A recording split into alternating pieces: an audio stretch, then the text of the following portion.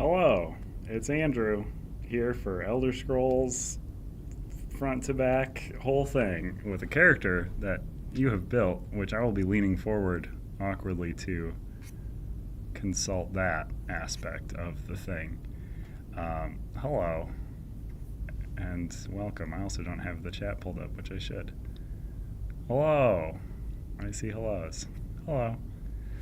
So I have a character built based on notes received from the form below, which I guess you could still fill out. The camera's a little tight, isn't it? But so we have a dark elf. That was resoundingly the winner. Very glad to see that's dark elf. Yeah, it'll just happen sometimes. That's our latency and our internet speed. We're doing what we can. So we have a dark elf. Very good at magic, which is great because we are also in two-handed, which is not a magic skill line. We have the class of Necromancer, who will hit enemies to build up their necrosis stack. It's a stack of necrosis. They can upgrade if they have 3 or more chips in their stack and they are defeated. But as we're playing solo, we probably would not like to be defeated because that would be bad. Dark Brotherhood is the guild that we have been given, and Skyrim is the region that we are playing in. So, Skyrim has 2 maps, 2 overworlds, Overland maps, and we are in the Dark Brotherhood of the maps.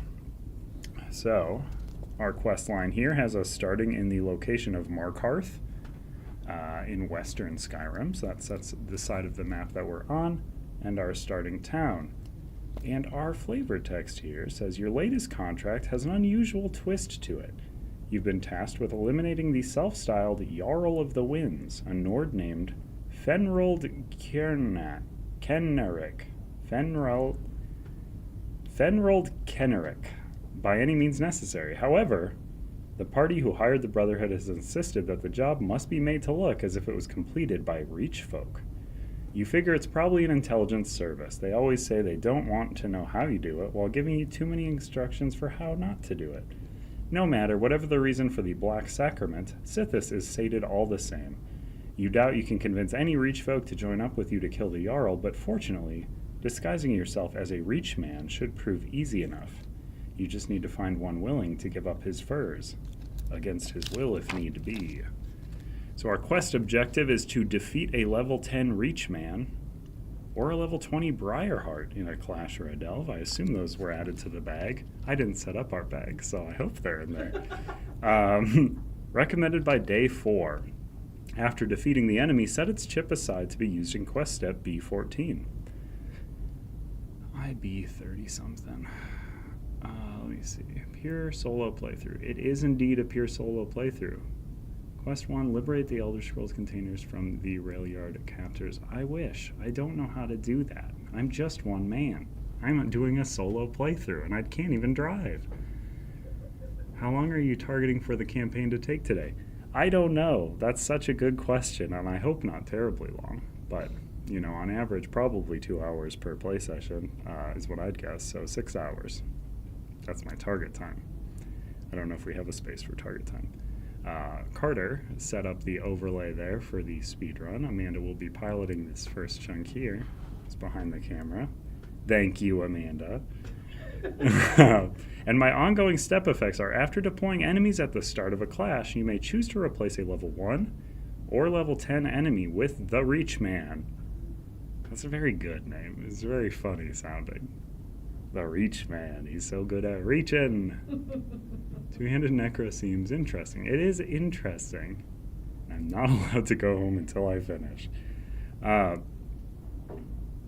stopped mid-sentence because I got excited about a Reach Man. I can also replace a level 5 or level 20 enemy with the Briarheart. If you replace a level 1-5 enemy, the new enemy deploys with 4 minus party size HP less than its health stat. So it would deploy with 3 less health than it normally would for me. For me, a solo player, just like you solo players out there. We have not figured out our character's name yet. That is something that is pure random. Just because I doubt there's... I guess I could arrange it to see if there's any single instance of the same name. My guess is that answer is unlikely, but let's see. I'm actually quite curious. Sort column. As Bargain is close to Blargle, but they're not the same.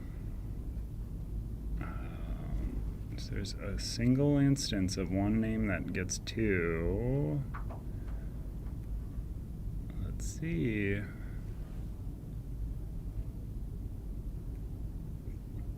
Peekaboo. Richard Dorkins. A lot of... I like the suggestion of Necro-Nick. Necro-Nick's pretty good. So Necro-Nick can be pick number... 101. That's fun. We're going to do a randomizer. Let's do a random number generator. We love those. Hit me with a number, somebody, in the chat. I was up quite late editing videos, so if I am a little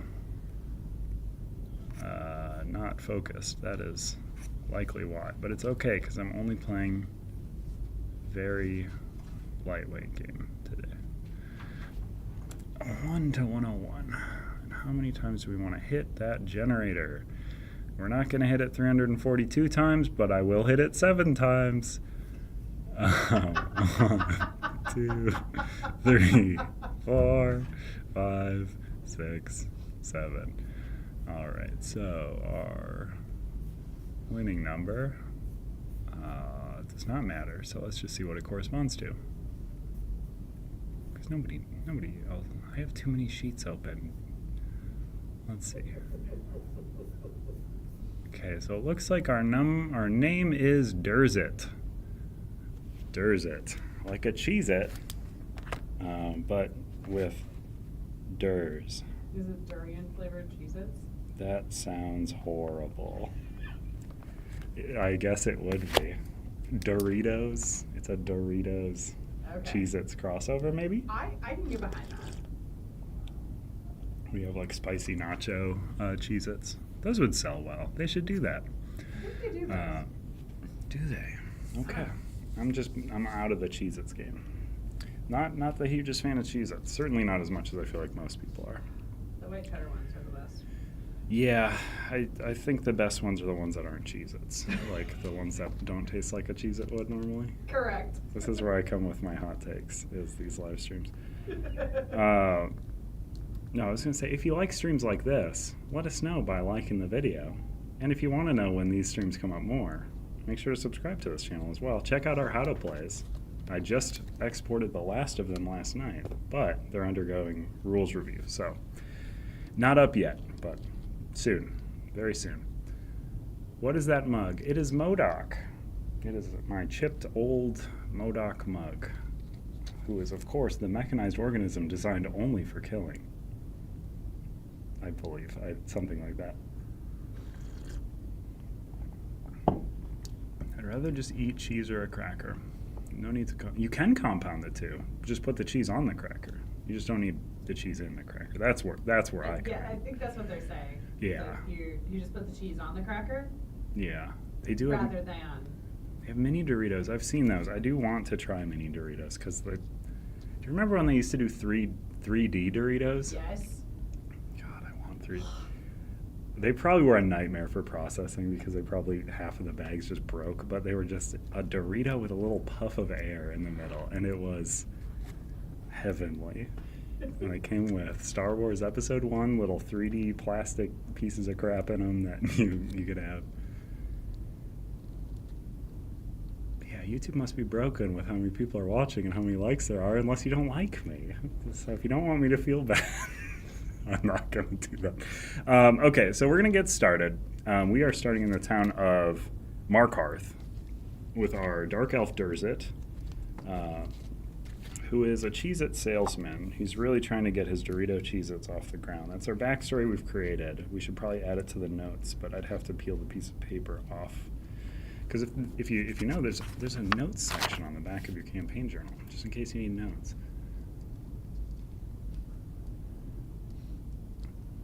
Yeah, I am not going to make my timeline doing this, so I will certainly speed up. So, Markarth. So I'm going to have Amanda hit go on day 1 in just a moment when I get to Markarth. Unless she has already hit it. Okay. I didn't, but I was ready. Amanda's ready. Don't get an itchy button finger. All right. Standing by. I should probably mark this so that if I'm trying to be optimal play. Optimal play. Well, that's just been lost immediately within the confines of the book. Okay. Markarth. So you can... I've read all the setup. I'm trying to be quick. Read all the setup. Oh, nice little coffee. Okay, so Markarth built, so you can hit it, because I'm just going to include reading. Built by the now departed Dwemer, Markarth has long served as capital of the Reach, though Reach folk have a contentious relationship with cities and nurture a healthy mistrust of outsiders. Markarth serves as one of the primary connections between the region and the outside world. So this has the feature Reach Folk Stronghold if this town is under siege, which it's not, so I'll just skip that. But there are... That's another feature. I did not talk about features in this town, but there are... there are... Fights can happen inside of towns. So if you give me a top-down, there's a lot of food on the menu today. So there's 4 common items, 1 legendary.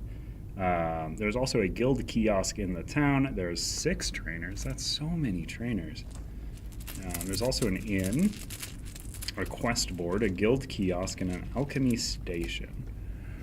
There's also the Underhall Smithy, where we can discard a weapon to search the legendary deck and get the first weapon that shares the same battle form. That's interesting.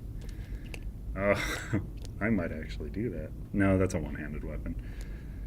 Let's see. So we've got Destruction Staff. We've got Daedric Summoning. We've got Bow. We've got One-Handed Shield, Shadow, Heavy Armor, One-Handed Shield. I think I said them all.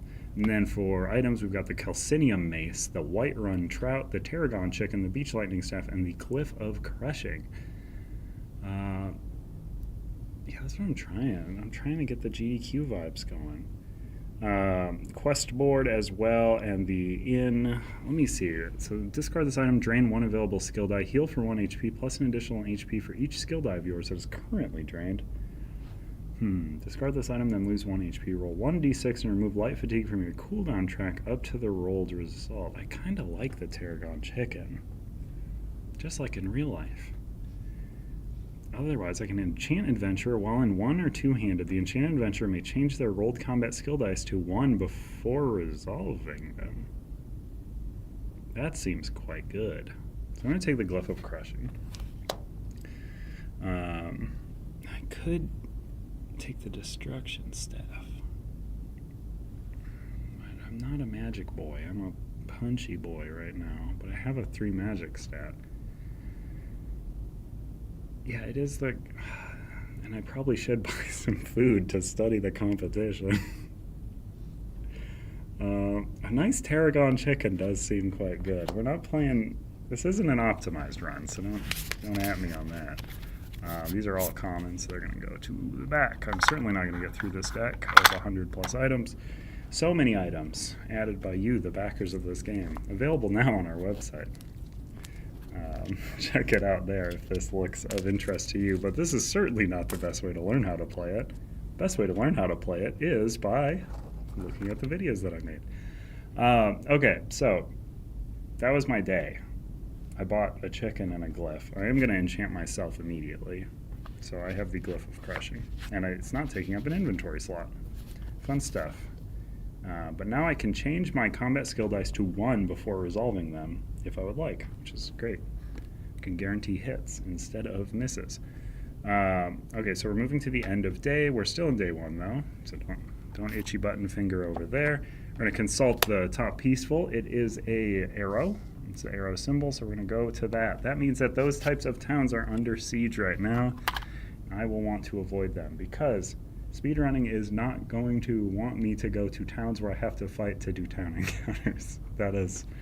That seems to be the ideal thing, is to not do that. So now we're on to day 2. I'm going to set my dial. Day 2. I've not gained any experience. Did something happen? So Act Oh. 1 and day 1 are 2 separate Yeah. buttons. Oh, that's strange. Yeah, you can just hit. There we go. Now we're on day 2. Okay. Okay, perfect. All right. So I lost my place. My brain. Okay, so symbol is set. Those towns are under siege. We're not chasing anything. We're just trying to add guys to a fight. Recommended by day 4. So on the map, I actually think I'm going to go up to that unstable. That seems so bad. I have an overland movement of 3. I'm not trying to get to anywhere in particular, but I do want to get in sight of a combat when I feel like, yeah, let's pop up to the unstable. I currently have my dice tray full of book right now. That's peaceful. That's perfect. So we have the exiled healer. You encounter a wizened orc healer who tells you she hails from Rothgar. She's clearly seen better days, but she insists her services remain unmatched in all of Skyrim. Let me prove it to you, she insists. All I need is some coin and some time, and you'll feel right as rain, or solid as snow if you prefer. This is Skyrim, after all. This healer is obviously in need of a reputation boost, and she hopes your word can be her bond in the future. You're not sure you want to tarry here, but something in the orc's eye suggests you might regret turning her down. Interesting. So there is an unstable option, so I'm not going to read the very wordy top option because we're in a speed run. So we're just going to do the bottom one because we have to, because it's a unstable option. Ignore her and try not to listen as she mutters a mild curse. So I will be gaining 1 experience during the reward phase.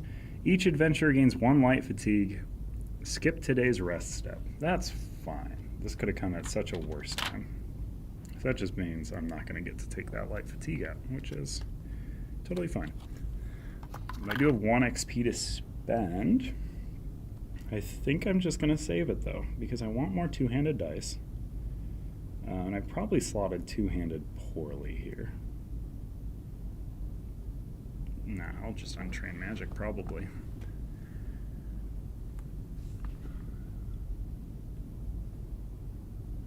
I would just definitely submit a support ticket. It's very likely. But just check out our website. There's a great portal for support ticket. We have one of the best support channels out there. Let them know.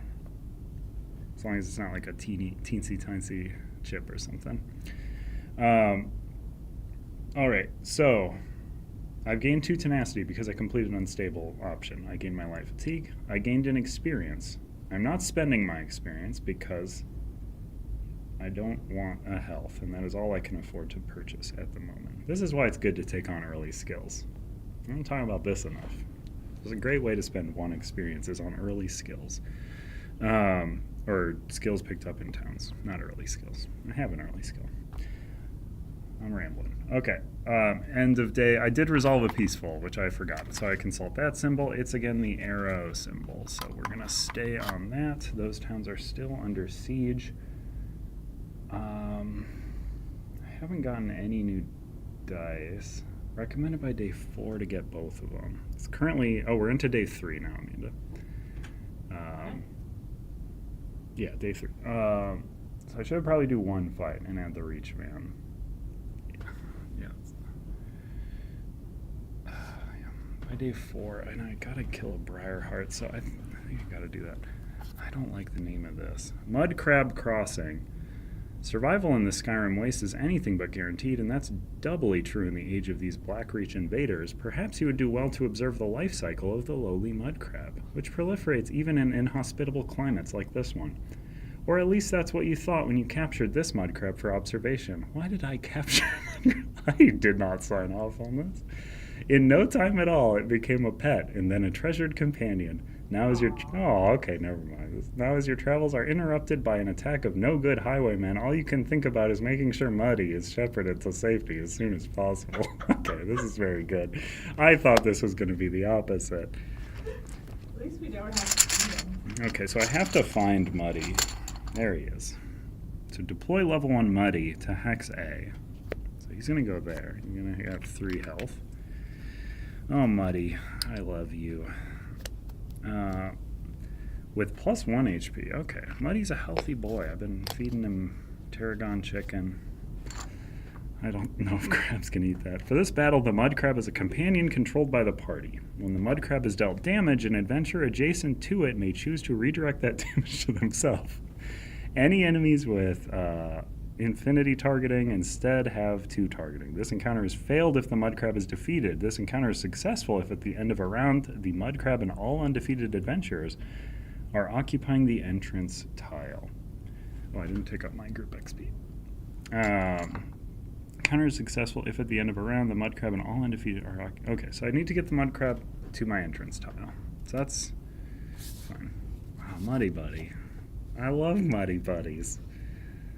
Okay, so after deploying enemies at the start of a clash, I may choose to replace a level 1 or level 10 enemy. So I'm gonna... Interesting. Or a level... Oh, beans. Okay, so I'm at 3 times 1. So I'm going to be deploying 3 level 1 enemies. Which isn't that bad, but I can choose to replace one of them after deploying, right? Choose to replace a level 1 or 10 enemy with the Reach Man. The Reach Man. Alright, so level 1 enemy, we've got the Skellington. It's going to go right here. Level 1 enemy, the Orc Bandit, who's aggressive. I believe that means that rerolls misses, which I'm not a fan of. And the Breton Bandit who wants to steal my dang chicken. Interesting. I'm gonna peek at what the Reach Man do before I make this decision, which I believe is allowed. Hag Raven, Giant Snake Troll, Reach Man. Ah, the Reach Man has necromancy, like me. Range of 5. That's awful. Only rolls 1 combat dice. Has rally. Woof. So I would have to kill him first. Huh. 2 defense. Oh no. That's just awful. I think I might need a bigger hitting dice before I add him. How much do my 2-handeds do? I know they used to do so much. 3 and 3. Could theoretically hit him for 6 at once, which would get 4 through, bring him down to 1. Interesting. Then he would rally to bring out... Oh, woof. Okay, I'm not going to add him to this fight. As much as I did in this fight to try and make him happen, he's quite scary to me. I need to get both of them? Is that true? Defeat a level 10 or a... Okay. Okay, I just need to defeat 1. Okay, we'll be fine. We'll be fine. I thought I had to get both of them before. Okay. Oh, and it would... Okay, never mind. Never mind. It would deploy with less health. What am I talking about? What am I talking about? A bad case of poo brain. Where's that guy? Yeah, he's gonna come out with 3 less health? 4 minus party size HP less than its health stats. So he'll come out with 3. He'll come out with 2 health. I'll replace the Skellington. Sure. Yeah, get out of here, Skellington. You've been replaced. You were actually a Reach Man. No premium upgrades to this outside of the mat. The mat is the premium, but it's also mostly just because what's underneath it is not Elder Scrolls themed, and I want it to be on point. Okay, we're on the right day, right? Yes. Okay. I'm gonna deploy here, I believe, because. And rally is bad if I don't take him out first, I believe. That's wording on rally, but it might be better. After this unit is defeated, if it is not the last enemy in play, deploy an enemy of the next lowest level. So he will spit out a 5 unless he's the last one. But if I get the other guys first, he'll just necromancy them back. Yeah, the super secret Belatro project right under here. I just got my first E15 on Belatro, and I am chasing it. I want to get bigger. I want to get such bigger numbers. Alright, so I need to kill the Reach Man because he's a necromancer, which I don't like. But he's going to rally something in, which is going to be scary. But we'll figure it out. So, first turn, I have cooldown. Get rid of that fatigue. No problems there. Nothing there, nothing there. I'm going to move up here. A movement of 2 because my stamina is 2. I'm in a heavy weapon. I'm just going to roll my dice and try to just punch this guy. Punch this Reach Man. Hope for... Okay, that's fine. So that's, I think, 2 and 2. Where's my... Oh, no, this is a 3 and 3. Okay. So, I have to use both. That's such a bummer. Okay, so I am going to resolve one and then the other. So that's going to go give me 2 light fatigue and my cooldown after each one. So my cooldown is going to be 2-hand sword, fatigue, 2-hand, fatigue. Or sorry, wrecking blow die. But that is going to deal 6 damage to him, which I only needed 4. But he has died. He is going to rally in an enemy. Is it placed, I assume, in his spot? After this unit is defeated, if not the last enemy in play, deploy an enemy of the next lowest level to the hex where this unit was defeated. Then return this unit to its enemy bag. Sure. Do I do that, though, with how you are worded? Set chip aside, so I do not. But I do still deploy a level 5. I hope it's not terrible. I mean, that's not great. It is a bear. Oh, no. That's quite bad, actually. It's maybe the worst one I could have pulled. He does come out with 6 health. Oh, no. Oh, that's so very bad. During your turn, recover any 4 skill dice from your cooldown track. I think I have to... Oh, no. The riposte. I have to get him in 1. I'm going to use my once per battle on the first turn, the first engage. Recover any 4 skill dice, replace it with light fatigue. So my cooldown is 6 light fatigue. And then we're going to go... Oh, and then I do get to place an HP on my Necromancer because I have delta damage. So I get Necrosis. Interesting. Okay. We're doing fine. Now we really need the 6 damage result. And more stamina. I do need more stamina. That's the 5 damage result. Okay. Well, he is 1, 2, 3, 4, 5. He's dealt 5. I've dealt 5. I'm going to place this in this manner. My goodness. I am a tired boy, but I'm going to get riposted against for 2. And this might be quite bad. I'm going to get a chip to my Necrosis stack because I dealt damage this engage. Yeah, I'm going to use 2 Tenacity and 2 Necrosis stack chips and put them under me that I can do, which can exceed my health stat. I'm going to take another engage, gain a fatigue, get a little more tired. Am I running out of fatigue cubes? No, there's no way. Where are they? Okay, they're over here.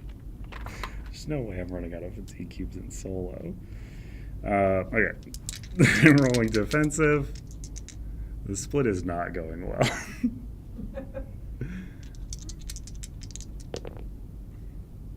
Okay, that's quite good. Okay, 3 defense is that's gonna be pretty good.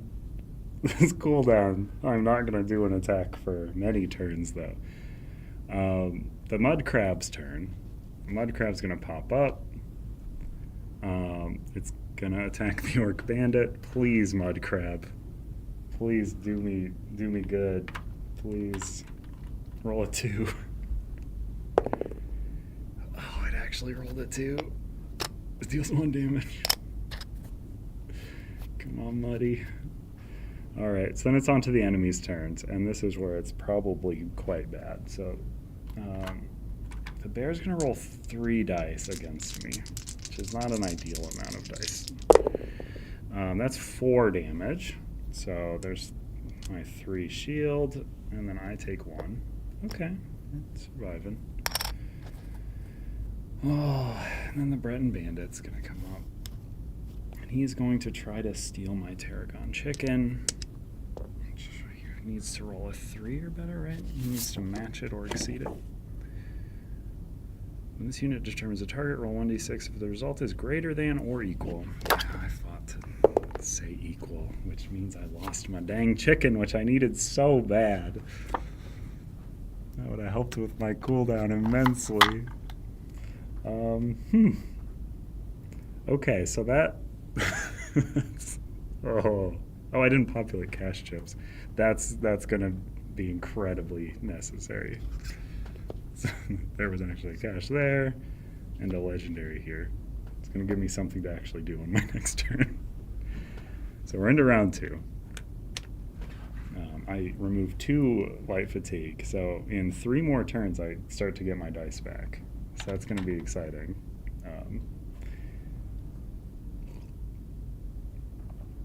I did this to myself. The mud crab's going to kill the bear, though. Or the mud, like, fingers... Oh, the orc bandit also attacks the mud crab. I forgot to do that. Deals 1 damage. Because of stalwart. Muddy.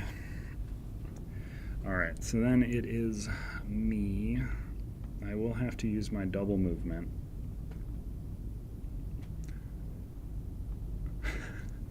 Yeah, I gotta, like, I don't know, throw a bomb at the crab and then it skips me across the map.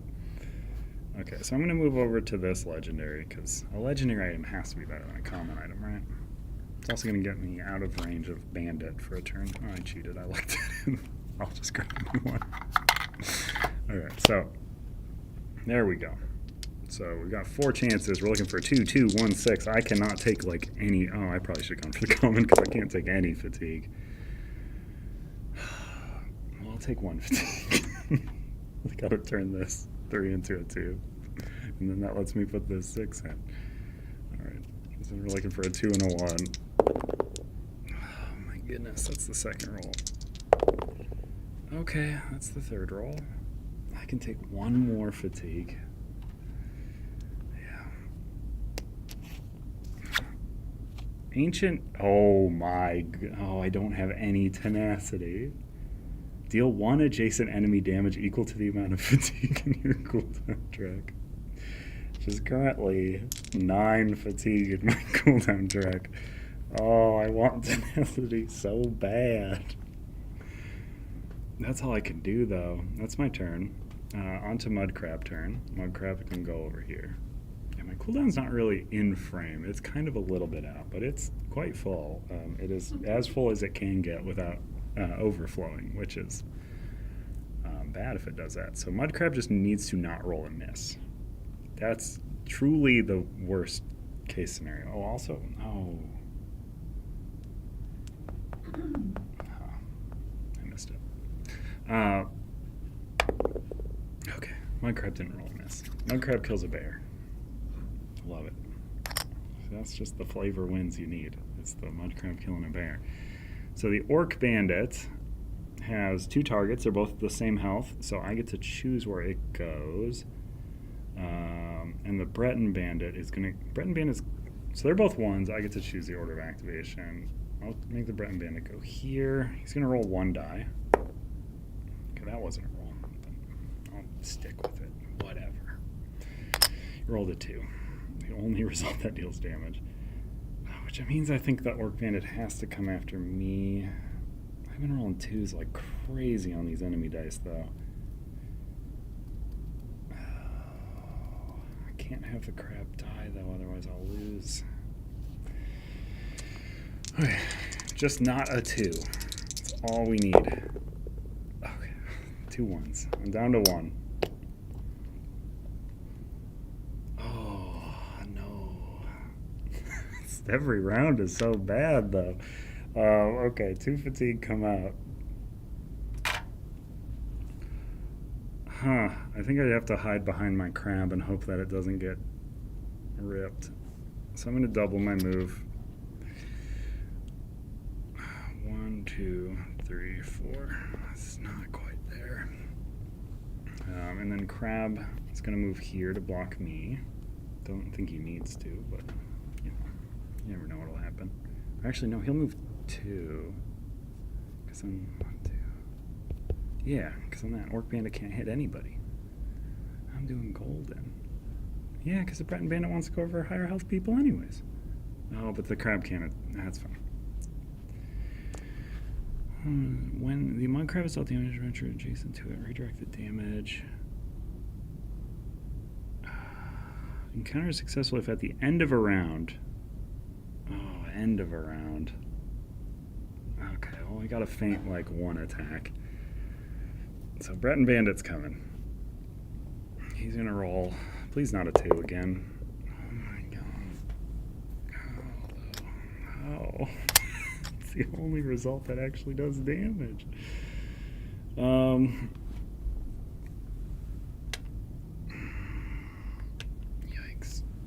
Round 4. 2 fatigue out. I'm gonna run to the very back of the entrance tile. And then I'm gonna move the crab. Oh no, this guy would still move. I'm gonna move the crab into the back of the entrance tile as well. Oh, he just needs to not. Yeah, man. It's so up to chance. Breton Bandit against the crab. Please don't roll it. I'm gonna roll a different die. No one's cursed. Okay, 1 damage. Does not get past the crab shield. And then the Orc Bandit can't move. We had chosen to retreat. We have succeeded the encounter. Mud crabs are a man's or Mur's or beast folk's best friend is the option we chose. I didn't say that, which is pretty fun. See.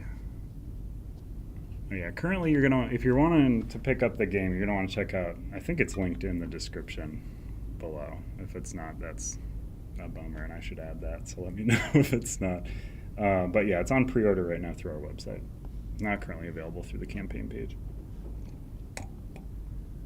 But there will be a new campaign at the end of this very year. So we just barely made it out. I don't think I get to keep this crab. He was just a friend I made. We had a passing, you know. I knew life would be better for him on his own. But I get 2 experience out of the whole thing. And I do get to recover a die, which is wonderful because I haven't had those for turns. So I'm going to recover one of these combat skills because they're very far back in my cooldown. And I'm about to recover my 2-handed dice.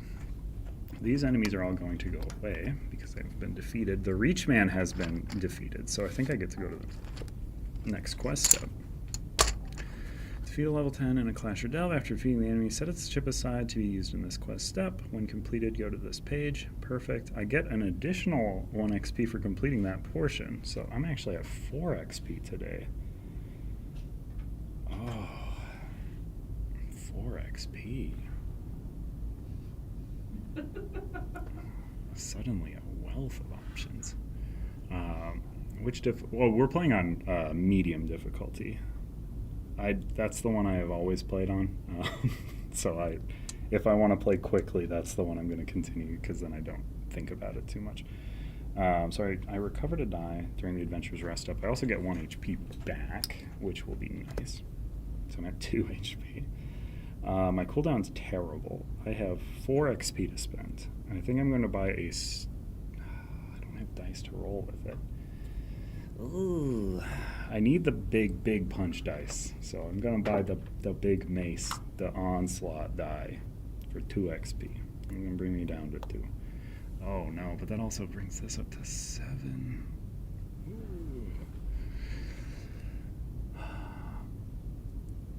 That's true. the mud crab comes back, it means it was meant to be, and that's the stories that we really like, you know. I think I'm going to leave my cooldown as I do need 2 tenacity to use it, but the Ancient Dragon Guard Burial Mask is kind of the genuinely feels like I stacked it, but it's not stacked. It is an insanely good pull. It deals damage equal to fatigue and cooldown track, which as a 2-handed Dark Elf, I'm going to have a lot and often. So I could buy another 2-handed die, or I could start to get myself stamina so I can actually roll the dice. So I could get Momentum or Executioner. Momentum deals damage to your target for each fatigue. Okay, well, that's quite good. Remove up to 1 fatigue from your cooldown track for each adjacent enemy. Place 1 of the removed fatigue on each of those enemies. Interesting. So that one has a 2/3 chance of hitting. Executioner has a 50-50 chance. Gain 2 light fatigue or 1 over fatigue to immediately defeat an adjacent non-quest enemy that has less HP than you. Well, I'm at 2 HP, so that's unlikely at the moment. Maybe I up my... So I don't like to spend points on HP. I'm a big tough boy. I don't want to do that. I think I'm going to buy stamina, so I can roll 3 dice at a time and walk 3 spaces. As a solo player, you can't rely on other people to uncover things in a delve. If I happen to pull a delve, it's going to be bad news, you know. And I don't know where this quest is going. I did not read ahead. I am not allowed that. Okay, so that was XP. That was Adventurer's Rest Up. Then we have the checking the card for the mark, which is the fork. We are up to fork on the map. These are my offhand names. These are not official names. I'll be using arrow, fork, and egg are what I call these. Okay. I was confusing myself with the text on that. That doesn't look like the mud crab text. Because it wasn't. All right. So, XP spent. On to the next day. You can hit next day. So we're on to day 4? Day 4. Yeah, I haven't been tracking it, so that's why we have the tracker. Yeah, that's why we do it. All right, so... Oh, I go to the next quest step. Duh. Technically before end of day. I don't know if it'll matter, but if it does, I'll have to go back. So... The day the Jarl died. I don't know if I said it. That's the name of the quest. Your disguise obtained, you now set your sights on Jarl Fenreld Kenneric's location. Last anyone heard, he was making camp on a snowy knoll near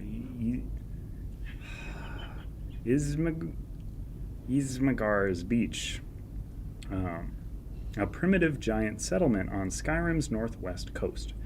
The so-called Jarl has many loyal adherents thanks to his practice of caring for travelers wandering Skyrim's frigid wastes, so you can expect a fight when you arrive. Your main problem is making sure a reach man still gets blamed. It's harder to maintain a false identity when blades are drawn. Oh no, but I'm a blade man. That's bad. Quest objective, travel to that beach I said correctly, and I won't be saying again, thank you very much. That beach, which is way up here. By day 10, recommended. Deploy level 10 Nord Swordmaster to Hex A. That sounds bad. When deploying adventures, place the set-aside level 1020 Reachman Briarheart chip on top of one adventurer. This is the Reachman disguise. When an adventurer has the Reachman disguise on top of them, they're wearing the disguise. When the adventurer wearing the disguise is dealt damage by an enemy, they may choose to lose the disguise to prevent all of the damage. If the disguise is lost, it is placed on an unoccupied hex a number of hexes away equal to or greater than the amount of damage that would punch your costume across the map. An adventurer may equip the disguise by moving into its hex. Enemies may move into the hex with the disguise, but they do not equip it. The Nord Swordmaster can only be dealt damage, including true damage, by an adventurer wearing the Reachman disguise.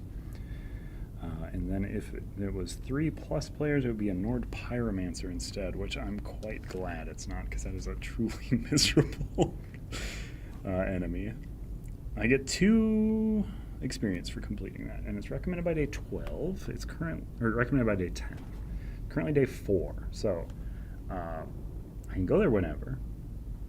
We're speedrunning, so I don't want to take too long, but I do want to do some stuff that I think my cooldown's kind of fine right now. My health is not good, so I think I'm gonna push to Dryadak Redoubt.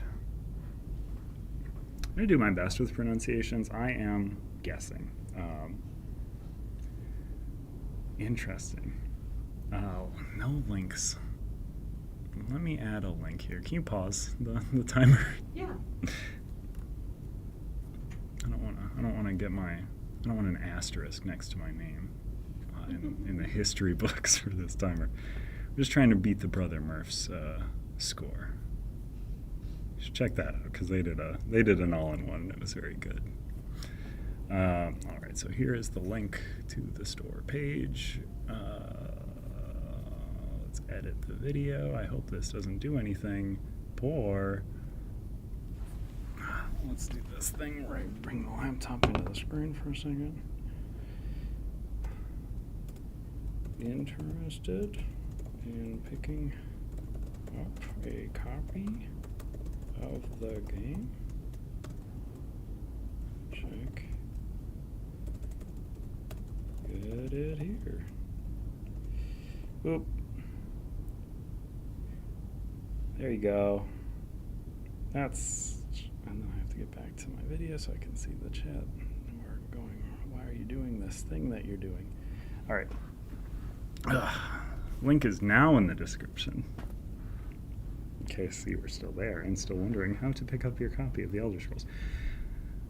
You can unpause the timer. We are good. We are on to a peaceful. That is where we have moved for the day with our movement. So we are going to be parting the veil.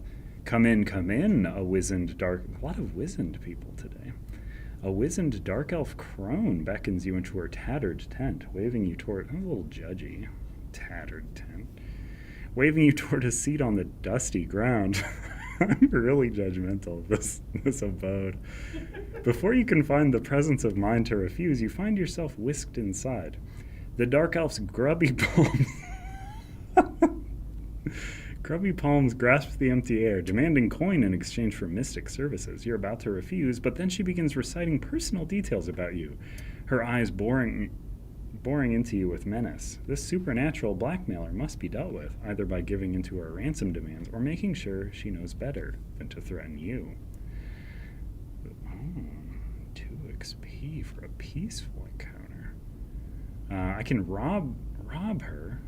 Rob the witch. Each adventurer draws 1 common item. I'm quite light on those. Then rolls 1d6 and is dealt true damage equal to the amount unrolled.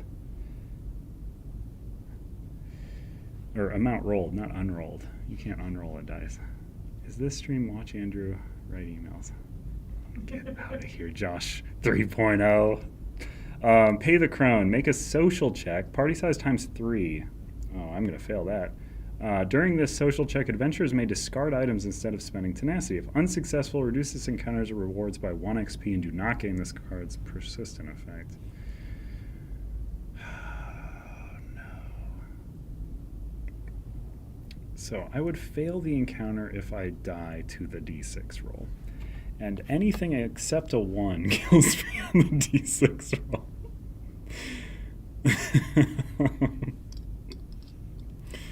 Huh. Decisions. It's so sad. I will pay the crone. I make a social check. I have no tenacity or speech dice, so I will fail the social check, which means I will only get 1 XP. Bummer. And I do not gain the persistent effect. So I've paid her with nothing. I've said nice words to her.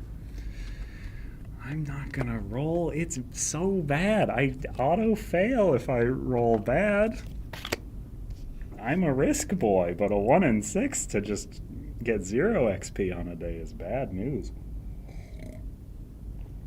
But that takes me to the end of day. Had I 3 health, I may chance have rolled the d6.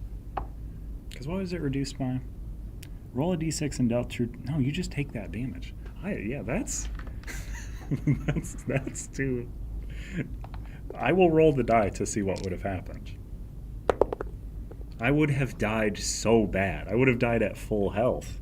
I rolled a 6. It's bad. I knew that would happen. I'm not a fool. I'm going to remove the other combat skill. During my adventurer's rest step, I'm also gaining back one of my HP chips. Because we were playing on normal, I've gained 1 XP. I've tracked it. I have no symbol on my card, so nothing happens for that part. I can spend my XP. Honestly, my health has been kind of an issue. So I should probably actually spend it. As much as I despise spending my beloved XP on health chips. Blah. Gotta do what you gotta do, you know? Okay, so I gained the XP or the health immediately that I spent my hard-earned XP on. So that has been gained. I'm not at a max of 5, and my character's at 4, so we're feeling pretty good. I think I can go into a fight. That is going to take us into, right, did the symbol?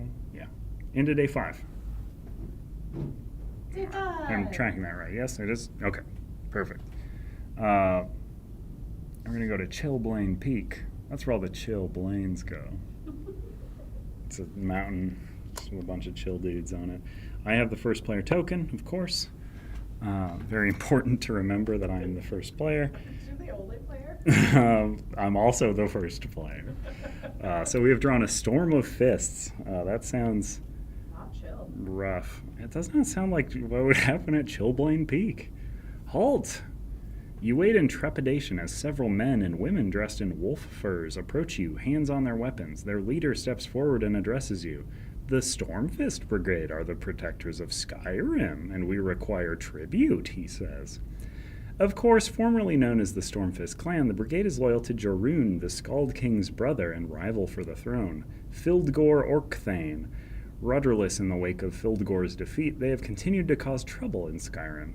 You have no interest in providing tribute. And that's not what he's saying. I'm just saying it in the voice again.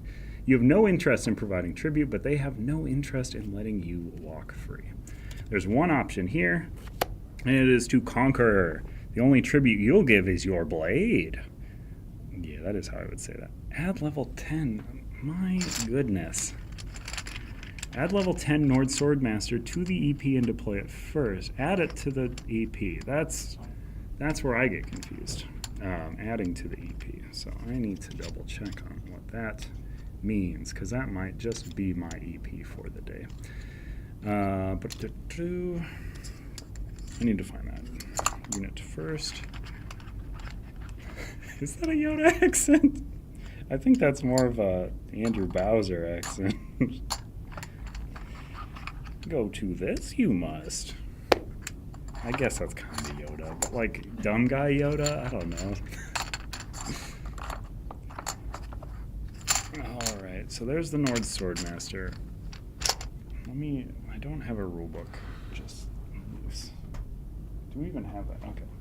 Give me 1 second.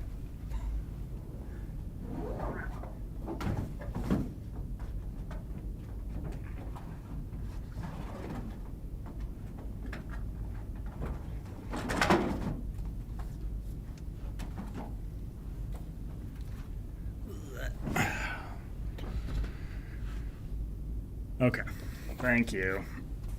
So I got 10 plus my 8. This is going to be horrible. Thank you, Salem. That is what I had assumed, but wording threw me off. Oh, I don't like the Nord Sword. 7 health. Does it come in and die? Like, is that... Deploy it first. After the Nord Sword Master causes an adventurer to take damage, the adventurer must discard a weapon if possible. If it is currently session 1, reduce its defense stat by 1. Okay. That's a little better, but it's still awful. So native skill in Skyrim is freeze, which when this unit determines a target, its target must move one item from a ready slot to their pack. Quite bad as well. Let me see. If it is currently session 1, reduce it. Okay, so I still have to deploy the rest of the EP, which is all coming out of here. So we're deploying a 5 and 3 ones because we have that, which is quite bad, honestly. Like, I would take one level 10 over this many little dudes. Woof. Oh no, this terrible line. And a rot. Oh. And then a Draugr. Okay, well. I feel like we're gonna be on the nice edge for this entire run. 3-6 Lurcher. Bane's gonna be so truly awful with what's happening in my cooldown currently. 2, 3, 4.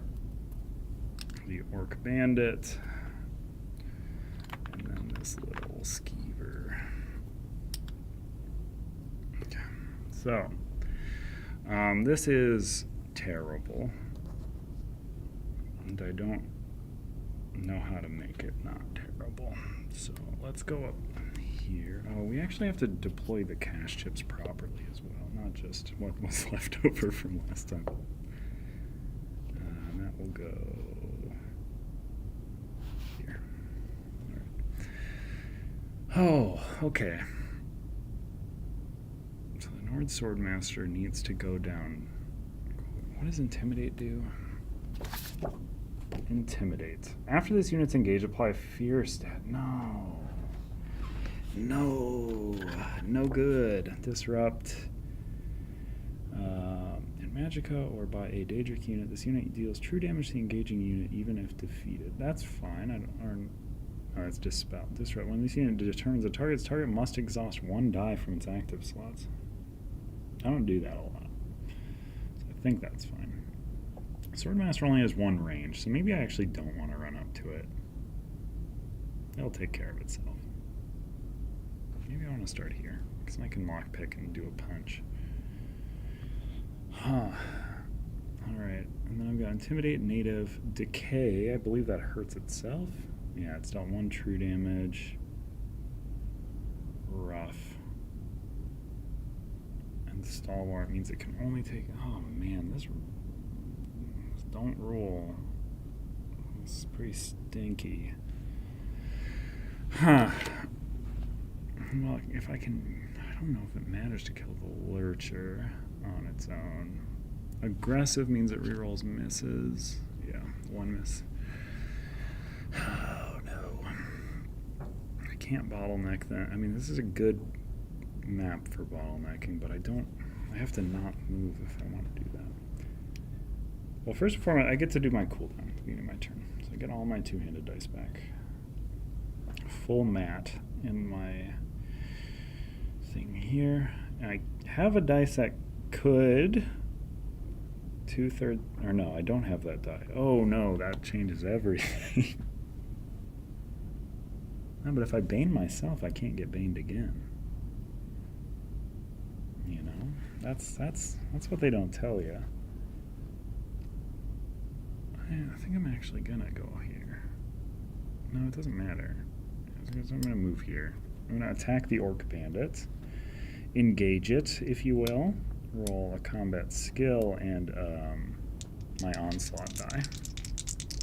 I'm gonna hope to deal 5 damage to it, which we've dealt 6 damage to it. That kind of blows. Because I have to drain this die if I use that result.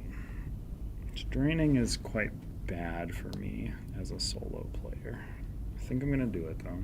So, Orc Bandit has been defeated. I have dealt damage to an enemy during this engage, so I get a Necrosis stack chip. And then I am going to take a light fatigue, because we love to fatigue. To take a second engage, I'm going to attack the skeever. It's the only thing in range. Yeah, I think that's... Yeah, sure. Skeever. Okay, that is enough.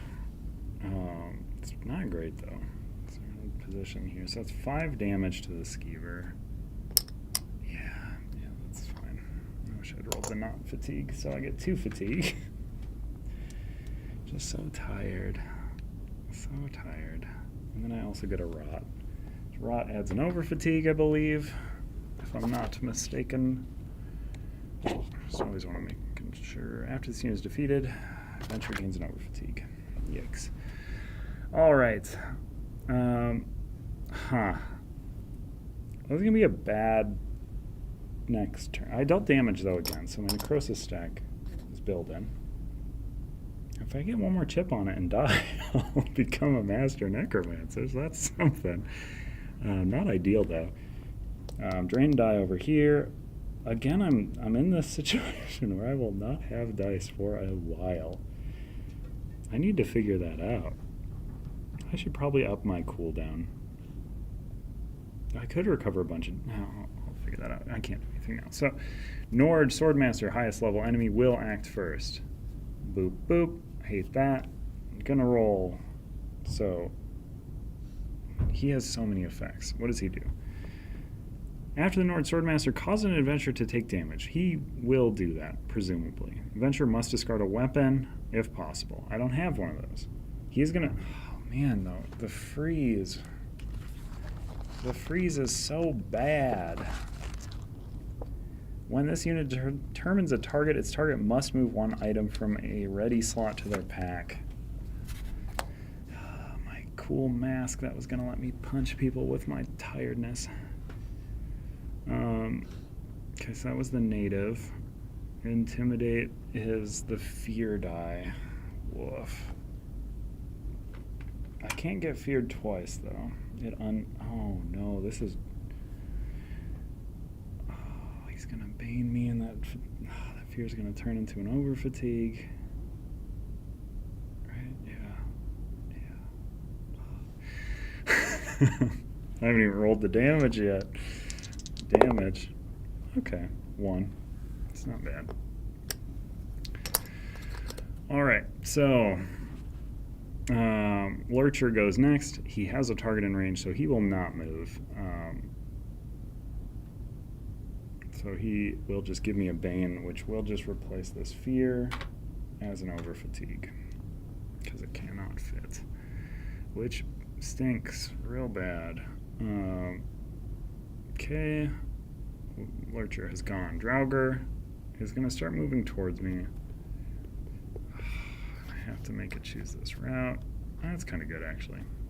So it can't get to me, and then it decays. So it just loses 1 of its own health. That's pretty great. I realize that I'm just stacking the chips directly in front of the mic, which is probably bad. Okay, on to round 2. I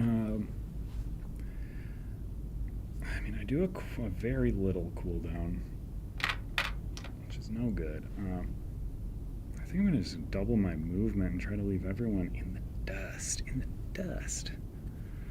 I'm going to go 1, 2, 3. As I pass over this, I'm going to initiate a lockpick. Very important thing for people to note who are just receiving their copies. Lockpicking doesn't stop movement. You can do it as you pass over, and it's so, so important. Because I'm going to lockpick both of these things this turn. And there's a 3 and a 4. I'm so bad at lockpicking as this character because I can't fudge any rolls because my cooldown's so bad constantly that I have to lockpick fairly. Dram of Speed. Expend. Roll 2d6. You may move a number of hexes up to the rolled amount. Mamma mia. That's going to be quite good. Not right now, though. And then I'm going to double once more. 1, 2... Or not double once more, but I'll take a double move action instead of any engages for this turn. So I draw the top legendary. That's so bad. It's just a full reroll, which stinks. Okay, that's better. Kind of. Oh my goodness, I don't get to slot anything else. So key digit is done. I have 2 more rolls. No. Okay, that's actually fine. 6 and a 2. I just need a 5. Come on. That's a 4. I'll take 1 light fatigue. 1 light fatigue. Come on. Give me something that eats up fatigue. Caramelized goat nibbles.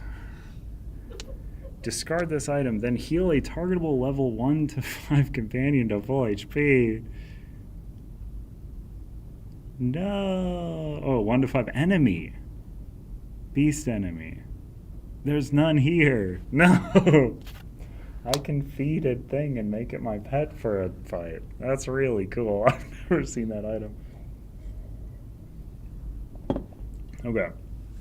But that's my whole turn. I'm just sort of hoping this Draugr just sort of dies on its own is kind of my only strategy at this point. So we're into enemy turns. 1, 2, 3, 4. 1, 2, 3, 4, 5. Boo. So it moves 2. Lurcher doesn't need to move and has not given me a Bane actually yet. So it will actually give me a Bane, which is quite bad and will be the source of my demise if I am unable to figure that out. Draugr. Oh, it actually can hit me. No, I thought I got far enough away. Oh, I think I lost this one. That's 2 damage. Oof. I just got no dice to roll. They're all fatigued up in my track. Alright. Oh, I just die, yeah. Yep, I lost. So round 3 starts and I take a true damage from my Bane. And I have lost. So, end of battle in which I have lost. I have failed this encounter, so I do not get experience from it. My party token is placed into the next closest available town, which is Cartwatch. I resolve adventures rest up as normal. So I remove a die, I gain a health back. Oh, which would put me at 1. I would have died. Drain dice are returned. 1 die was removed, which I removed the Bane. Let's see. Lord Swordmaster, gone. Clear the mat, because I have died from poison. Died from dysentery. It's very sad. In this day and age. Alright. So I have died. I am in an inn, or I'm in the town. And we are on to, or no, end of day, this happens as well. Symbol, egg, boop, over there. Alright. So I'm in Cartwatch. What's there? Because I probably want to go to an inn if there is one. Are we on to our next day? Yes, we are. There is an inn there, so that is what I will be doing for this day. So day 6, is that correct? Alright, day 6. Why don't you move to the edge of the mat, then dodge, roll out of bounds? Oh man, I wish. Did you get the mastery? I didn't. I had 2 chips, not 3. It was quite close. But, yeah. 2. It's 1 away. This town does not ever go under siege. This one doesn't have a symbol. So, this one is one of the safe ones. No shop here. Well, this is why it's one of the safe ones. It kind of sucks. Originally established by the Nords of Western Skyrim to prevent an incursion from the Reach, Cartwatch was virtually destroyed by a harrowstorm conjured by the deadly Ice Reach Coven. A few survivors may still be found within the town's more fortified buildings, but passerby are much more likely to find the husks of the storm's victims than anyone still in possession of their wits. That's right? Yeah, Cartwatch. Shop closed. Oh, desolate. If this is the oh no.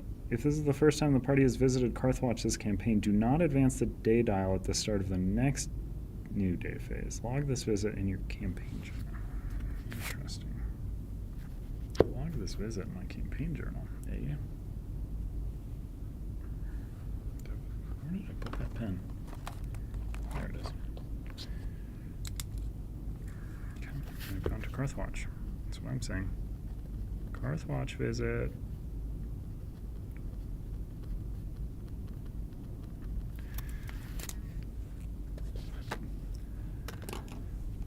Oh, okay. So if this is the first time the party's, it is my first time in this campaign. Do not advance the day dial at the start of the next new day phase. So I get a free day. That's great because I did a failure. So that's perfect.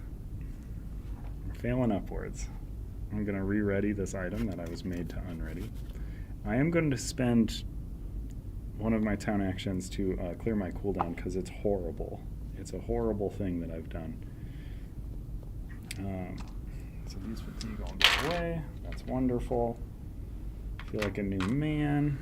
Oh, fully rested. Yum, yum, yum. If Salem is here, let me know if my necrosis stack clears out. I don't think it does after a defeat, but it very well might, and I might just not know. Okay, so that was the in action. Town Square. Search the common deck and gain the first weapon or armor, then shuffle the deck. That's quite good, but there's also 2 trainers here and an alchemy station, but I have no expended potions. Let's see. Bow and restoring light. Huh. Restoring light, though, kinda doesn't seem bad. Salem says it does not clear. Okay, perfect. I didn't think so. Do I search and gain the first weapon or get a restoring light skill line? Restoring light first dice like heals me for 2, yeah? I have to be in a different form to do it, which is kind of what stinks. Remove 1 status die, heal them for 1, heal each adventure for 2. Let's live on the edge. We're gonna look for top item. Oh, okay. This is the top one. A steel maul. If you roll only a single combat die, this engage, set the result to 2. That's not bad. So I can always guarantee 2 damage if I want to. So, that's the end of that day, but technically the day doesn't advance. So I guess it's still the same day. Egg is the symbol once more. Karthwatch, go away. Then we're back to our Overland. Day counter doesn't advance. It does feel like a skip I've done. It feels like a game hack I've done to do that. So I think the punches just give you such better experience. An unstable might be good though, because I'm just hurting on tenacity. I'm not missing, and then my dice never come back. Let me go to an unstable. We're going to roll the unstable die. It's a peaceful. Vicious vines. You hear a strange scraping sound across the snow. Looking around for the source of the noise, you spot an assortment of spiky vines worming and twisting their way towards you at an alarming pace. You've heard stories of the Reach folks' bloodthorn vines, magically augmented plants frequently used in the Reach's religious rites. Rumor has it that many of Skyrim's bloodthorn varieties have lately been subject to bursts of out-of-control growth, and you seem to be witnessing a confirmation of those stories. When a bloodthorn wraps itself around a living subject, it can alter the mind, so you quickly begin looking for an escape route. This seems like it's going to have an uncommon, or an unstable. You could use an altered mind, is the option I will be forced to take as an unstable option. Each adventurer chooses a skill line to untrain and draws a random line to replace it. Each skill die from the untrained line is replaced with a skill die from the new line. The replacement skill die must be of the same level as or lower than the dice being replaced. If not enough skill dice are available, that adventurer may train 1 combat skill die for each skill they could not replace. If you are on a Mage's Guild or Fighter's Guild quest, also gain the following. Oh boy. Okay, so I could use an altered mind. It's the only skill line I have is 2-handed. This would be so bad. Oh boy. Acrobatics, here we come. Oh boy. Huh.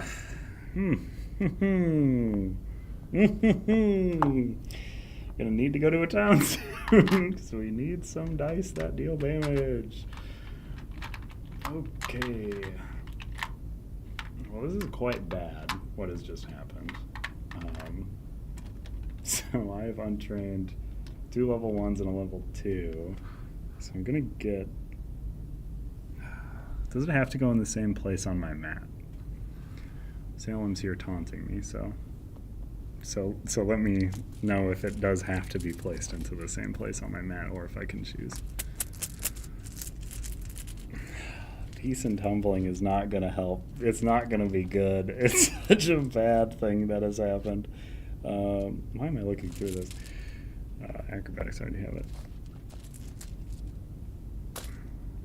Alright, so two-handed goes away. Two-handed. I miss you already so bad. Acrobatics. So this is the thing about acrobatics. It's terrible for solo. It's one of my favorite skill lines in not solo. And also would have been quite good. Let's see. Does it say replace?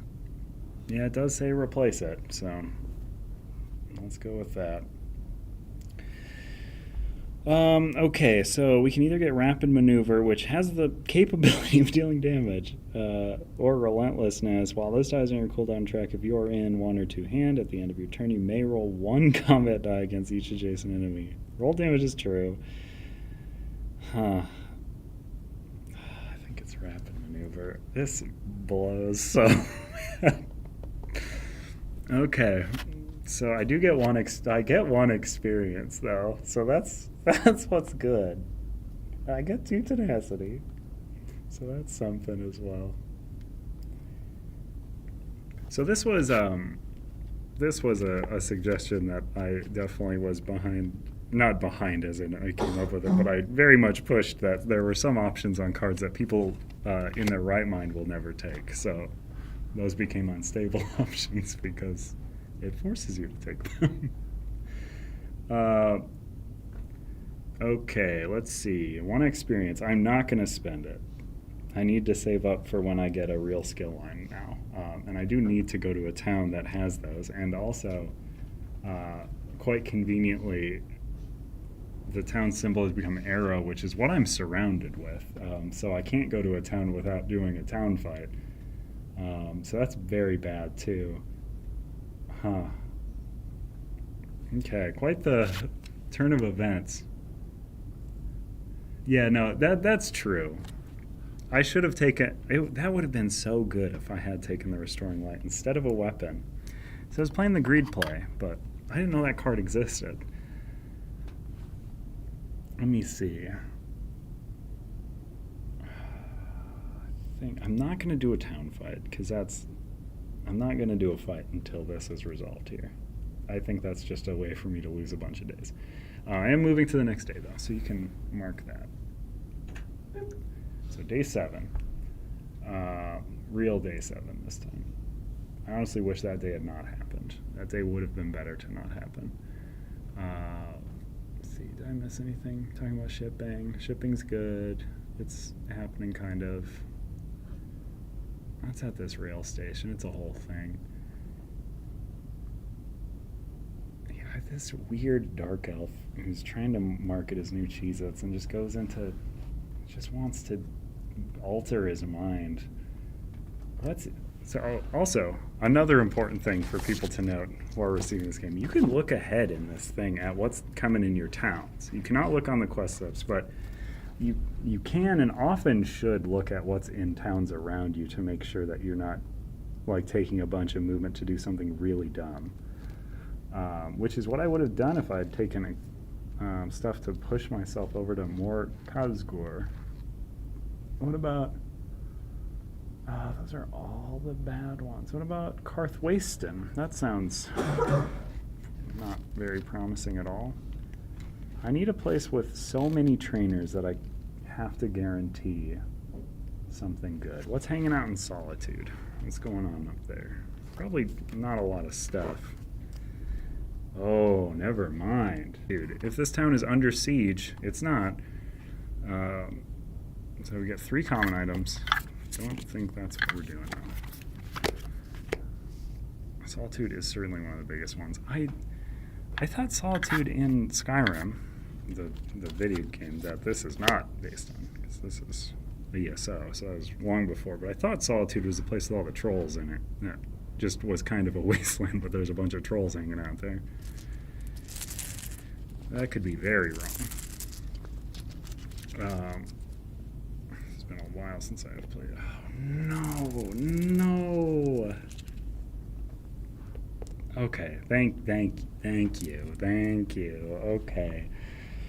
All right, so my beloved two-handed has come back, and we'll take it.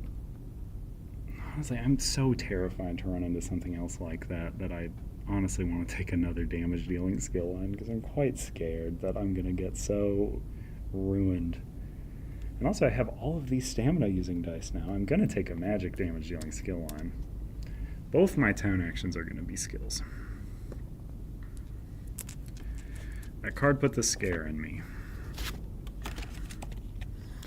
I was paid back for my hubris. And ESO, the royal family of Western. Ah. Interesting. I know. Alright, so that's the whole thing, right? So I have my end of day, I get to do my rest step, I get to remove a fatigue, consult this for a symbol, which is a fork. Put that back. I had my rest step, I removed a die, I'm at full health because I did an in before. I'm at 8 experience, that's pretty good, honestly. And I am taking up today 8. So just there. Or no, I am going to spend my 1 XP before the end of the day, but that doesn't matter too much. I'm going to use that to buy a single destruction staff die. All runs eventually become a destruction staff run for me. Alright, so I got my 2. The unstable really bit me last time. So we're on day 8, yes? Mm-hmm. Yes, okay. I got 2 days to get to the thing. I'm going to go over to this unstable, because I do want the tenacity. So unstables, this is my favorite thing. Unstables used to give you a bonus XP as a reward. Bonus XP not tracked on the XP tracker. Way too strong. Way too good. I would just go headhunting for those unstable spots and never touch anything else. Alright, good finds are hard to help. As you skirt a hoar-frosted hill, you see a gathering of structures below that seems to resemble a town, although there's no settlement around here noted on your map. A closer look reveals a slapdash marketplace of sorts. The buildings aren't permanent, they're tents fortified against the weather, and the makeshift camp's pack animals mill about the outskirts waiting until they're called upon to pull this assortment of merchants to another location. You consider browsing the wares on offer until another sight catches your eye. Off in the distance, a group of hard-looking warriors is fast approaching the camp, and they don't look dressed for haggling. Oh boy, we're just getting a lot of unstable options today. So I can either do a fight, defend free trade. I'm into that. But I do have the option, the unstable option, slashed throats, slashed prices. Initiate the traveling caravan town encounter and treat it as though it is under siege. This encounter is successful regardless of the outcome. Interesting.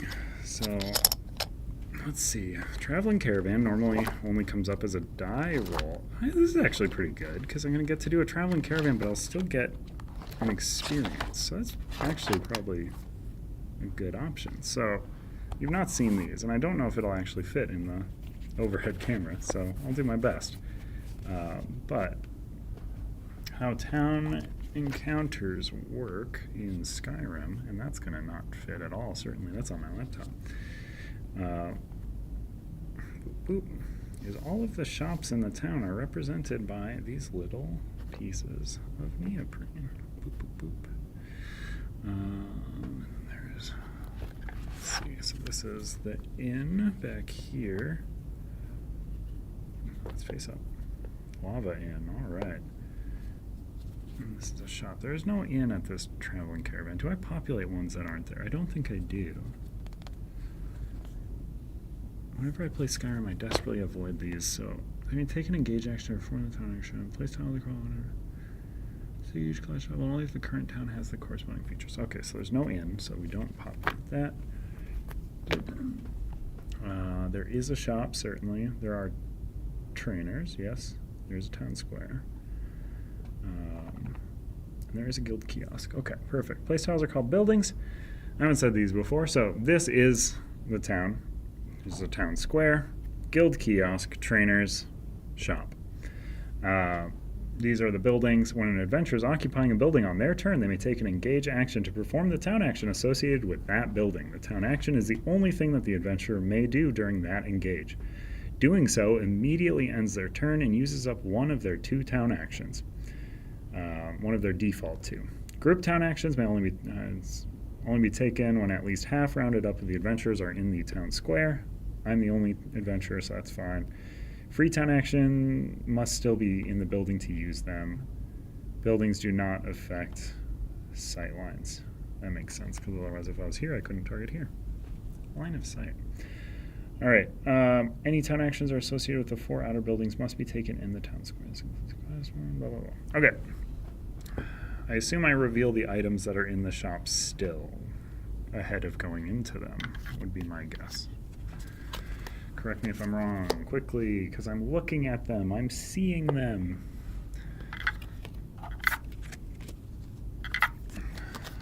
So I have 1 dice that can deal damage, which is quite... Oh, there's so many pets. Cock-a-doodle-boo.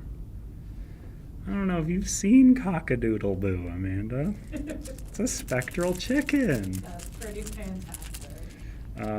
So these are in the shop, which is in the back here. You put the good stuff way in the back. Trainers are hanging out on this one here. There's a heavy armor, a bow, a restoring light. I assume I'm not going to do trainers. You do look at this stuff before you start. Perfect. Shadow and speech. And then we're populating. Oh, I need to gain more experience because this point of the enemy curve is quite rough at solo. And it's only going to get rougher after I do this. Because it's 9 points worth. So 5-pointer. Rough 5-pointer as well. 5 and 3 ones. 1. Oh no. 1. Okay, so we got a lot of ranged folks, which is pretty rough. We're really hoping for very little range. So I want to run to the shop, maybe. No, oh, there's 1 beast. I think I'm going to feed that beast some caramelized goat nibbles. And these... This encounter is successful regardless of the outcome. So I'll get an experience regardless. So that's pretty good. I might die though, so that's gonna be bad. I do affect sight. You don't have to count around the town square, for example, but someone in the town square can't see someone in the shop.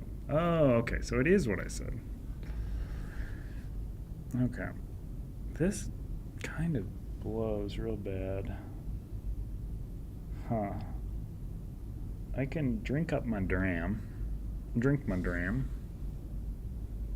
and run to the thing. Is there a town square action? Underground maps. Draw the top 3 delve cards, place any of them at the bottom of the deck, then place the remainder on top of... No, that's okay. Not into that. When you would gain a fear status die, you may add... No. Chicken makes me immune to scares. I don't have any pets yet. When damage or defeat a party member... Oh, I want the dog, though. Yeah, the dog's very important to me. In many ways. Let's see. Yeah, each of these hexes is a building. This is a town that is under siege. So I have to go into these buildings to use their features. So all the trainers are up here. You can barely see them. It's hard to set this game up for a top-down. We haven't figured it out quite yet. Town square right here. Guild kiosk over here. Inn would be here if there was one, but this town doesn't have one. And then the shop is back here where all the items are. I'm going to put myself here. This is pretty interesting. Divert and dodge. Dodge blows so bad for what I want to do. Huh.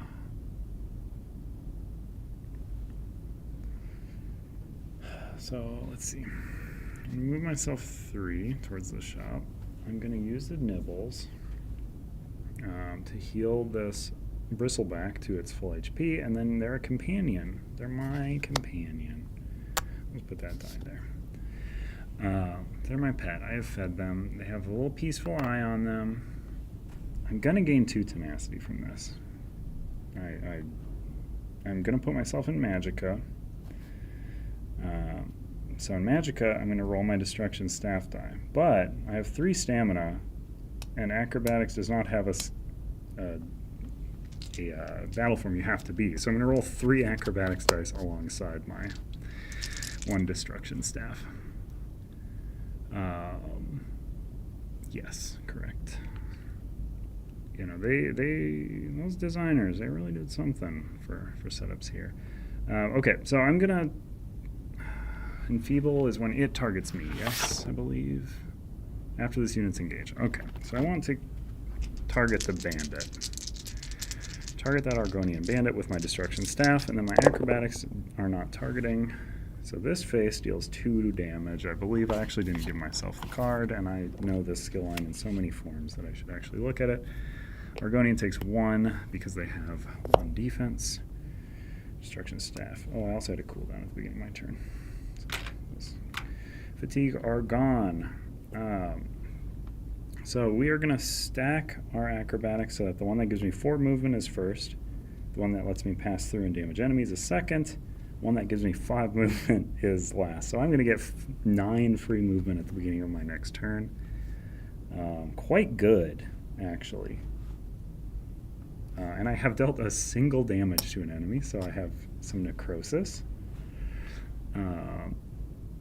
Interesting. I could take a second engage to put up some shields. Everything attacks for 1, though, so I think I'm actually okay.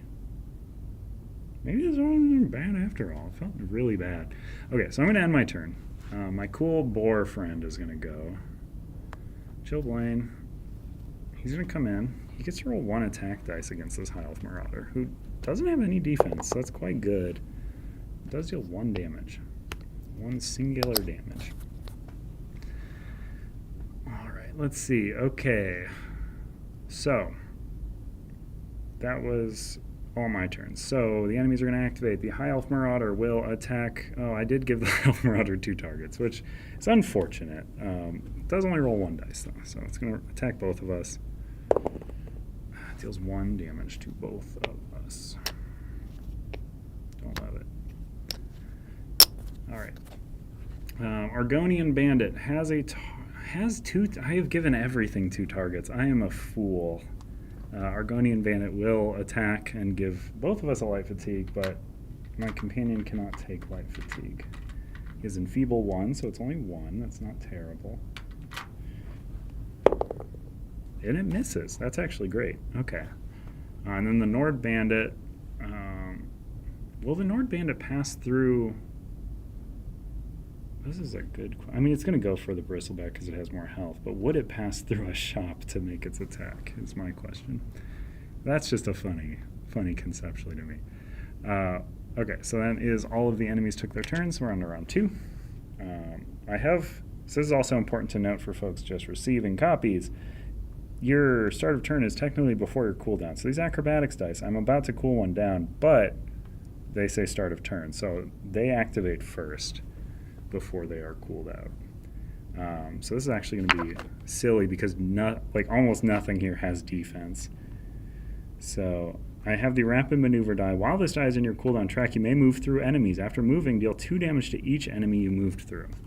It's worded that way so I can't keep jumping back and forth between one enemy. It's just going to count each individual time. So I have 9 free movement before my turn starts. So I'm going to go 1, 2, 3, 4, 5, 6, 7, 8, 9. And end in the shop. 1 damage to the Argonian Bandit because it has 1 defense. This is not true damage. 2 damage to the High Elf Marauder, 2 damage to the High Elf Bandit, or the Nord Bandit. Got him backwards. It's actually kind of into this bad thing that has happened to my character. Okay, so that was all my free movement. So then I do my cooldown. My turn actually starts. I'm in a place. Interesting. So, just a quick question for Ryan. I was forced into this traveling caravan. It says at the start of this encounter, each adventurer must spend 2 tenacity, untrain a skill line, or flip their class sheet to the opposite side. Would that have happened? Because then I would have the Necromancer Master side. Because I would have flip it. Of course I would flip it. It's the best one of those. I'm not going to think about it too much right now, though. Yes, it would have. Ooh, so I'm a Master Necromancer? I just get to do that? Yep. That's pretty cool. Alright. And I'm in magic form, so Boneyard's active. Oh, and now I build up necrosis off my companions as well. For every 2 chips in my necrosis stack, ignore 1 defense on my target. Interesting. Okay, well, I'm gonna do the same thing. I have 1 less die to roll, but I'm gonna roll an acrobat and the destruction staff die against that Argonian bandit. I get to ignore up to 3 defense. Or for every 2 chips, I only get to ignore 1 defense, but it only has 1 anyways. Oh boy, that's fine. So deal 4 damage to your target and 1 true damage to any adventurer. I would deal it to the bristleback, but it's a companion, not an adventurer. So I deal 1 true damage to myself, but I also get to deal 4 damage to my target. It's very much overkill. They're still cleaning pieces of that Argonian off the side of the building days later because of how much overkill that was. I'm in a town feature, so that was my engage. I'm not going to move. I am just going to use a town action, which will end my turn. But I'm going to take this dog, because this dog just makes it so that I don't take lethal damage. Right? Oh no, it just lets... Yeah, it's lethal damage specifically. It seems very good in solo. So that is my turn. This bristleback boar, I feel bad. I left him to just deal with it. Just figure it out yourself. I'm going to have him move into the shop. It doesn't matter, does it? Should he just hang out there? Because then he can... I don't know. It doesn't really matter. So he's going to attack for 1. Can he hit 2? No. He'll attack the High Elf Marauder. He deals 1. Boop.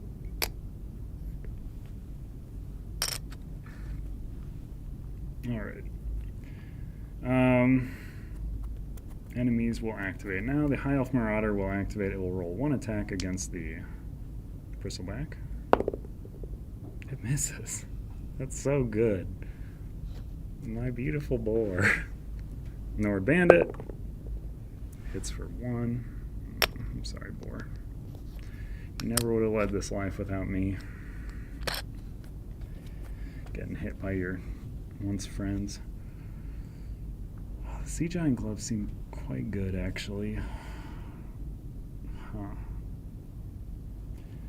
Yeah, that will end my turn immediately. I have a bunch of free movement, though. Again, I have 9, so we're on around 3. I have 9 free movements. I can do 1, 2, 3, 4, 5, 6, 7, 8, 9. So that'll deal 2 damage to everything I passed through.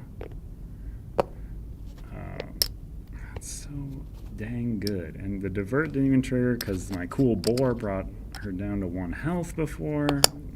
What a team we are. I'm just this weird, flippy, fast guy. And granted, this is incredibly lucky that I'm actually going to end my move here, though. Not where I said. Actually, no, it doesn't even... it does matter. Now I'll do my cooldown. I'm going to switch to ranged. Weapon battle form. Another important thing to note, if you're just receiving your game, you can do ranged, even if you don't got a ranged weapon or don't have bow.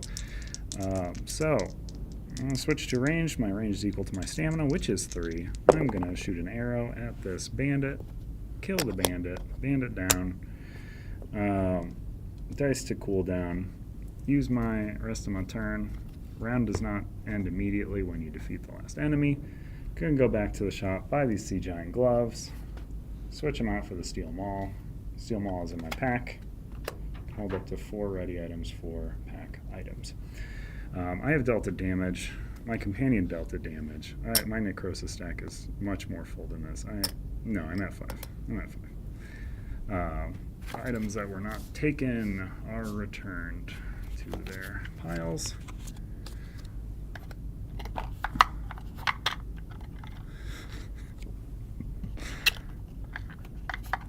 Just really picture my characters just a tornado just shooting out of the shop and just smacking people and right back into the shop. My companion leaves me.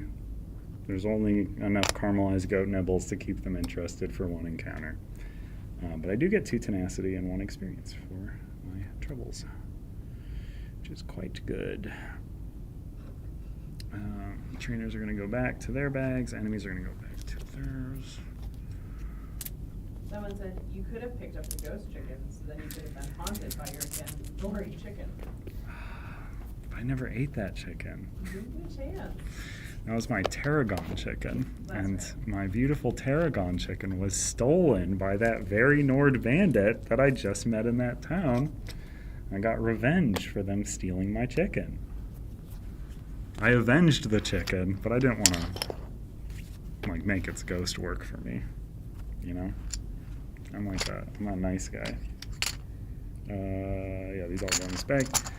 Next fight's going to be worse because I'm at 9 experience, the worst possible number for a single player to be at, because that's probably not the worst possible, but that's a lot. That's a lot of enemies. Alright, so adventurers rest up. I get to gain a health back. I keep wanting to take health from my necrosis stack, but I should not do that. Gonna get my destructions. No, I'll get a combat skill dice back. So I'll keep this acrobatic skill die in there for longer.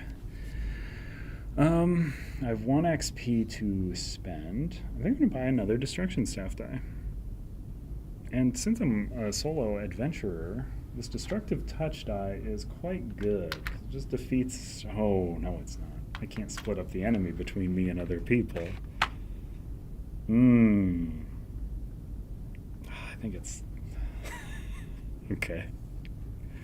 I can't get to my beloved blinding die if I don't do that, though. Wall of Elements, Salem's favorite. I just don't. I don't like it, though. Yeah, I'm going to take Destructive Touch, and I'll just make sure I'm a healthy boy. That's right. So I spend my 1 XP on that. Just giving up the way of the 2-hand for the flippy mage. Okay, this encounter is successful regardless of outcome. So I got my 1 XP. I spent my 1 XP. I did not resolve a peaceful, so I look at the top one. We got Fork. That's where we're at already. Make sure I did bump my XP counter up. We're on to the next day. Day 9. Day 9. Let's see. I got my 2 tenacity. So we want to get to the last thing by day 10. I'm not a perfect amount away. So I could do the peaceful right next to it. So I don't really need the extra tenacity from... Yeah. I'll take 1 light fatigue to go all the way up to that. Peaceful there. Boop. Peaceful. Aggravated. You investigate an eerie hissing sound and discover a wounded hagraven hiding behind a precarious pile of rubble, her legs hobbled by frostbite. She snarls upon seeing you, demanding that you spare her life. Slaughter me and earn the wrath of Nocturnal, the shadowy hag. Daughter of Twilight, she warns. Leave me be and I will offer you a great reward. Interesting. So, Okay. I'm glad I did not have to do unstable, because unstable, you gotta kill it. So my options are a dead Hagraven is worth a Daedric Grudge. 2 experience, though. Persistent at the start of your next clash, each adventurer must roll 1d6 and add a Daedric enemy to the rolled results to the EP. These enemies will be deployed last in the same order. What kind of reward are each adventurer draws a top 2 legendary, choosing... I mean, I have so many items. Sorry, Hagraven. You're dead. It's my rash decision. I've murdered the Hagraven. I've gained 2 XP. I have this persistent effect that will be bad in the next fight. I think it's well worth it. 1 less Hagraven in the world, I suppose. I could get 2 one-handed, or 2 two-handed dice. Is that good? I'm so far out of remember. Oh, yeah, it is. Yeah, it is. It is. Yep. Okay, so we're going to go for the level 1 one-handed dice for 1 experience. We're going to go level 2 two-handed dice for 1 experience. Boop. Blamo. We did resolve a peaceful, so symbol is egg. Peaceful to the back. Adventure rest step. I get my last HP back. Did I get a chip into my necrosis stack? I did do a kill. No, I know I don't. I know I don't. I'm going to get this combat skill dice back as my adventurer's rest step. So we're on to day 10. That's right, that's a true speedrun day. And we're going to the quest step. And we're dressing up. We're having a fun dress up to do this. Did I leave my bookmark in there? I did, but I also just left it open. Quest objective. So, also I get to have round 2 against this Nord Swordmaster, which is great. Because I owe them. You know, I gotta pay them back. 2, 3, 4, 6, 7. Oof. They're deploying here. This entrance tile's over here.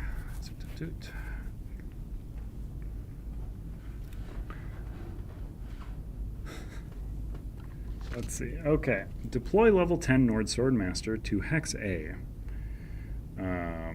When deploying adventurers, place the set-aside disguise. So, I am disguising myself. I am the Reach Man. I'm not deploying there. That is just where I'm sending my guy. An adventurer may equip the disguise by moving into its hex if it falls off. Okay. So, Swordmaster can only be dealt damage when I'm in the disguise. That's fine. I ain't never leaving this disguise. I love this disguise. I am the Reach Man. And then I deploy normal enemies. So, that's going to be a 10 and a 1. This is very funny, though. I think this guy's been talked about, like, how influential he is and how many people he has by his side, but he's got a single Khajiit bandit and a giant snake. That's what he's got. He really is good at persuading giant snakes and Khajiit bandits. Alright, so Khajiit bandit has retreat, where if it does not deal damage on its turn, it will become untargetable. That's not great. Giant snake has Bane and Retreat. Retreat the same ability. Bane will give me poison. Don't love that. Nord Swordmaster has Intimidate and Native, which makes me put things into my pack. Right, I'm deploying my... Oh, they're all clustered in the back. Yeah, that's a bummer. Alright. Legendary item. Common item. Retreat is slightly... Is it... Am I remembering like a past version of Retreat? Or am I just dumb? At the end of this unit's turn, if no units took damage this turn, this unit gains a stealth status and heals for 1. I always forget the healing. Is the healing new? I mean, not new to any version of this game that has existed, but new at all. So the answer is probably yes. Huh. I could move up. I mean, I have so much movement. So I have 4 from this acrobatics dice before I even begin my turn. So I could go. I mean, if I put myself here. I don't know how much that matters. I could get up to the Jarl this turn, or up to the Nordsword round. 2, 3, 4. Sacrofatics dice were initially a curse, but they're quite good. I think I'm just going to go up there and wail on him. So I get my 1, 2, 3, 4 free movement from this acrobatics dice. Then I have my cooldown where I do all of that. And then I get my 3 normal movement. Oh, my disguise fell off. I'm going to do the chest as I pass over it. Ah, I see. I see. That's an objectively horrible roll. Yeah, just gotta go full again. That's a 3. I'm gonna take 1 light fatigue to change this 1 into a 2, so that I can then place this 3. And then I'll get these back for the next roll. Roll 3. Ugh. I'll take 2 fatigue. I'm doing this thing to myself again. I need to upgrade my cooldown if I'm this bad at rolling dice. Turn this into a 6 and this into a 2. After an enemy engages you, you gain any amount of over fatigue to roll that many untrained speech skill dice. Result. Oh, that's really good, though. I want it to go into a ready slot. It's definitely better than Dram of Speed. I have enough speed already. I'm the fastest mage around. Fastest two-handed mage. Okay, so I have landed there. I am going to go into two-hand mode. Oh no, it's better to do magic first, certainly. Magic, I'm gonna roll these 3 dice, because I could just defeat that Khajiit bandit, and that would be quite good. Yeah, I get you. All right, rolling these 3. I'm targeting the Swordmaster. Is that the good result on the 2? No, it's not. Deal true damage to that enemies, 2 adventurers. So I would take 3 true. No, that's not worth it. I'm not going to resolve. I get a tenacity. Huh.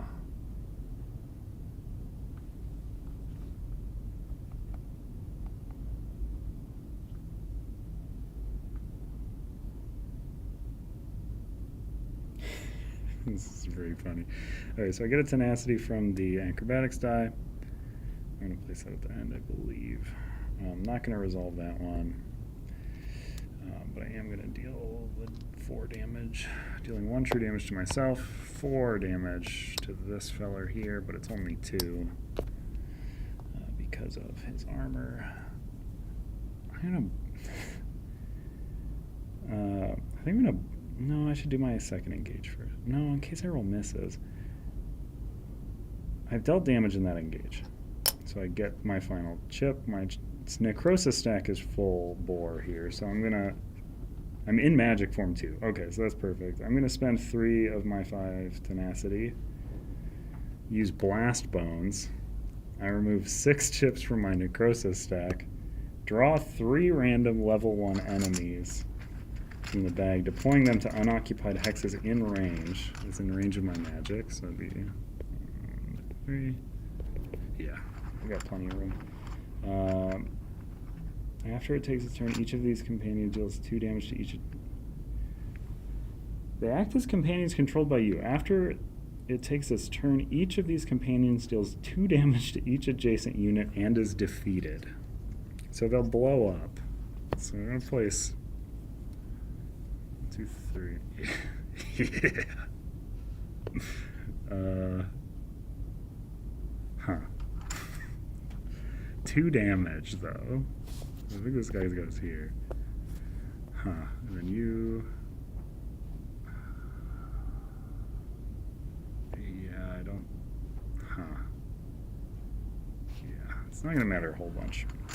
Okay, so I'll place all those. I don't even know if I need to...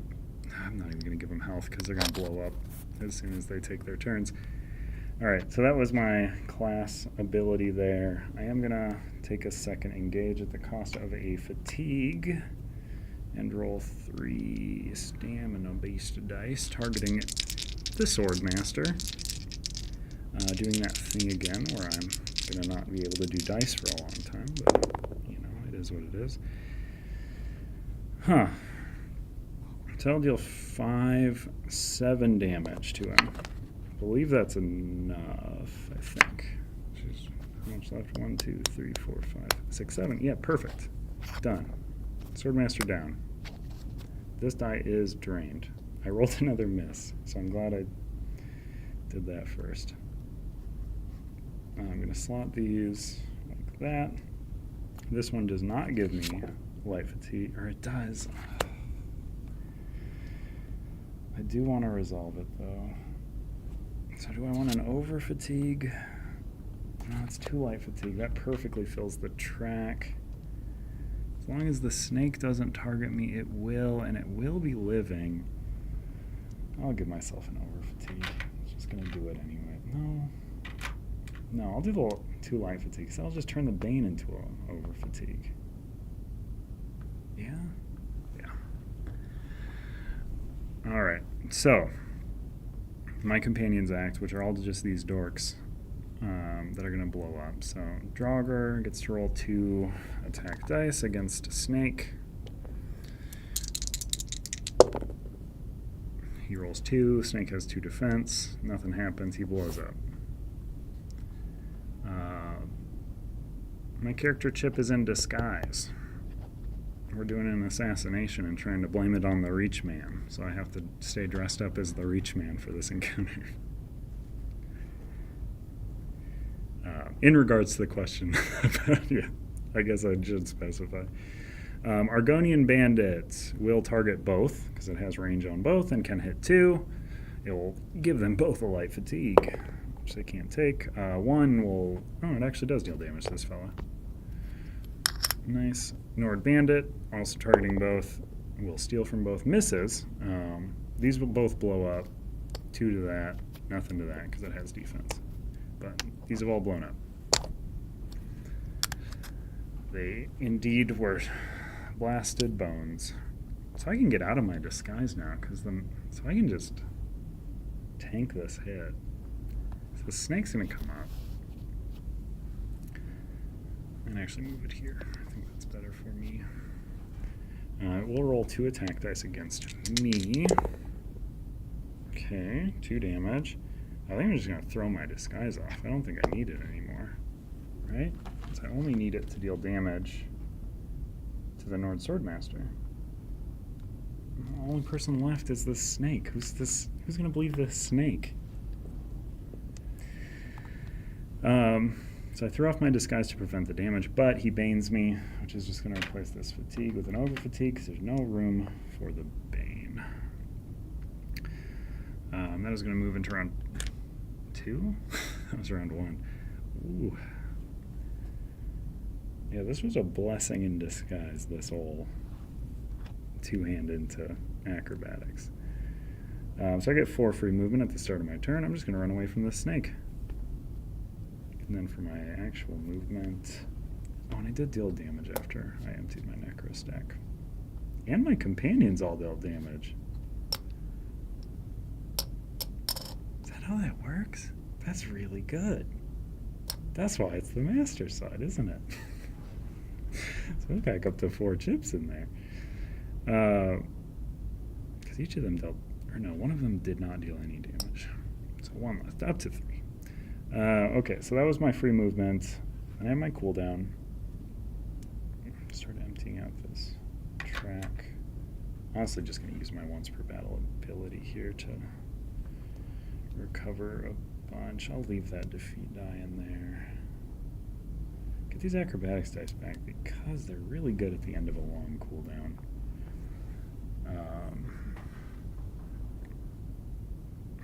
I can't end in range of the snake. Do one adjacent. Oh, I could do that though.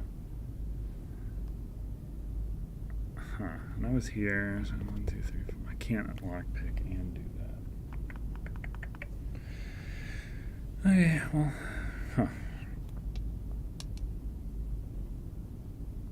What is the thing I'm trying to do here? Okay, 1, 2, 3, 4, 5, 6. 6 damage. Currently at 8 health, basically. He didn't deal damage. Oh, but I became, yeah, so he didn't deal damage because I threw the costume off. This is where the wording comes in. So he is stealthed, which I believe is this status here. Stealth reads, this unit can only be targeted by opposing units that were adjacent to it at the start of their current turn. Which I was, because I was sitting right there. So that's not too bad. So I'm going to roll... I'm going to move up to... No, I don't...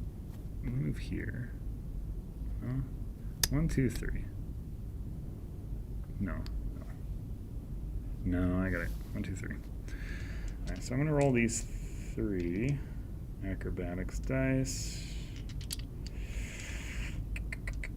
Do I want to also roll this? I kind of do, yeah. So I'll switch to Magicka and roll my 3 acrobatics alongside my destruction staff die. That's a lot of movement. So I gain a tenacity, which means I'm not going to resolve this destruction staff face, which would deal a damage to me and gain me a bunch of tenacity. But I do have now 10 free movement at the beginning of every turn. Which is quite good until those leave my cooldown. And then I'm going to use 2 tenacity to use my Ancient Dragon Guard Burial Mask. Deal 1 adjacent enemy damage equal to the amount of fatigue in my cooldown, which is 6. This is not true damage though, so he only takes 4. Boop. Alright. I don't think I have any way to punch through for that last.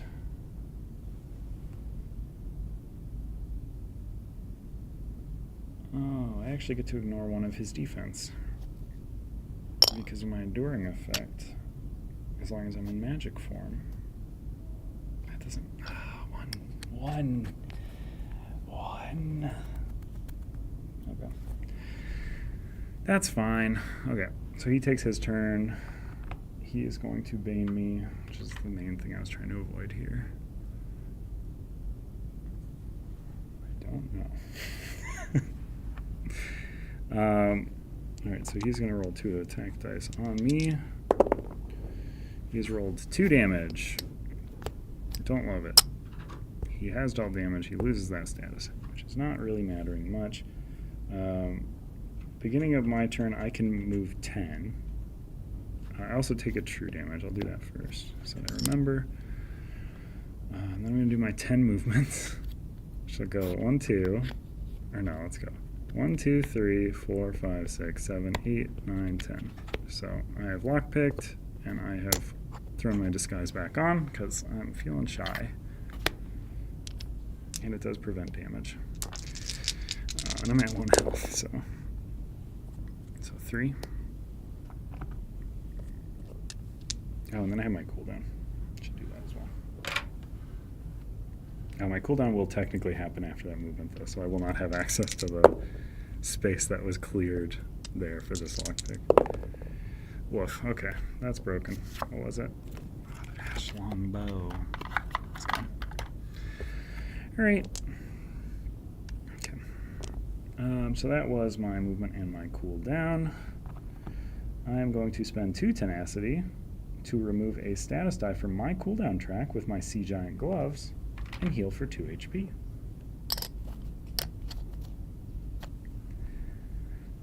Yep.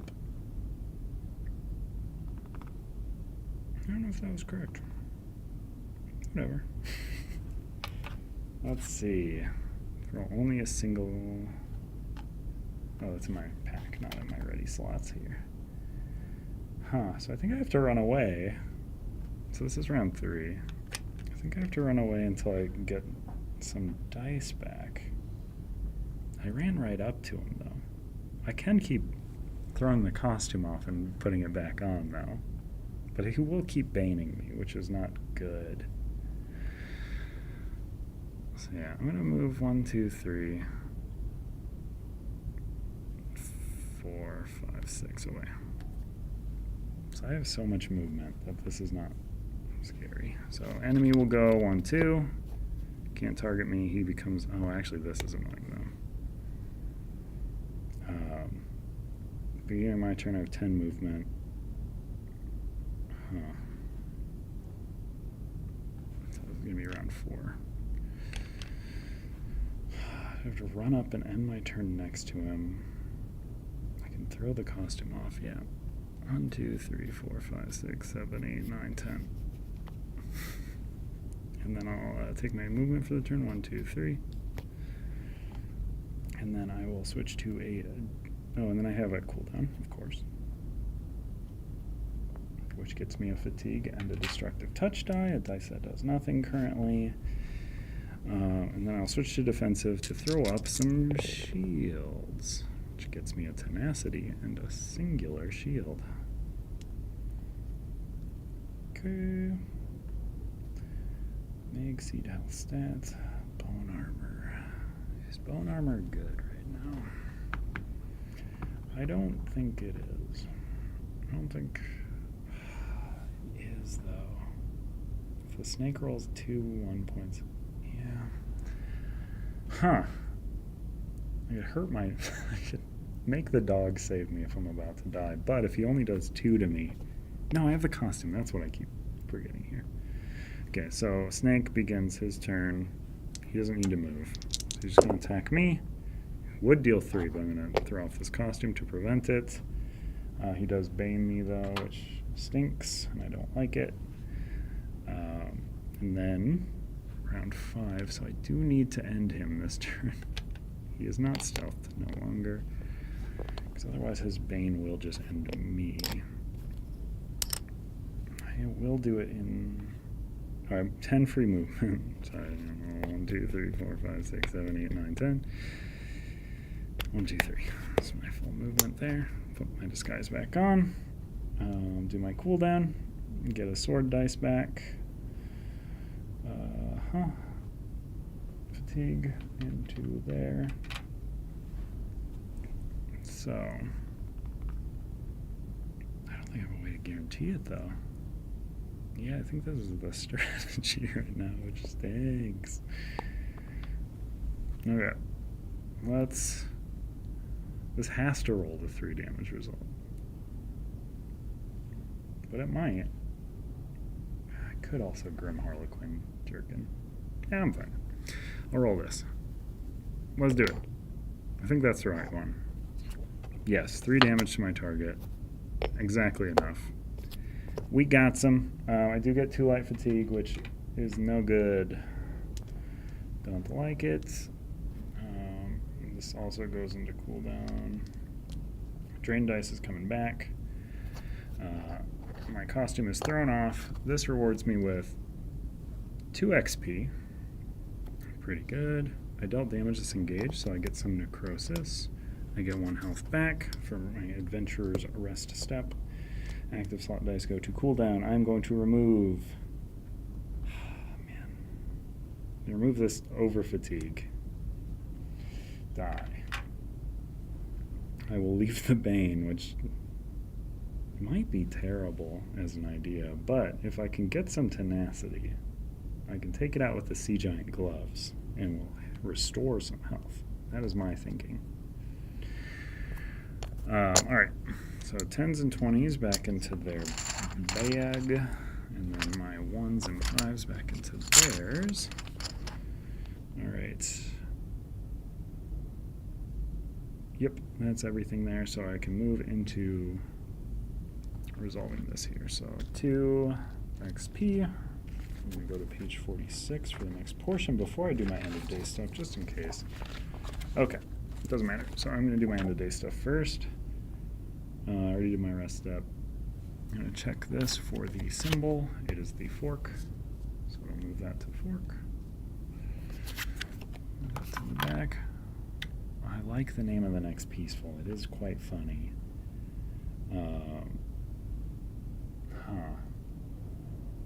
Okay. So, 2 XP. I can buy Pulsar, which is the best die that has ever been made, in my humble opinion. I could also buy Momentum, and I have been quite fatigued. Or Executioner. Gain 2 light fatigue to immediately defeat as less HP. Less HP is the keyword that I'm not interested in on that one. And then these other ones. Place in an active slot if possible. On your turn, if all your active slots are full. Interesting. Okay, well. Huh. There's some dice there. I think it's gotta be Pulsar, though. I think I need the assistance from the enemies themselves.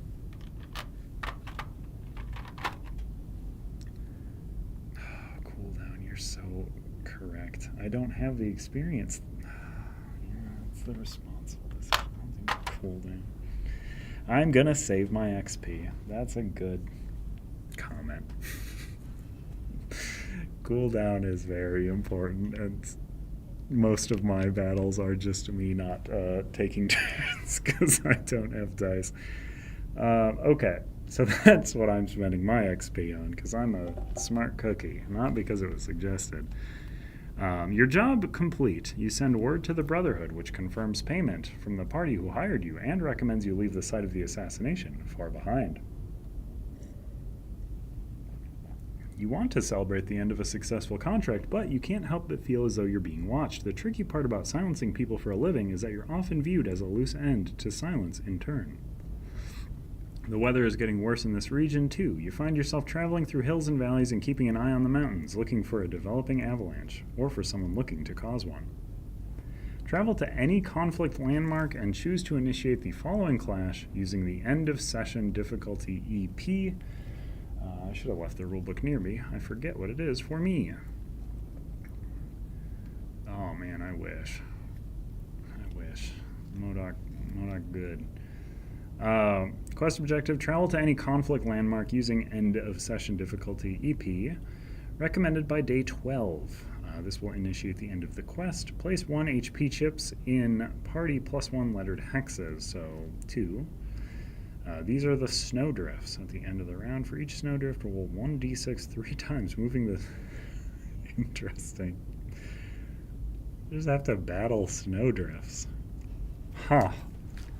You guys and your ideas. What's going on in Kilcreath Temple? Because I feel like my cooldown's quite terrible, as somebody did mention. But then that'll put me in... Because this... What day am I on? I just resolved day 10. Okay, so moving into day 11. I gained... Are we on day 11? Yeah, I believe so. Okay, great. So day 11. So if I won't have the XP for the cooldown upgrade if I go to a town to visit the inn, but also I will have a bad time if I go into the final fight looking like this. Pilgrim's Lodge. Yeah, it's not under siege. It's within 4 hexes of a clash, so that's fine. What about Dragon Temple? Is that the same deal? Dragon Temple. Dragon Bridge? Oh, Dragon Bridge. There is an inn in the Dragon Bridge. I'm trying to... Ooh. Huh. Any number of comments to draw that many legendaries. Ooh. Okay. I might take a side quest though.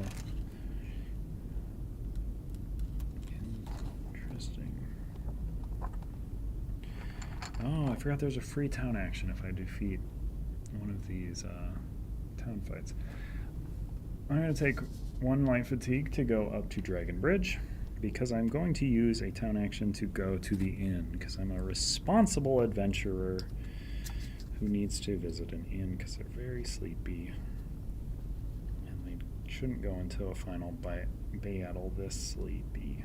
They'll fall asleep. So they clear the cooldown, heal to full.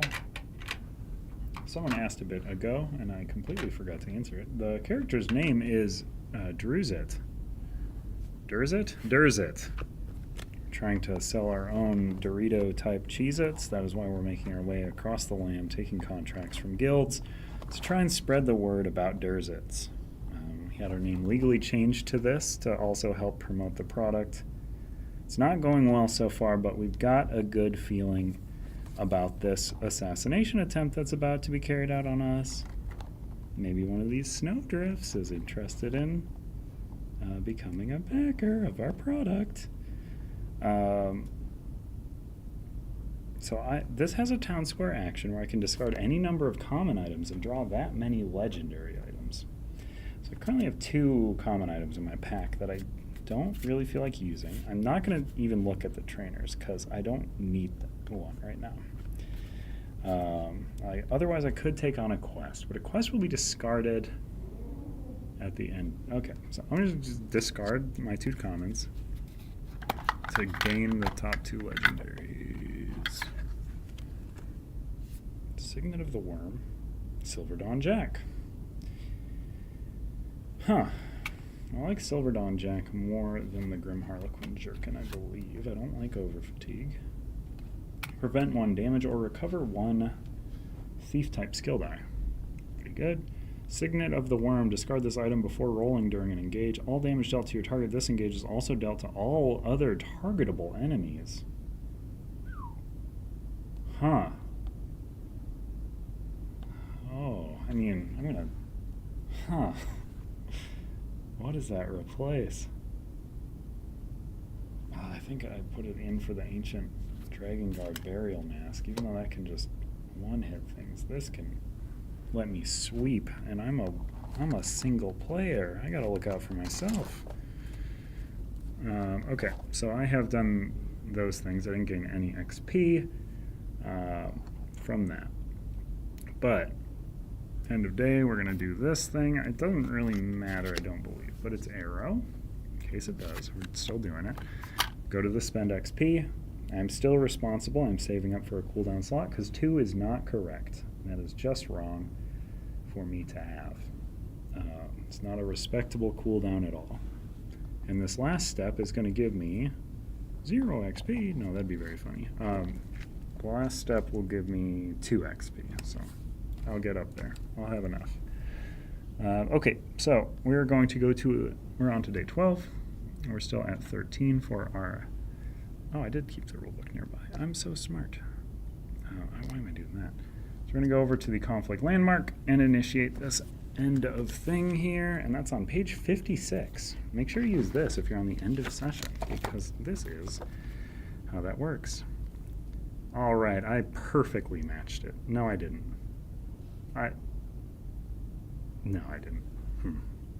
I'm 3 behind. That's fine. So the end of session difficulty XP is 16 for a solo player. Yeah, that's all I use. Okay, so 16 XP, not great. 3 better than me. Not failing that one would have been good for that. Travel to any conflict landmark. Choose to initiate the following clash using the end of session difficulty EP. So this is going to go, let's see, I like to make it line up if I can. It's just a little awkward with where I'm sat. Okay. I have to make sure I have space for the first player token, otherwise how will we know? So that legendary is going to go there, that legendary goes there. Place 1 HP chip in party size plus 1 lettered hexes. So we are going to start with A and then B. These are the snowdrifts. At the end of a round, for each snowdrift, roll 1d6 3 times, moving the snowdrift 1 hex in the direction indicated by the dice compass after each roll. Dice compass is on the map. North is 1, south is 4. You can figure out the rest, and I will do that. If a snowdrift moves into a hex with another snowdrift, the snowdrifts are stacked. Ooh. Each time, if a snowdrift moves stacked, combining into 1 snowdrift and moving together for the remainder of the encounter. Each time a Snowdrift would move into an occupied hex. The unit in that hex is placed in the closest unoccupied hex. If the displaced unit is a party member or a humanoid enemy, that unit is dealt true damage equal to the number of HP chips in the snowdrift. Snowdrifts are not considered units and are impassable. They are considered targetable units for the Templar's Solar Flare class ability and are considered cast chips for the Destruction Staff's Elemental Rage skill die. Huh. Interesting. Well, I don't have either of those things, but I could have gotten the Elemental Rage die. And that would have been interesting, because I'm just popping snowdrifts and blowing them up. Been cool. 16 is my enemy pool, so we're going to pull a level 10.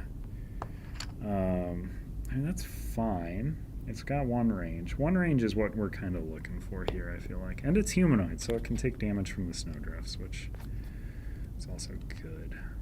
I want an enemy who can be bullied by the snow as much as I can. 16, so we're going to draw 5 and then a 1, and then we're done. So our 5 is going to go back here. The Breton Marauder. Breton. And the Mud Crab. Muddy! He came back! At 2, Muddy. It was not meant to be. It was kind of meant to be, but he's mean now. And I have to end him because he's coming to... Yeah. He's coming to assassinate me for doing an assassination. Muddy has a conscience. I mean, he's doing a job. He's doing his job. Okay. Just like I was. Divert and recover. So divert, can't lose his HP if it's already... Yeah, okay. I definitely know that one. And recover, I'm assuming... The start of this unit's turn, it heals for party size HP, so it heals for 1 every turn. No defense. It's okay. That's fine. Honestly, Destructive Touch is the best way to deal with the Mud Crab. I'm certainly regretting putting the Signet of the Worm in, and I should have realized, based on the end of session EP, that it wouldn't be the best move, but here we are. So my turn begins. I have my cooldown. When do the snowdrifts move? At the end of a round. Okay. Let's see. Oh, man. It'd be so risky to go stand right on top of a snowdrift, or right next to one. But I also don't want to go stand next to the Dark Elf Sentry, because that's so much damage. I don't really have a lot of options, though. I could roll before moving and hope for the best. I honestly roll 5 dice if I go into magic form. And this is why the magic stam builds are really cool. You have to roll so many dice. I'm just going to roll all these. This is also why I don't have dice to roll later, because I'm a fool. Oh, I think that is the good destructive. Oh, yeah, that's just the defeat a level 1 enemy. Sorry, Crab. Crab down. I did it quick and quiet, Muddy. Because we're such good friends. Dark Elf Sentry takes 2. So that one's fun because it has no range associated with it, and you don't have to target anything with it. So technically, you can only do 1 target per die roll, which was the Sentry. I should have stated aloud, but that was my intention. But that die, the Destructive Touch, just defeats a level 1 enemy. Doesn't have to be in range. Does have to be in sight, I believe. But so Tenacity from that one, miss. And then I also have the die that lets me deal 2 damage and lets me pass through enemies.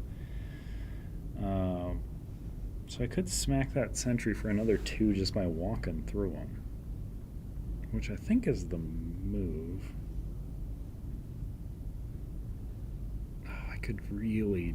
So this is silly. 1, 2, 3. After movement, I take 2. They don't die, like I seem to have indicated there. I take a second engage. I switch to 2-handed. This is a very powerful character. I'm going to roll these 3 dice. That should do it, I think. Or no, it's not enough. I'm a fool. This is 3, 4. How much health do they have left? 1, 2, 3, 4. They have 4 health. Okay, so I'm not going to do the one that gives me a Bane status. But I will do the other ones here. Get 2 light fatigue from this down result. Love loading up my cooldown on the first turn. This deals 4, which would kill this guy, but he has divert. He's brought down to 1. I'm going to take a second engage, or a third engage, for another fatigue. Roll 1 die and desperately hope not to miss. Okay, 1 damage. That's it. That's why you should have shields, you dark elf. Take advice from me, the person who has none. Okay, so that was my first turn. That was quite the turn. Those are quite lucky results. But now it's the enemy's turn. They just have a Breton Marauder left, who is, I'm going to make him a 1-2 towards me. Put him right next to that Snowdrift. Oh, this also, oh no, my cooldown's absolutely chock full after 1 turn. I have not a single dice to roll next turn. Oh, the Destructive Touch dice will be back. So, Snowdrift. Let's use this one first. Let's use this one. It might combine itself with the other one, and that's what we want. So 5. It's going to move there. 2 rolls. 1. It's going to move there. Okay. 2. No, it's coming for me now. Okay, and then this Snowdrift will roll a 2. No, they're both coming for me now. 5. Rolls right back. Okay. 1. 3. Woof. Come on, man. Okay. On to round 2. It's my turn. I have 5 movement. So I'm going to go 1. Doing that before cooldown is so dangerous. I can't take any fatigue for it. So just 5. Or that's 1, 2, 3, 4. I can't end my movement in him. Nor do I think I want to. 1, 2, 3, 4, 5. I want to run away from the Snowdrift, so I did that free 5 movement. I picked that as I go by. So I'm looking for a 3. I did not find it. I cannot take a single fatigue. Okay, there's our 3. There's a 6. I need 2 2s. 2 more rolls. There's 1. I could take a single fatigue. I actually don't think I get the option. Oh, okay. That's broken. The Aedra Blessed Quiver. That's fine. It's no good for me anyways. And that's my whole... Alright, do my cooldown. It's probably important to take a turn. I do also get to move for real. I don't want to give him range to hit me. The Snowdrifts are unoccupiable, yes? Yeah, it's good that I'm not in bow, because my luck with lockpicking bow items has been specifically terrible. These are Snowdrifts.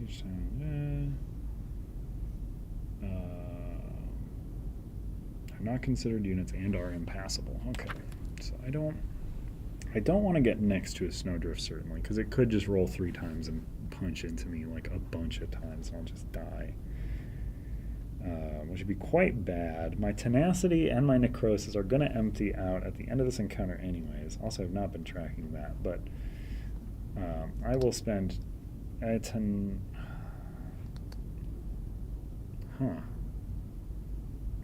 could just spit out a bunch of friends right around him.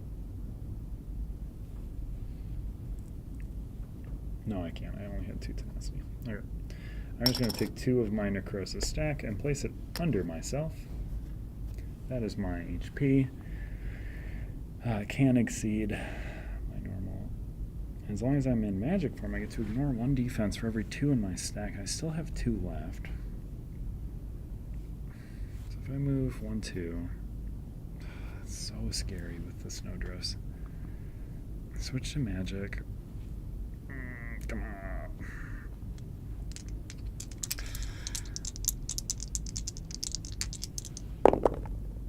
I'll just do boring plays while you're gone. Don't worry. Don't worry.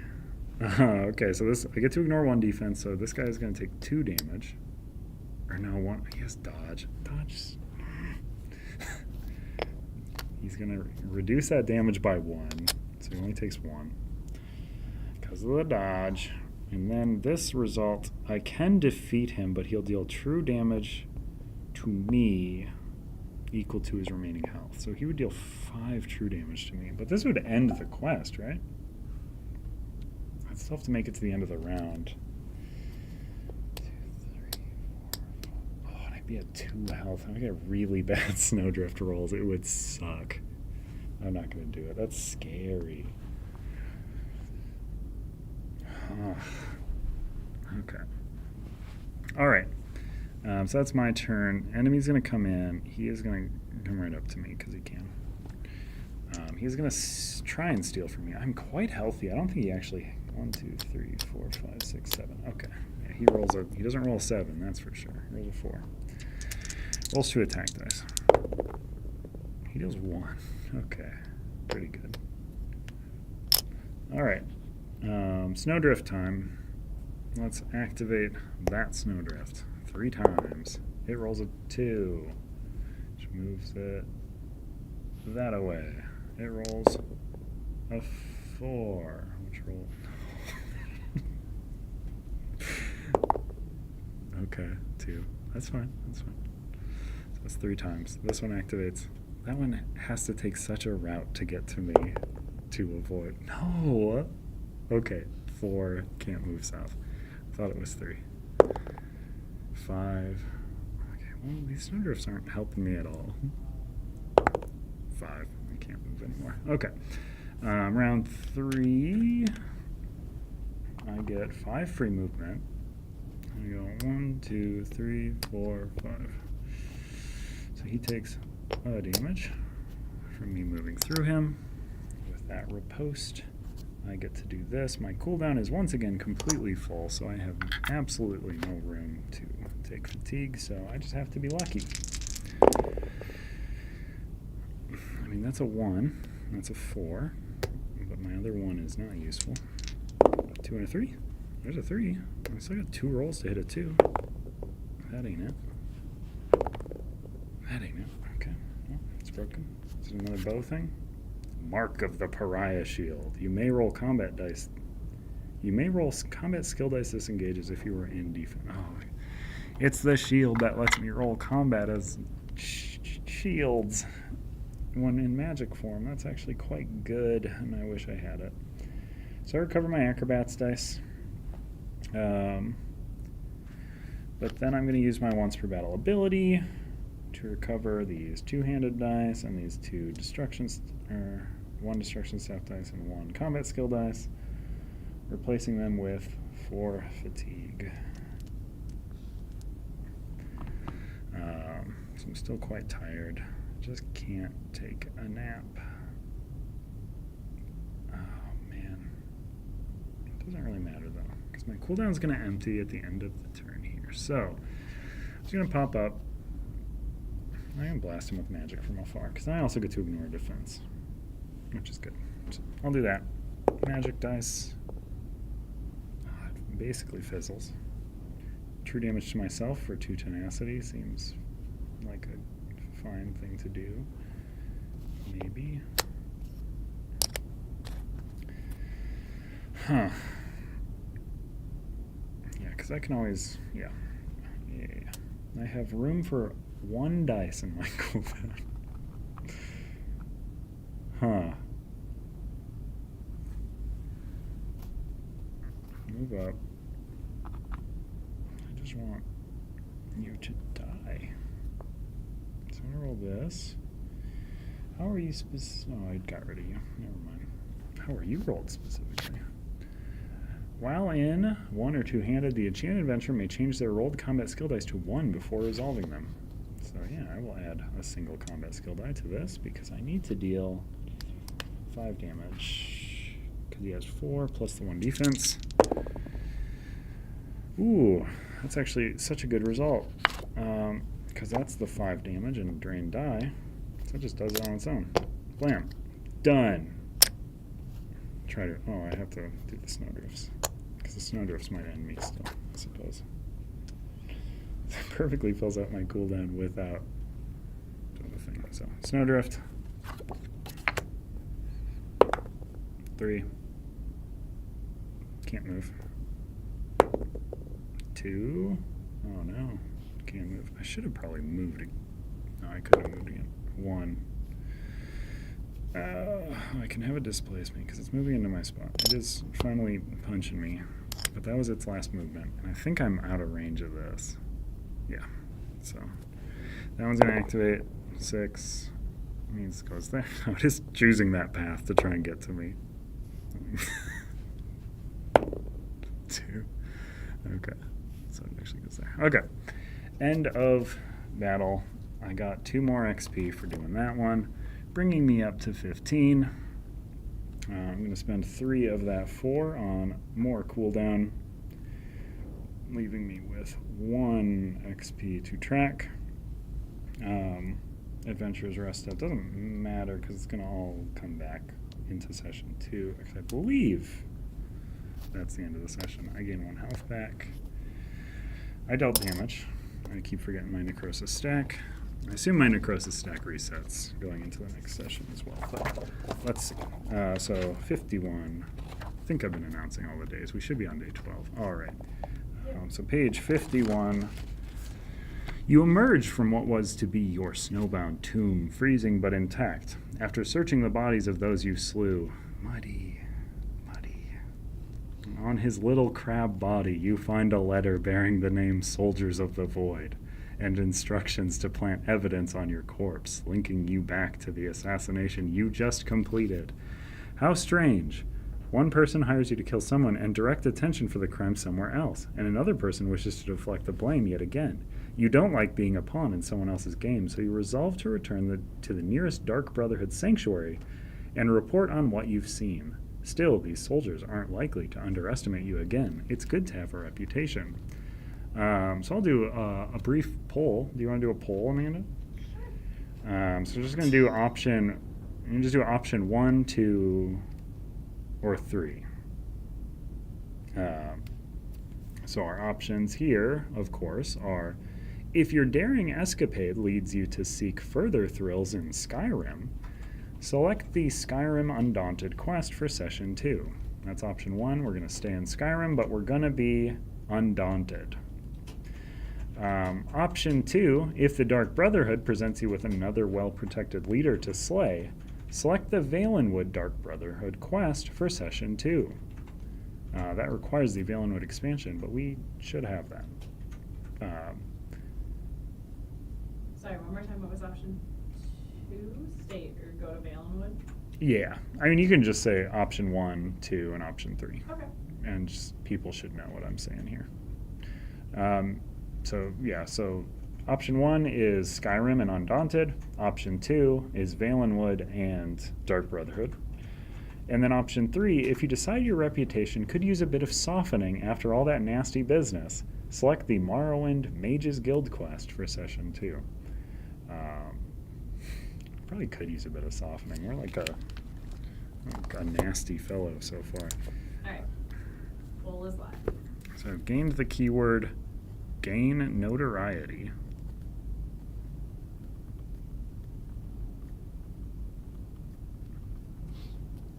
Do 1 assassination and you become a notorious person.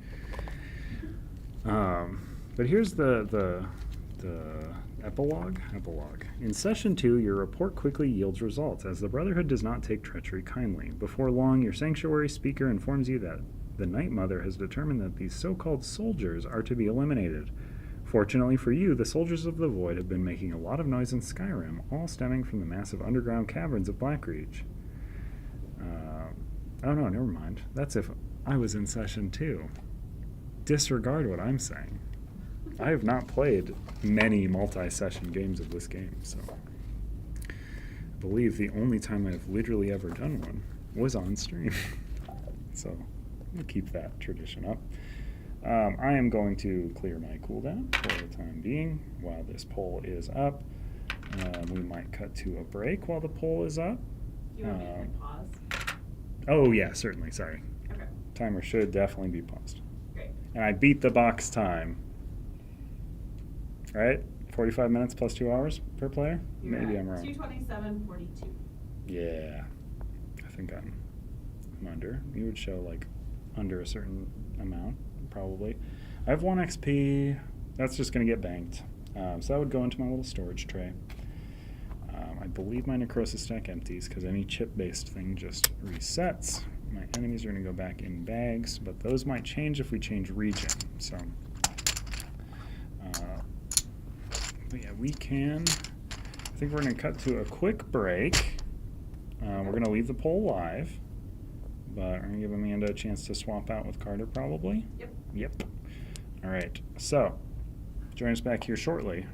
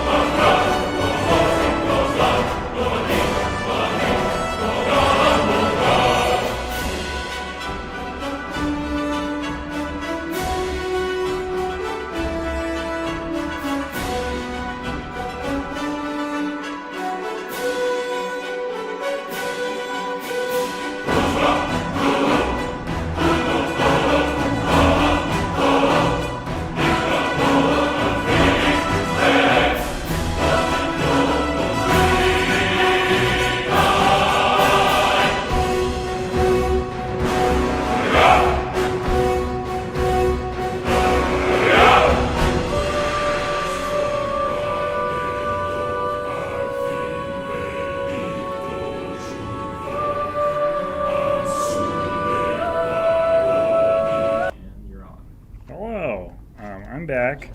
I have not finished setting up the new region, but we're back. How is everybody? Does everyone remember if I'm going to be in the Dark Brotherhood still? Because I believe that was the case, but confirmation from the lovely folks at home would be helpful. I'm going to choose the next 4 general encounters. Those are going to get shuffled in with the Valenwood, because I know we're going to Valenwood. Yes. Okay. I know we're going to Valenwood. So we're going to shuffle these in with these to give us our new set. Perfect. I have the Gazetteer somewhere to check for sure, but just want to confirm that. I'm glad we're going to Valenwood. I love Valenwood. It's where our villain of the game is from. Deslandra is from this area. The people there love her.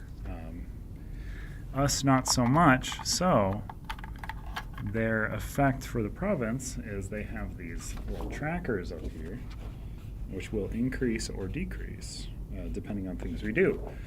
So the more suspicious we get amongst the town's people and the region peoples, the more they will not like us. So we want to avoid having a very high number there because it gets bad for us as we go.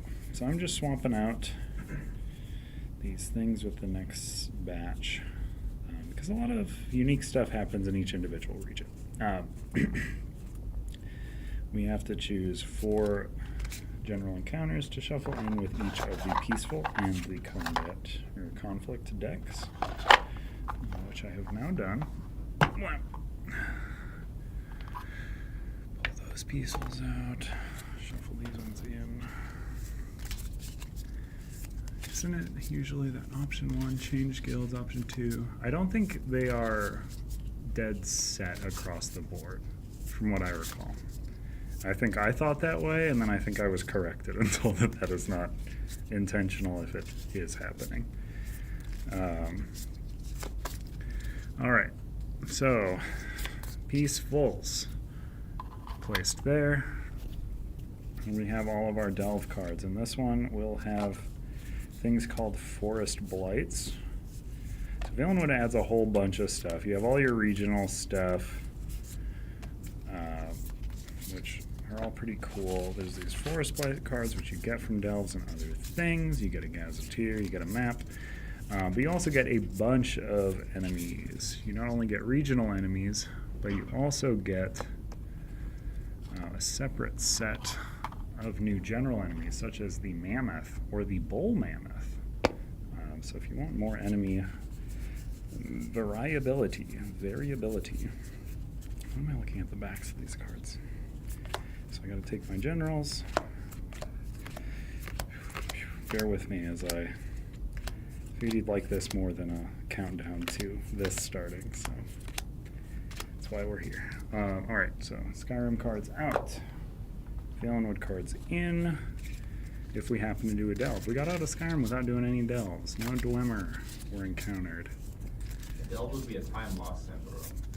Yeah, I know that. Honestly, that's one of the best parts of masking this in a speedrun is we avoid delves, which are very time-consuming and bad splits. They're very fun, but they're also very much the biggest slowdown in the game is hitting a delve. All right, so we ended that with our party XP at 15, not bad,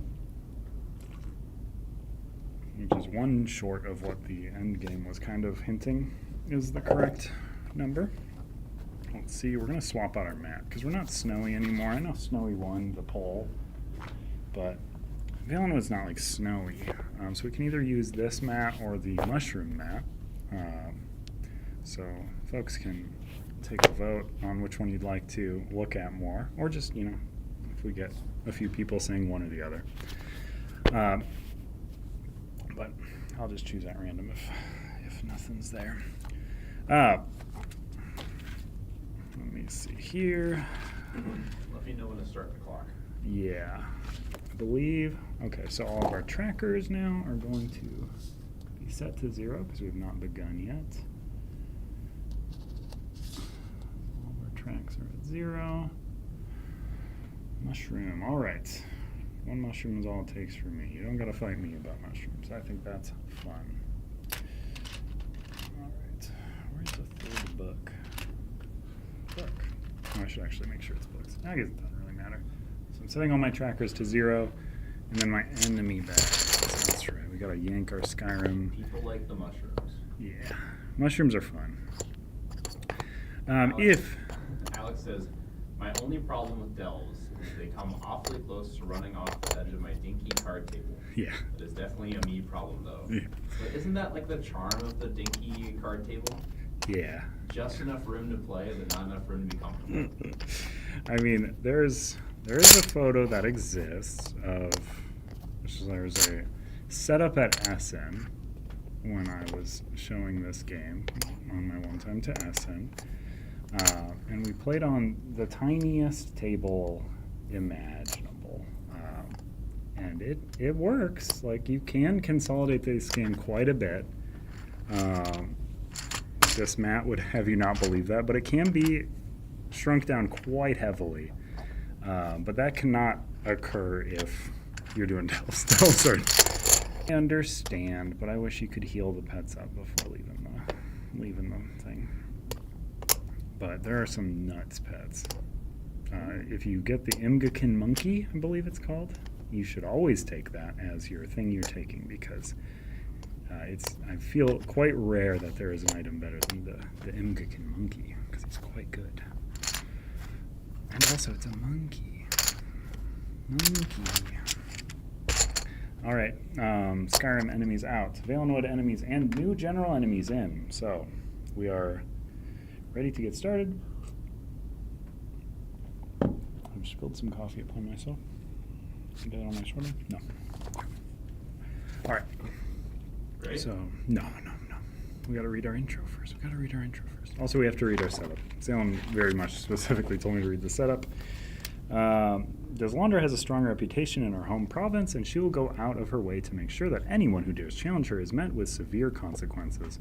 The 3 influence tracks measure Deslandra's influence in the region and how intensely that influence affects encounters. I'll read more on that as it starts to go up, but it cares about when those meters hit 2 and 4, and they all start at 0. Additionally, Valenwood introduces a new and unique minor keyword, resistance. This keyword represents the party's progress in turning the tide of public perception against Deslandra within the region. Like other keywords, this keyword primarily impacts the endgame. Since we are spending our second session here, this is where our endgame will be, so this is important for us, is we want resistance. However, this keyword can be gained multiple times. That's strange. When logging it in the campaign journal, write it once the first time you gain it, with a single tally mark beside it, add a tally mark next to it each time you gain it again. This keyword can only be gained in Valenwood, and only assists you during the Valenwood endgame. Whenever you would gain this keyword, you may choose to ignore it and instead reduce an influence track by up to 2. At the start of Session 2, if you were not in Valenwood for Session 1, gain keyword resistance twice. Alright, so we get resistance twice. Those people are like, we saw what you did in Skyrim. That was messed up. And we love it. Muddy, that guy was our friend, but when he betrayed you, he betrayed us all. Additionally, Valenwood comes with 8 Forest Blight cards. During session setup, shuffle these cards separately, place them face down in their own deck. That will come up later. Alright, so now we're on to the Dark Brotherhood. Where is that going to place us? Our quest is entitled Orc's Bane with a complexity 3. Again, if you were not here at the beginning, I am sleepy from editing how to play videos. So if I miss something or I'm playing suboptimally, that is to blame. Surely not me. We are starting in the town of Haven. And our setup reads, our session snapshot: pursue a group of orcs before deciding whether to complete an assassination in a multi-step dungeon. A silent brother slips you a contract in the crowd and quickly slinks away. You glance over it and see that the Brotherhood has tasked you with eliminating Chief Dushkul, the leader of the local Barkbite clan of Wood Orcs. The chieftain has recently left his clan, which makes its home near the Red Fur trading post. He is headed north, but his exact destination and the purpose of his journey are unknown. The contract suggests you ask around at the trading post to learn more. The client has put a high priority on completing the contract as soon as possible. Whatever the orc is up to, someone doesn't want him to finish the job. So we're going to place a little banner token on the Redford trading post. This is Dushkul's caravan. So Redford trading post. Where in the heck? It's right there in the middle of the map. And we're going to set aside Dushkul, who's right there. I found him. Our quest objective is to travel to Redford Trading Post and successfully complete a peaceful encounter there recommended by day 3. Alright.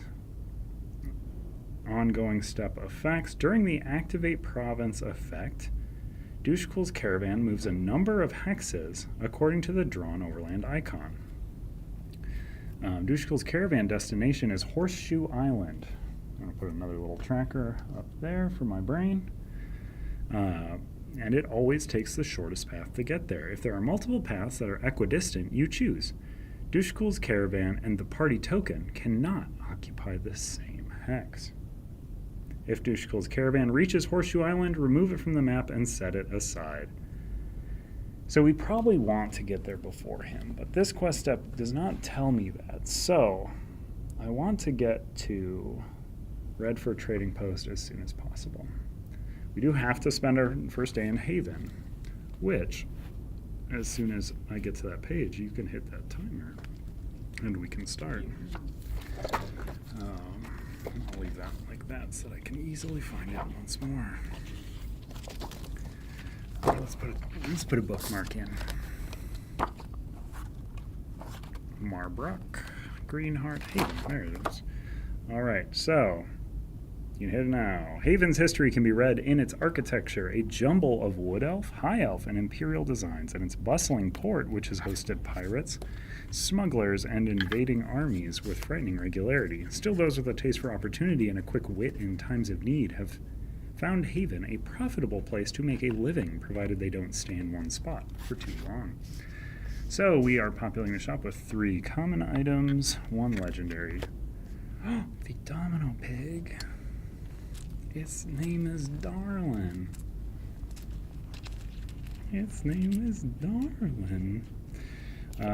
6 trainers. There's an inn. Let's see.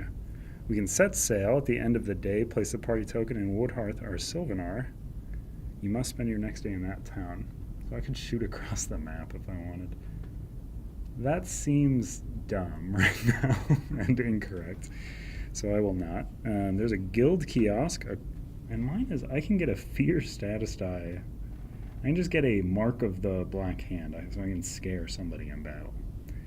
Seems fine. We've got the silver circlet. Ooh. Change the result of a level 1 or 2 skill die to the side of your choice. Oh, or there's just a free XP. I'm going to take the Root Mender branch, which just reduces the cost of a stamina or magicka upgrade by 1 XP the next time you would do that.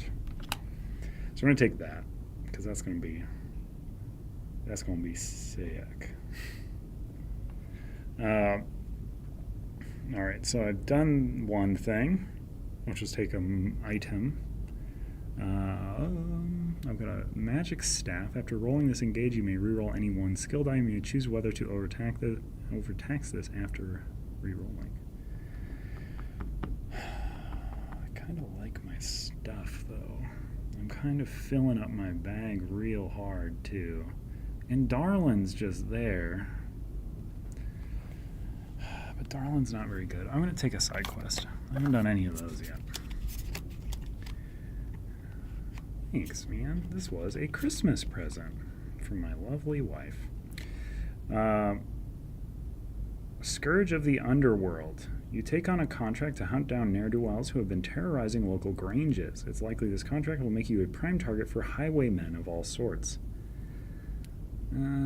Or Bard Harder. I think I'm going to just do Bard Harder because the completed number of the following tasks equal to party size. Oh no, that's so hard. So I only have to do 1, but they have to have to be done in numerical order, and the first one is discard 4 items in a town. Once the final task is complete this quest. Gain it. No, that's actually. No, okay. I'm gonna take the bartender side quest. I'm gonna load myself up on crap to just throw away. So I'm not taking any of these things, so they get discarded. I'm gonna throw away a bunch of stuff in the street. Soon. And that's during a town encounter? Yeah. Alright. So that is right here. That's that. Let's see. Okay, so we're gonna take a look at the top peaceful. Day one? That was we're still on day 1, so we're still doing the end. So do the meters. Our peaceful meter has gone up by 1. It's still not in the danger zone, which is good. Let me see. Oh, I should write down in my campaign journal what XP we were at. So we were at 15. I was at. And we're following up with Durzit. For anyone who missed the first chunk there, we've got Durzit, who is trying to market his brand of Cheez-Its that are Doritos flavored. So during that time, the Douche Cool Caravan does its move. So we had the fork, so they're going to move 1 hex towards Horseshoe Island, which is fine. That's fine. Alright. So now we're into day 2. So you can hit that timer on day 2. Alright, so we get up to Elden Root, we get to an unstable. I think I just want to push a little hard to get to this Falinesti Winter site. So I think we're going to gain a single light fatigue to do that. And we'll draw the top peaceful encounter. You're breaking camp. So this one's called Introducing Arvin. You're breaking camp when a young wood elf approaches you and extends his hand. Hello, he says. My name is Arvin. I went out for a morning saunter, and I'm afraid I've gotten rather turned around. But I always say that one is never really lost when they're in the company of good friends. This wood elf seems kind of odd, but at least he's personable. You look at his still outstretched palm and ponder whether he's worth getting to know. So I have 3 options. Arvin shakes your hand. He shakes it for an exhaustingly long time. Or we've met before. It can only be selected if you've encountered Arvin before. Or not this guy again. Well,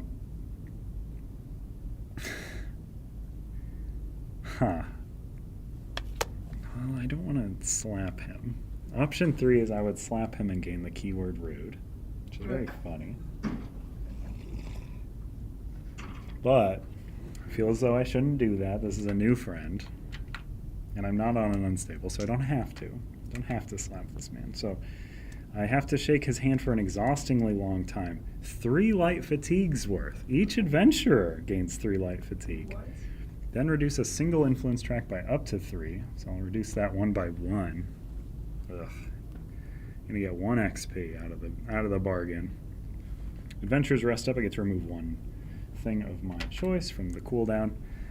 There are egg is my symbol. So another thing with Valen, there's a lot of symbols on these cards to bump these tracks up. So that's gonna make clashes harder now because we have hit the limiter on clashes now. And also, that's going to make this caravan move more. Or no, egg is no movement. That's perfect. So, it just sticks there. Perfect. And if there was no icon, it would be bad for us. Yeah. All right, so egg is great for that. I have 2 XP now. And my next advanced health, stamina, or magicka is cheaper. So I could do a free health upgrade, which feels kind of good. Could make stamina cost 1, which lets me move 4, but I have all these Yeah, I'm going to do a free health upgrade by discarding this cool branch. So I gain the health immediately. Did the branch say health, or did it say magicka or stamina? I believe it's any stat. Next time you would advance health, stamina, or magicka, discard this item. Spicy. Costs 1 less to advance. we are up to 6 health now. We're a healthy boy. And I still have 2 XP to spend. I think I'm going to buy Elemental Drain. It lets me... No, Elemental Rage. Choose a cash in range and deal a total of X damage distributed as you choose among units within 2 hexes. So I can blow up chests to deal damage to the people around them. And that costs 2 XP to do. Alright. So that is end of day there. I tick this up because I gained 1 XP. So we're up to 16. And the day moves to day 3 and our new day phase. Yeah. So I'm gonna move 3 into the Redford Trading. Oh, also, I did remove a die. Okay. I'm gonna move into Redford Trading Post because my mission is to complete a successful encounter there, recommended by day 3, which is today. The 8 provide a bedraggled high elf meets you on the road, his belongings tied up in a pack on the end of his restoration staff. Say, friend, he calls out, could you spare a donation for a working magician? When generosity is given, the 8 give in return. From the look of him, the high elf doesn't spend a lot of time communing with the 8, but a mage in your debt is always a good thing, right? You check your pack to see if you have anything you wouldn't mind parting with. So I have 2 options. I can conjure up a deal. Each adventurer discards any number of items, then rolls that many d6 plus 2. Adventurer gains all rewards up to the combined value of their rolls. Let's see, so I can, if I get a 0 through 5, no reward. 6 through 12, remove all fatigue. 13 through 18, gain 2 tenacity. 19 through 24, draw a legendary. 25 plus, freely train a skill die in a trained skill line. Otherwise, I can do make a social check, party size times 3, so 3. If successful, each adventurer may draw 1 and remove all light fatigue from their cooldown track. Also, I believe my tenacity should be empty. I don't think I have gained 3 this session. Okay, so that one would just not do anything because I don't have speech or tenacity. So how many would I need to game this? So if I want the legendary or better, I need to get 25 plus, so 19 to 24. I get 2, so the highest I could get is 12. If I discard a third, I can get 18. If I discard 2 items, I can get 4 dice, which would on average give me 12. Woof. I want items though for this Bard Harder quest. I think I'm just going to make a social check and fail. So it's if anyone deserves a donation, it's me. That's the option I'm choosing. I gain an XP. I fail this social check. So I don't draw a common and I don't remove light fatigue. I just get an XP. And then my symbol for the day is arrow. There. That's going to go to the back now. I get to remove a thing and gain a health. Bam, nothing there. I have resolved a peaceful encounter there, so I get to go to the next quest step. I got 0 rewards for completing that one because I still got the XP from the peaceful. So we're on to page 29. Orcsbane, B15. You do a favor or 2 at Redfur and learn that Doucheclool, along with a well-armed escort, was headed to Horseshoe Island, a pirate-ridden island off Valenwood's north coast. It seems that Doucheclool wants a minor Daedric artifact that's hidden amongst the Buccaneers' booty. You recall that wood orcs worship one of the lesser Daedric gods. Perhaps Doucheclool's quest is related to his religious practice. You consider your options. If you move quickly, you could arrive at the island first and set up an ambush for the orc, concluding the contract in a swift and effective fashion. I would say that I probably can. He's right outside town. He's 1 hex away from me. So I'm going to move 2, because that's what the symbol does. So he is 3 hexes away from me now. So my quest objective, travel to Horseshoe Island and initiate the following clash, recommended by day 7. Huh. It's right there. How many hexes away? 1, 2, 3, 4, 5, 6, 7 hexes away. Huh. That's not ideally set up, is it? It's real mean. Okay. Let's see. If I reach there before the caravan, I get to remove a bunch of HP from Dushkul. I mean, that's pretty good. That is motivating.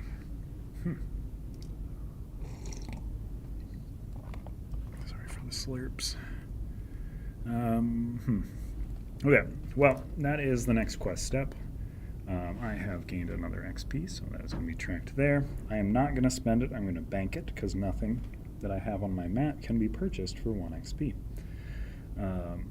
Then I'm going to advance the day tracker. Day 4. I believe I'm going to take a light fatigue to push 1 to this unstable. So I want to start getting tenacity and maybe a fight. Hopefully not a town. That's a peaceful. That's fine. Peaceful's fine. Out of sight, out of mind. You can't explain why, but it seems like everywhere you go, you're met with hostility. It's as if someone is aware of your important mission and is endeavoring to hamper it through mistrust. Every town is aware of your coming, and every passerby has a false rumor about you on their lips. Perhaps it would be good to travel off the beaten path for a time, keeping a low profile and sticking to the deepest parts of the forest. Rumors require fuel, and if you can keep yourself unseen as you travel, perhaps the heat will die down. One option, just don't get lost in the woods. Oh no. Each adventurer may choose any number of enemy combat dice up to their stamina and roll them. If an adventurer rolls no misses, they may reduce each influence track by up to half the amount of rolled damage. So you can roll up to 3 of these. If an adventurer rolls any misses, however, they cannot reduce the tracks and must gain a Bane status die instead. Wood Elves, Scouts, and Rangers, I am not any of those, may reroll once, but they must reroll all dice. Unstable, adventurers gain a Force Blight card instead of a Bane. Force Blights are really bad. You don't want to start accumulating them. So, we're going to roll 3 up to my stamina.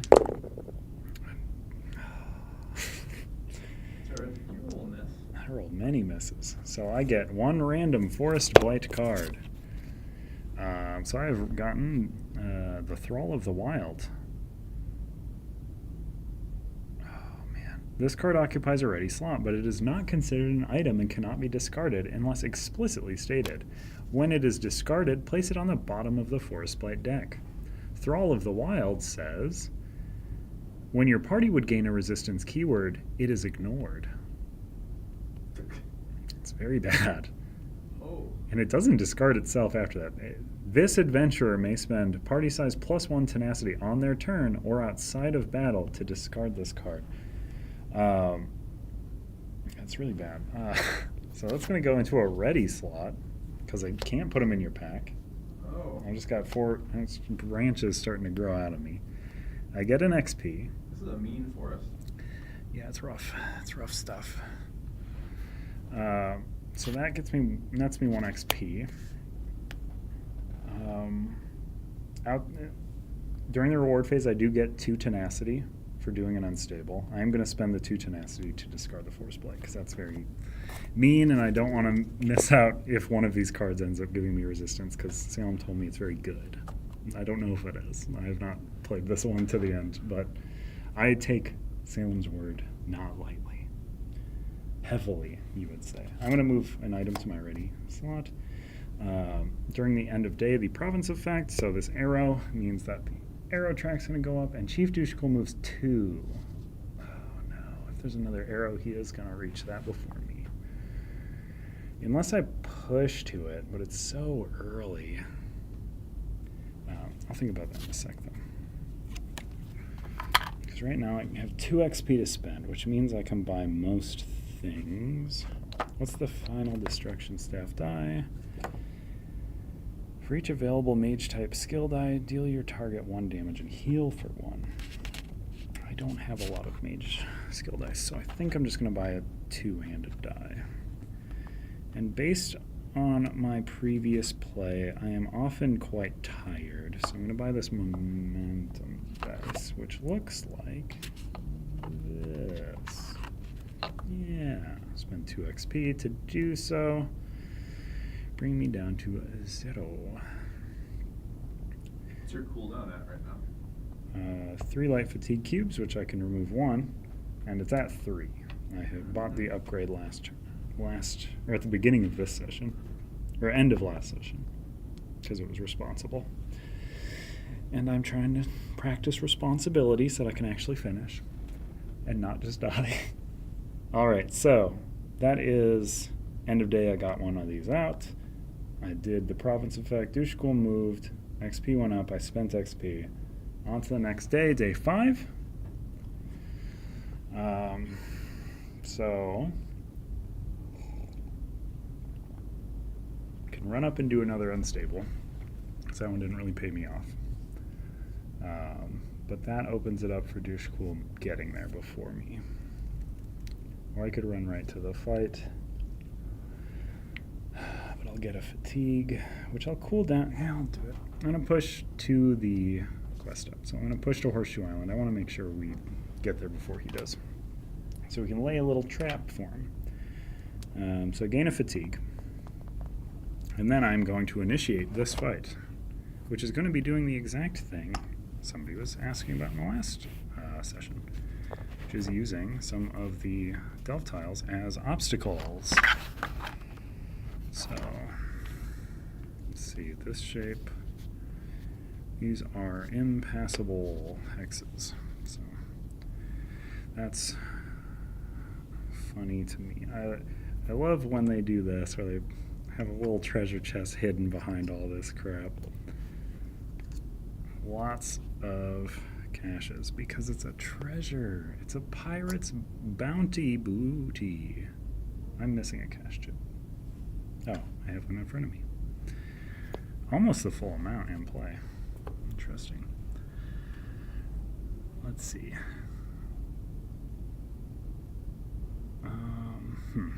And then enemies populates. So how are we going to do this? Add quest unit Chief Dushkul to the enemy pool and deploy him first. Bam. He's going to go to spot 1, which is right here. Add quest unit, deploy him first. If you reach Horseshoe Island before his caravan, represented by that icon, remove HP equal to 5 minus party size. So I'm going to remove 4 HP. So he's going to start at 1. I laid quite the trap for him. Chief Dushkul deploys with addition. If the token is set aside, Chief Dushkul deploys with additional HP. That was pretty good. After this clash, remove that token from the map. Ongoing step effects. Already happened. Okay, perfect. So then I'm going to populate based on my XP count, which is 18. Pretty rough. It's going to be a 10-pointer. The Ogre. It's got an Ogre in his caravan. Pretty scary. He likes onions. Oh, man. He probably loves onions, you know? Because ogres are like onions. I don't know if you knew that about ogres. This mud crab is back. It's following me to different regions. I killed you once, mud crab. You were my friend once.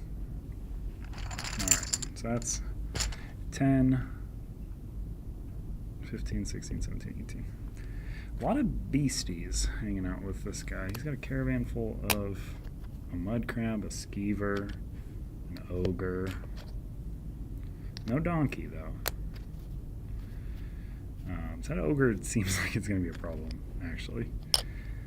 So ogre rolls 3 attack dice, which really stinks quite bad for a little one adventure me.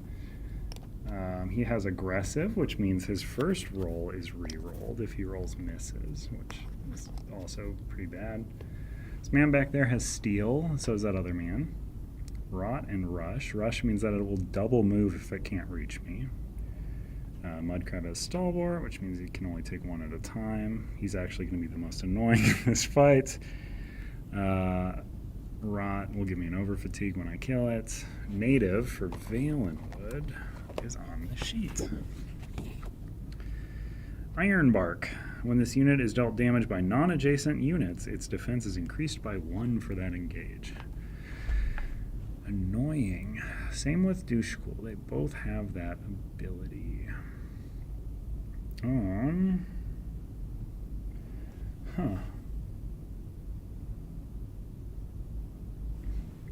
Doucheghoul also has Motivate, which is the start of this unit's turn, all adjacent allied units gain 1 tenacity, and all adjacent opposing units lose 1 tenacity. Trick's on you, fool. I don't got no tenacity. So, I do want to kill the things. So these two have Ironbark.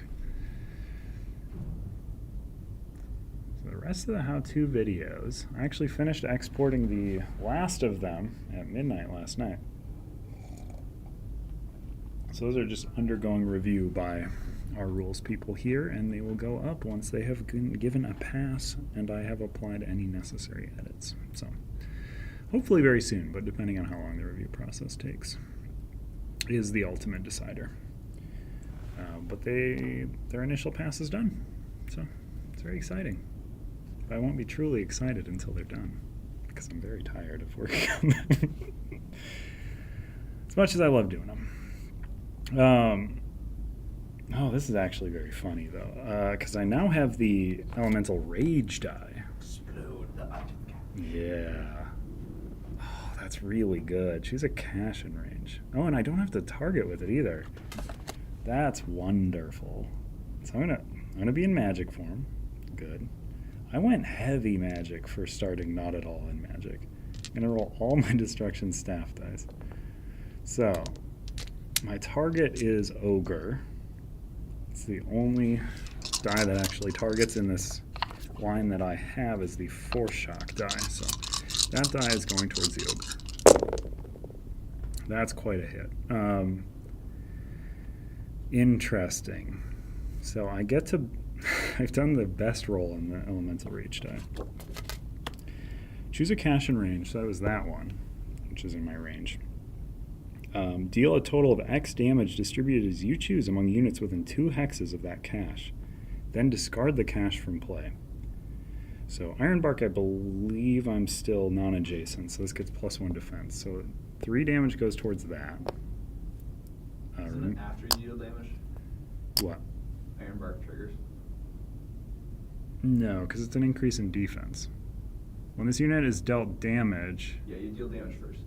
If it is dealt damage right now, its defense is increased by 1 for that engage.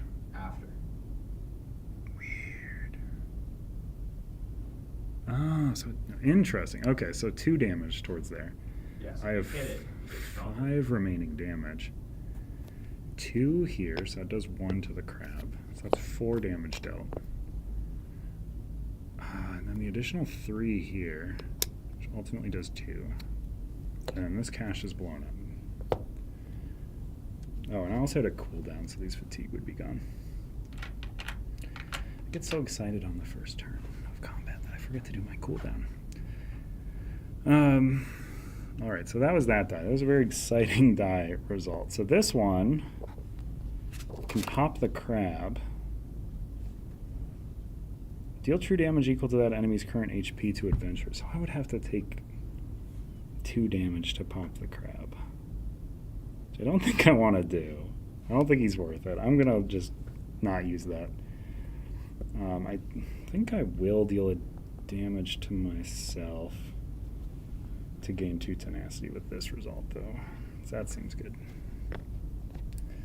And I have dealt damage to an enemy in this engage, so I will get a necrosis at the end of it. And then I will slot this dealing damage while moving die in between my 2 Fleet Phantom dice. So at the beginning of next turn, I will be given 10 movement to use as I see fit. And for right now, I still have not moved. So I have 3, and I can move through and damage enemies. This guy's 2 defense, so there's no reason for me to go in and out of him. Could run up to him and smack him with my two-hand at the cost of fatigue, but I do this every time where I empty my entire mat into the cooldown on turn 1. So I think I should not do that. Yeah. Because I don't think I can get him anyways. Maybe I will take a fatigue just to put some shields up, though. That seems good to do. So I'll switch to defensive and roll some shields. Here we go. 2 1s. Alright. That is going to be my turn. The enemies are going to go now. And this ogre is the highest level. He's going to activate. He's going to run up. This is the ultimate one. This is the one that could just end me. Okay, just only 3. So that knocks my 2 shields off. And then I will use my Silver Dawn Jack. When I'm engaged, I can choose to prevent 1 damage or recover 1 thief-type skill die. These I want on my cooldown, so I'm not going to recover them. So I'll prevent 1 damage, completely take no damage. 2 shields, 1 thing. He doesn't reroll anything because aggressive. He rolled all hits. We're doing good. Next, the 5-point triggers. That's this little skeever. It's going to move 2. It has not reached me, so it will choose to move again, but then it cannot attack. Mud crab is going to come up here. Oh, man. Those bandits might stay in place. I don't remember if they cannot reach something. I believe they would make progress towards it for when it does open up. Which is a bummer for me, because now I can't blow up the caches that are next to them. Or I can still blow up this one, but it might be a waste. Also, my 10 movement's going to be fine, because I can move through stuff. Alright, so that was all the enemies acted. Very lucky with no range enemies. I'm not stacking this. This is just how it's fallen, and it's quite good. So we're start of round 2. I get 10 movement for free. And I go 1, 2, 3, 4, 5, 6, 7, 8, 9, 10. So I'm going to lockpick this as I go through, and I deal 2 damage to everything I passed through. So that's 1 there because of the shield, 1 there because of the shield, 0 here because of shield, 1 here, 2 here. Yeah. Alright, and I passed through 1 lockpick opportunity. Just looking for 4, 5, 6. There's 5. Yep. There's 6. Clean. Looking for a 4. Looking for a 4. That's a 6. I'll take 2 light fatigue. That's worth it to me. I love fatigue. Yum, yum, yum. Where's the item? There it is. Morag Tong Bracers. After an adjacent enemy engages you, deal 1 damage to that enemy. This damage ignores 2 defense. Whoa. Whoa. Oh, I'm going to put those on. Pretty good for the orc. I also have the ogre. I have 2 pieces of armor now, chest and hands, which I can wear both. This is a long game. This is a speed run. I'm speedily running through as quick as I can. Then I have my cooldown. I'm also just playing the game. Let me see. I could move 3 and lockpick those last 2 things, which is kind of funny. And I can do an attack first as well, which is probably correct to do. I'll roll these 3. I'm going to target the Nord Bandit. Yeah, I'll target the Nord Bandit. Wow, that's pretty dang good. There's the big old result again. Okay, so the Nord Bandit's going to take 2 from this 4-shot die. Just flat out. This cache is going to blow up. I can deal 7 damage again. So blow that feller up for 2 because he's got no defense. I've got 5 left to deal, so blow that guy away. Holy cow. I am clearing away my ability to do that as I continue to lockpick, which is... And then I think I will just defeat the crab. Or... if I defeat the skeever, I get an over fatigue. I'll defeat the crab and deal 1 damage to myself with that result. Okay. Where am I putting my defeated boys? Right here. Alright. That was that roll. I have not done any moves, so I did damage it with an engage, so I get some necrosis. Chest. So common and then a legendary. So I'll do them in that order. Common for 415. See Pickett cut his way through the Elder Scrolls. You can definitely do that. I want to do a series of videos where we try to build the gear locks to the best of our ability within here. Because you could choose bow for Gilly. I keep rolling a 2, which is very close, but I want to save my very limited cooldown slots in case I want to use them for my legendary. Oh, it was a quilt. I could have wrapped my pets up in this quilt to heal them. Then I also lockpicked a legendary for 2. Well, that's bad. I'll take 1 fatigue to make this into a 2. And then I'll place this 5. 3 more rolls. Well, there's the 2 I wanted before. 2 more rolls. What did I need? Take 1 more fatigue and go to full cooldown. Oh, my cooldown management's so bad. Fracturing Poison. Deal 1 targetable enemy true damage equal to its defense stat. That's pretty good. That is pretty good. That's something. So nothing here can give me statuses. So I'm going to move the Sea Giant Gloves to my pack. Huh. Interesting. Okay, so that was my turn. Just a lot of lockpicking. Killed 2 bandits. Enemies will go. This ogre's going to sort of slowly lumber towards me. Whereas the skeever, 1, 2, 3, 4, he's moving quick. On to round 3. Beginning of my turn, I have 10 movement. But what's fun about this, it's 2 separate instances of 5. So I go 1, 2, 3, 4, 5. And deal 2 damage to everything I moved through. Oh, I actually don't want to do this. I could kill him, but I have no room in my cooldown because this is happening before cooldown. So I'll get an over fatigue, which would turn into 2. Where the heck was this cache? It was not floating. No, this one wasn't exploded. I exploded. Or I did explode that one. Yeah. Oh no, my big bombs. Where do I want to go? Presumably away from Ogre. Into Ogre. 1, 2, 3, 4, 5. Okay. Move into Ogre. Call this, or no, I want to, no, it doesn't matter. That was my free movement. I do my cooldown. All these come back.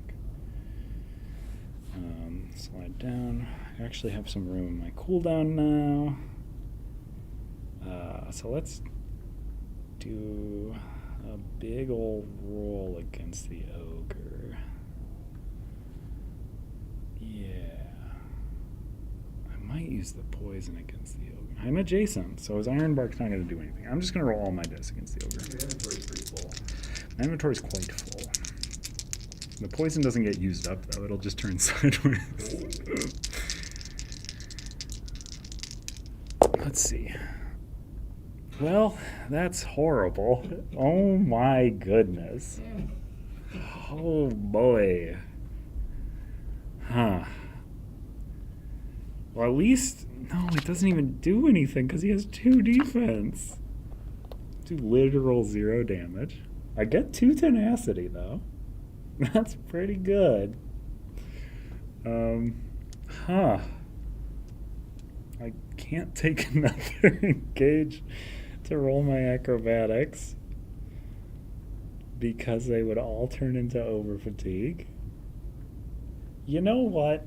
I am going to use the poison to deal 2 true damage to the ogre, equal to his defense stat, because I'm feeling pretty not great about this right now.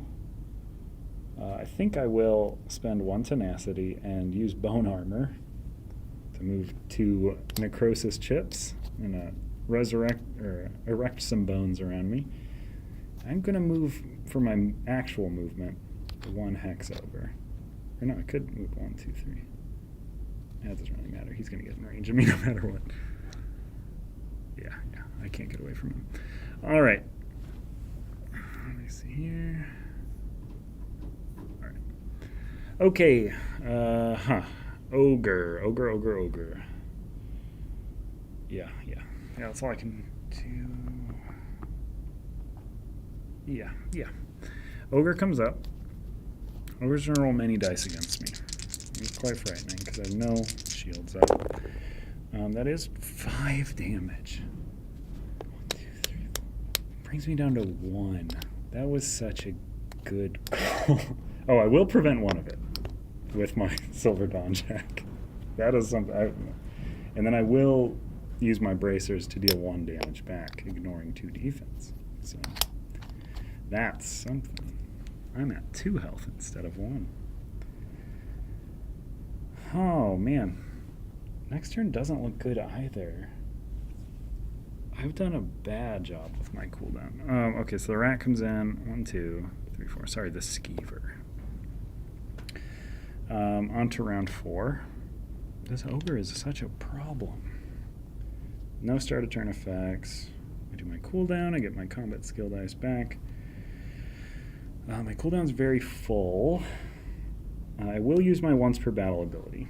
So I'm going to gain 4 light fatigue to recover all of my 2-handed dice, as well as this 1 force shock die. They all get replaced with light fatigue. So my cooldown is terrible right now. But hopefully we can smack the ogre real hard and he'll stop hurting me, please. So we're going to put in 2-handed. We're going to roll the big puncho, this puncho, and this one. And we're going to hope. Hope against hope. My goodness. Oh no. Oh, it's so bad. That's so trash. Oh my goodness. Huh. Well, it's good. It is good that my necromancer has no necrosis. Oh no, this is a pickle suddenly. Quite a pickle I'm in, a predicament. Because now my cooldown is full as well. I can't double move. This went from very doable to very not very quickly. Jacob's just mole. It's very bad. Okay. So, what we're going to do. Jacob's a skill issue. It very much is. This might make it Oh, no. Ogre has 1, 2, 3, 4. Ogre has 4. I think he has 4 life still. He has 4 life still. So if I get the 4 result on the destruction staff, that would deal 2. I can deal 1 to him with bracers. I could use the dog to not die. No, it's all bad. I'm gonna change to defensive because I'm taking another engage, and it's gonna exhaust that and turn it into, or drain that and turn it into over fatigue. Quite bad. I should have overtaxed the bracers. Yeah, that's what I should have done. I don't read the overtax effects because I like the things. I'm gonna roll some defensive dice. Because, okay. This might make it unwinnable for me though, because if I do get hit for this amount of damage, it will just drain these from my slots. But I'm approaching fatigue rounds anyways, which are only bad for me and not enemies. I think I need to kill the skeever. I'm going to take my movement, go here. I'm going to take another engage during this for over fatigue. Roll this. Okay, skeever dead. Oh no, so this drains, turns into over fatigue, which drains this to make room, and then skeever gives me an over fatigue when it dies. So I'm going to instantly die from fatigue rounds if I get to them. Oh no. And I don't think I have a way to actually kill the ogre. I have one chip here in my necrosis stack. I have a very dumb way to kill the ogre, but I think it kills me before it kills the ogre. Okay, but that's my turn. That's all I can do. So the ogre's going to move up. He's going to roll 3 attack dice against me. He's going to roll 3 misses 2 times, which he didn't do. He does 3 damage to me. These don't have a room, so they're going to drain. And these are over fatigue now. So I only have 6 over fatigue in the cooldown, which is good. I win for getting a lot in there. So you take no damage. I take none. He dealt 3 to me exactly. Deal 1 back. I am dealing 1 back. Oh, I'm even going to prevent 1, so I don't drain 1 of these. That's right. I'm going to prevent 1 with my Silver Dawn Jack. Yes, yes. Actually, I'm going to... No, I have to use that one. Okay. So that prevents the damage. Then I'm going to deal 1 damage back, ignoring 2 defense, and I'm going to overtax this to give him a bane.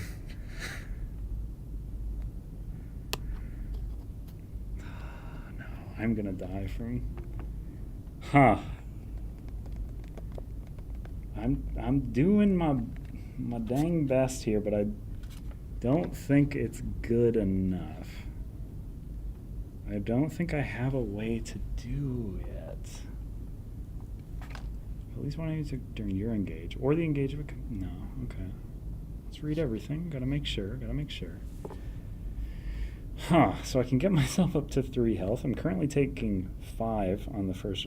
6 on the first fatigue round turn. So that's bad. I will recover 3 dice, which are all light fatigue. All right, let's play it out. So I discard this. I desperately didn't want to. I probably shouldn't have, because if he's just... Yeah, whatever. Okay. Start of turn, no effects. 3 light fatigue clear out. These move down. You want to take up the day for the round counter? Yeah, that's true. Oh, no. Yeah, I should have put the Bane on him the first time. No, I guess it wouldn't have mattered too much. Oh, what's the result? There is another result on this die. And I think it's good. What does it do? What does it do? What does it do? Huh. I mean, is that something? Maybe. So let's try this. Engaging. Well, that's terrible. That's just awful. Well, we tried. I'll run away from him because I'm very scared, but he is going to come after me. So it is his turn. He takes a true damage. He comes after me. He rolls 3 combat dice. He wails on me.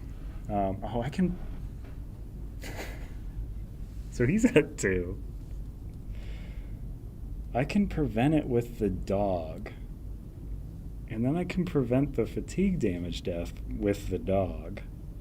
But then I think I just die anyways. So he has to hit you 2 more times? No, because the fatigue rounds start next round. Yeah, I think I have died. I think I have died. My cooldown has been very atrocious this game. That is a very big truth about this. So I'm not going to use a dog because the dog would die after fatigue round trigger. I would have no attacks to roll because this blows up a chest, which I've already done. I should not have lockpicked all the chests. This was a this was a skill issue. This was no planning. These are all drained also because of a skill issue. But let's play it out because it matters for how stuff resolves. So he runs up to me. He hit this into my cooldown, but he still dealt a bunch of damage to me. So I have been knocked out.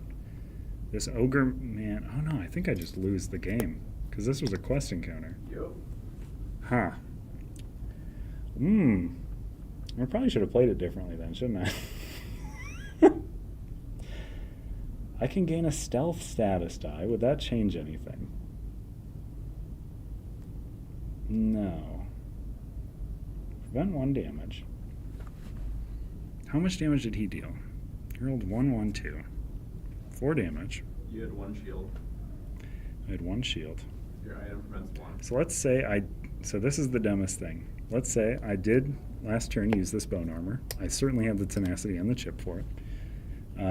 1 was prevented. 3 more come through. I will prevent 1 with the silver dawn jack. Block 1.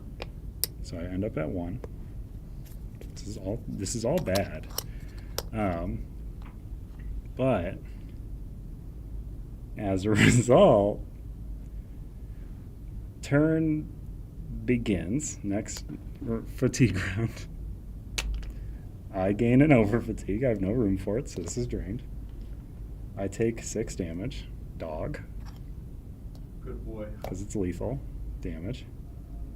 I have no other effects. So I'm just going to run away. 1, 2, 3, 4, 5, 6. Okay. Okay. And then Bane. Yeah, so that was... Oh, I didn't do my cooldown either. Cooldown, yeah, what happened after? Yeah, so... those do nothing. So cooldown happens. So fatigue is so bad. Bane happens at the start of his turn. He loses 1. Right. That is not damage I dealt, so Necromancer doesn't do anything. He moves 2 towards me. Next fatigue round, dog takes the lethal hit forever. Sorry, dog. Add an over fatigue. Add an over fatigue. I'm up to 7. Or no, 2, 4, 6, 7. 7 fatigue. But then I just simply pass, and at the start of his turn, he dies to Bane. So it's the difference of just using the bone armor. So I'll say I did that, because that's not a game state redaction or anything. So the absolute skin of teeth.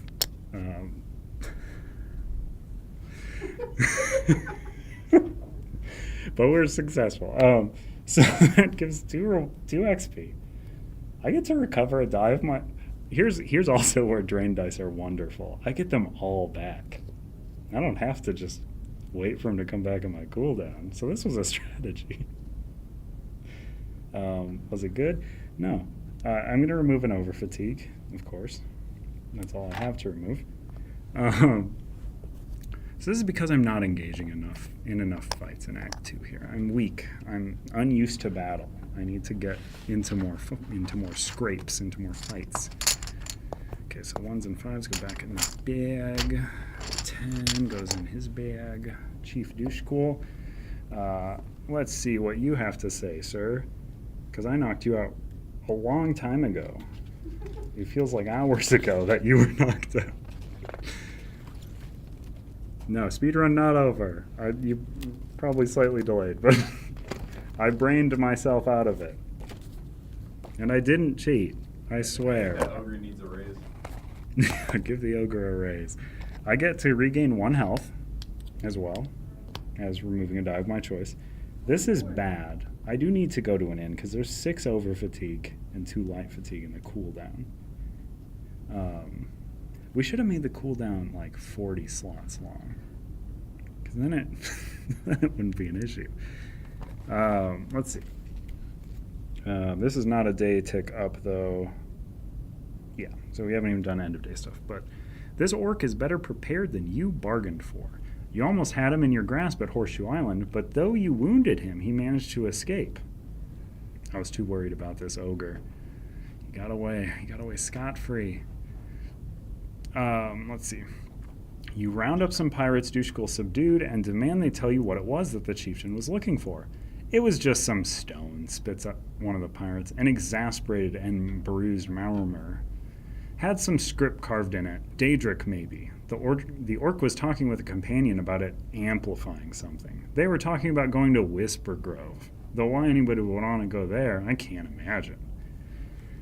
Whisper Grove, an incursion by the followers of the Daedra Mehrunes Dagon, has reduced the former Wood Elf colony to a burning, dilapidated shell of its former self, now known to most as the City of Ash. That fact, combined with the talisman obtained by Dushkul, tells you the orc's objective must be Daedric in nature, but it seems doubtful he would be attempting to summon the Prince of Destruction again. That particular Daedric prince is anything but minor, and no Woodark in their right mind would wish for Dagon to ravage Valenwood's lush forests. As you set off for Whisper Grove, you wonder what Dushkul is up to, and you can't help but puzzle over why someone would want him dead. Hey, if you wanna retcon like a move in our games, I'm 100% on board. Our games are challenging, so like, if one decision is the difference, I firmly stand that you should make that decision and run it back. We have very few competitive games. Save that competitive spirit for Neon Rain or Cloudspire PvP. I desperately need to go to an inn though, like beyond. Oh, also my thing is I have to travel to the City of Ash and initiate the City of Ash dungeon using end of session difficulty, which I assume it's going to be 29, which I'm currently up to 20. I need to place a marker. Where did I place all my markers? On the City of Ash, right in the middle of the map. Okay, so I have 2 XP to spend. I might save it. What does the last two-handed do? I'm bad at using the two-handed good. Because I need to... Each time you would gain an over fatigue, okay, you may place it in an active slot. That's better than in my cooldown, I will say that. If all of your active slots are full, you may drain this die and deal 2 damage to an adjacent enemy for each over fatigue in your active slots. Oh. I mean, certainly one I wasn't interested in until that last fight, and seeing how bad I am at playing the game and not having an entire cooldown full of over fatigue. So, we'll get the Balanced Blade, spend 2 XP on that. That seems correct to do.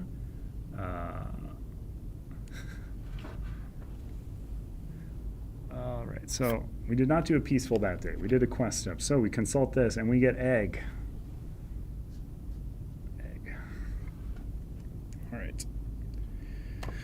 Alright, so egg bumps that up. Dushkul's already...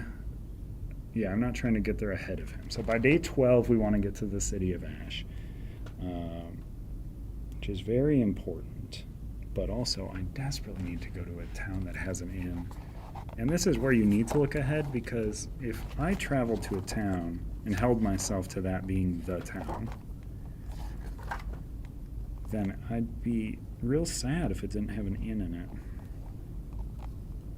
Oh, this is wonderful, though. What a beautiful town Velen Harbor is. So, Right, so you're done yeah, day 6. sorry. End of day, Spent your XP. province, XP spent. Yes. On to day 6, ticks up. We're going to move to Velen Harbor with our 3 movement. Town actions are harder because of our current meter status. So what does that mean, you may ask? Each adventurer must spend 1 tenacity to take a second town action. Don't worry, I am so full of tenacity because of how terrible my rolls were. Velen Harbor is a friendly port of call for merchants wishing to ply their wares in Valenwood. Business waits for no one, and things have quickly gotten back to normal after an invasion from a tribe of hostile wood orcs. They have the effect Harbor Customs Hall. After each time an adventurer takes a shop town action, they may discard an item from their inventory to take a free in-town action. So that's wonderful. So I can get an item I like, swap it with an item I don't. Let's see. Dark Seducer, Curious.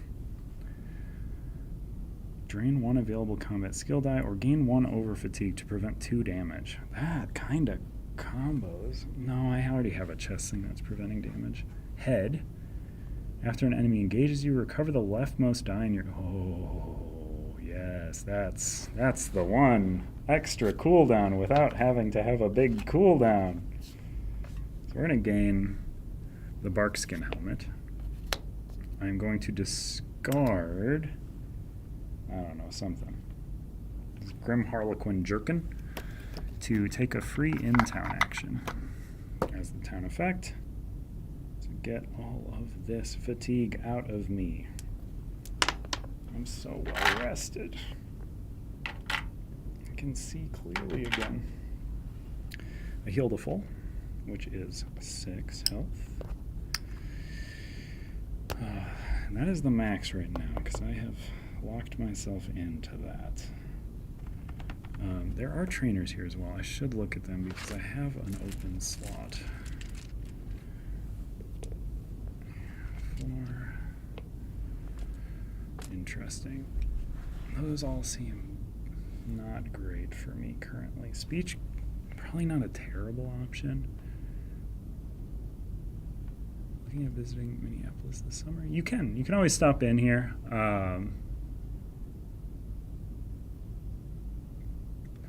I mean, the game is large. I mean, we'll try to get the camera angles sorted for the next one. Let me see here. But yeah, you can always stop in. You can shop in our front area for what we have in stock, which is not Elder Scrolls at the moment. But it will be once it's fulfilled. Let me see here.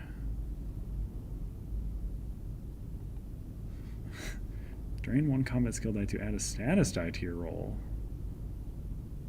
Oh, that could be quite good. Well, I think I want to do my Bard Harder quest. I'm going to discard... I'm not finding food, which stinks. I'm going to discard a bunch of items, which... I kind of like a lot of my items, but I want an experience point. Oh, and I have to use a tenacity to take a second town action in general. So if I discard 4 items, I will complete this town quest. I don't think it's worth it right now. My items are quite good. I'm going to swap out what's ready and what's not. So I'm not going to do that. I am going to take...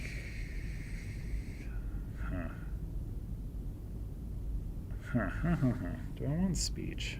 Speech is funny. And would help. No. I'm going to take this weapon, I think. Can add a status effect to a roll. Seems kind of cool. We'll see.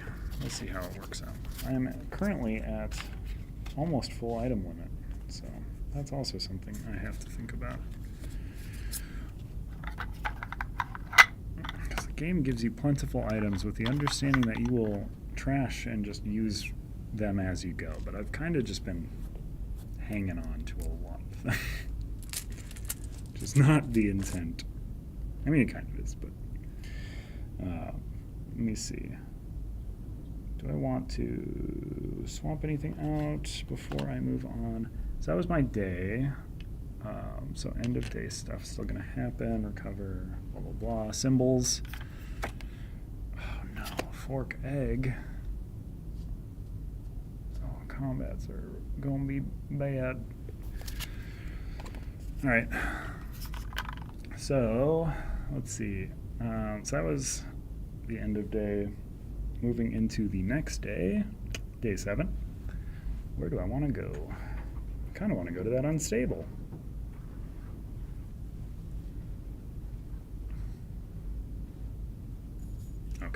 was gonna say you shouldn't good. you shouldn't switch to that camera to get it adjusted. You want to find a dice rolling, or Yeah, trying try. to get the dice tray and the player mat into that camera. This is the Going to try. intent was.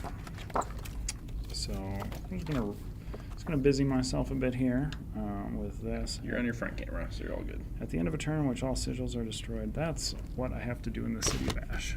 So, day 12. I'm currently on day 7. No, day 8. Right? Am I reading that right? Yeah, day 8. All right. Let me just double check, make sure nobody is summoning me.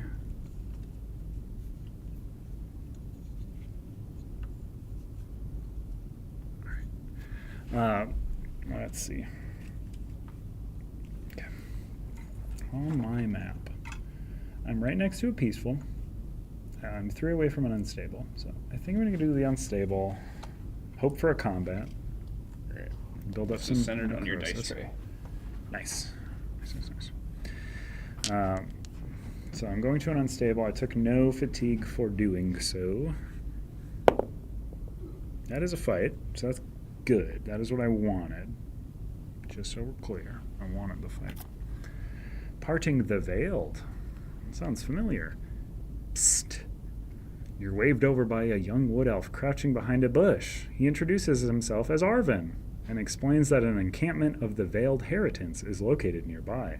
These rebels seek to disrupt the Aldmiri Dominion over petty leadership concerns, putting us all at risk, he hisses. You look like the honorable sort. Can you help me send them packing? This elf seems sincere, and you wouldn't mind the opportunity to pick through some Veiled Heritants' belongings, but you know the group has a fair number of supporters among Valenwood residents. Announcing yourself as an Aldmiri loyalist could be more trouble than it's worth. It's unstable, so... Oh, no. Okay, unstable. Unstable. Rush in with indignation. So I could have done caution and stealth with will leave no trace if I was not on an unstable. But, you know, the faulty footing really put me into this fight. Rushing in. For this battle, Quest Unit Arvin is a companion controlled by the party. Increase influence tracks by collective total of party size. Ooh. So why... All of them. Okay, that stinks. So, fights are maxed out. Which is bad. So, what's that gonna do for fighting? Add party size to the calculated EP. Oh, that's fine. So I add 1. That's fine. 21. What else? What else am I thinking here? Oh, also towns are not at their max, but peacefuls... I have to choose unstable options even if I'm not on an unstable for peacefuls going forward until I lower those suspicion meters. I'm so suspicious. But we have Arvin, our good friend. We shook his hand for a really long time, and now he's helping us in a fight that he started. So pretty cool. We're setting up our track here. 21 is a wonderful number. I mean, it seems bad, but it's only 2 enemies, which is so many less than not 2 enemies. So we got an Orc Bandit and an Argonian Warlord. So Argonian Warlord is deploying first. He goes to 1. He has Colossal, Elusive, Rally. Those are Colossal. This unit deploys with additional HP equal to the total number of combat skill dice trained by adventurers. So he gets 2 more HP, because I only have 2. That's bad, though. Elusive is really bad. I don't like Elusive. This unit prevents all damage, including true damage, dealt by units that were not adjacent to it at the start of the current turn. Yeah, so I have to basically take a hit from him before I get to start hurting him, which is going to be scary because I don't have a lot of life. Where does this guy? He goes down here. And our quest objective is to conquer. Simple as that. Let's see here. Doesn't really super matter, but I'll probably start in Magicka. I'll probably place myself right here. Probably place Arvin up here to take on that warlord on his own. We'll see how he does. And he has, oh, the warlord also has rally. So if he is defeated and he is not the last enemy remaining, he will bring in the next lowest level. So we bring in a 10-point enemy, which is stinks. So we definitely want to take out the Orc Bandit first, which is fine. I think I can do that. So start with my specialty. We're not going to roll the blowing up chest because I think that's overkill for what is currently happening here. So we're going to roll 5 dice in Magic form. Can roll all our acrobatics. Right, we're all good starting. Okay.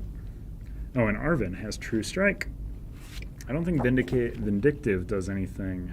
This unit increases its combat stat by the number of opposing adventurers, so he's on our side. But that hints that he might not always be. True Strike, though, says whenever he rolls just ones on his dice, they are true damage, which is quite good. So he can actually pack away at that warlord. I don't think he can, though. I mean, he might be. I mean, he can't this coming turn, but in a future turn, he'll think about it. I'm going to roll these 3. I'm targeting the Orc Bandit. Okay, so I have rolled a miss and a miss. I will slot those up front. Gain 2 tenacity. I have poked this feller here for 2, so he takes 1. It's unfortunate. I have rolled this get free 5 movement at the start of each turn, and I've also rolled the gain. Let me see. I have so many skill cards. While this dies in your cooldown track, you may move through enemies after moving. Heal for 1 for each enemy you moved through. So it's the inverse of the last one that I had. I dealt damage to an enemy in this engage, so I will get a chip into my stack. I probably should have done a reverse order on my things here. And then I'll do my specialty of run up and throw too many dice and make it so that my next turn's bad. I'm very good at that. So I'm going to roll this one. I'm taking a life fatigue too. That was very loud. Take a life fatigue to roll this, because this is the one that lets me put my over fatigue dice in my active slots instead of in my cooldown, which is good for me because I'm bad at doing that. I'm going to roll this guy. I might as well roll this as well. Targeting the Orc Bandit, of course. Alright. I think that's good. I don't remember what this result is anymore. Each time? Yeah, that's the good one. That's a good one. So that's going to go on an active slot, and that's going to let me put my over fatigue there. I've rolled another miss, which does nada, and then I have rolled deal 3 damage to your target, then gain a light or an over fatigue. I'll gain the over fatigue and put it up there. This guy takes 2. And I've dealt damage with the engage, so I'll build up my necrosis stack. And then maybe, no. Huh. No. That should be the turn. That should be the turn. I shouldn't do a dumb thing. I'm not going to make Arvin run up to the warlord, because that seems mean to do. But I will have him start to approach the warlord. What if I went here? 1, 2. Then the warlord comes here, and I start my turn next to it. It will hit me, though, because I have way more health. Huh. That's a pickle. Roll some defense then. I mean, I already passed my turn to Arvin. I mean, this can all be thinking, but I don't know. Let's see. Who's this guy? So he just hits really hard. He only hits one person really hard. What are we doing, Arvin? So if we go here, he will just move there. Oh, man. I cannot start my turn next to him is the thing. And also I won't... I'm going to have to do it eventually. Because Arvin's not going to be able to do it by himself. But is eventually now. Probably not, because I want the Orc Bandit to die first. Okay. Arvin can come up. He has a range of 3, so he is just going to shoot at this Orc Bandit. And hopefully roll a 1. That's what he desperately wants. Yes, true damage. Damn. Orc down. And Arvin is my companion, yes. Wording. He's a companion. I gain necrosis from my companions. Neat. Okay, so then enemy turns. Warlord happens. 4 and 4.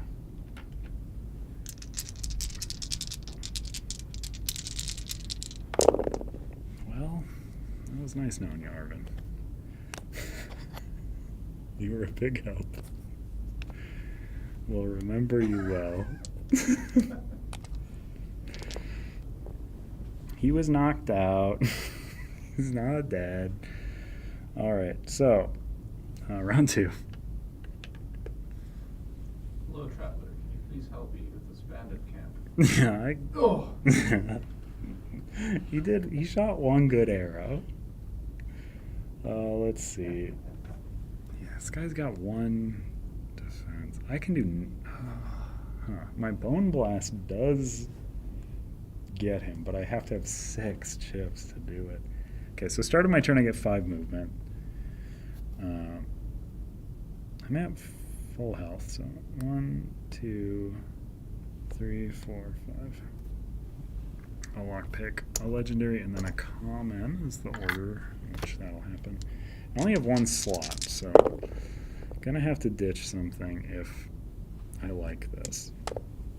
Or if I even get it.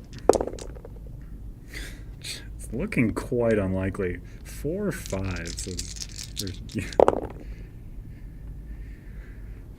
Well, yes, and do I take 1 light fatigue to just keep the dream alive? No. I don't think so.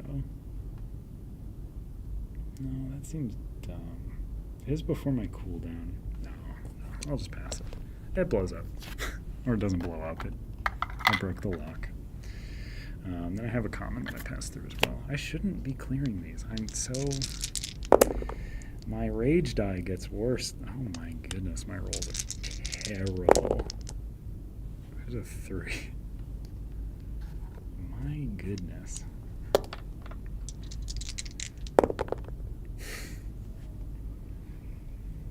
Two light fatigue for a common item seems like a terrible bargain.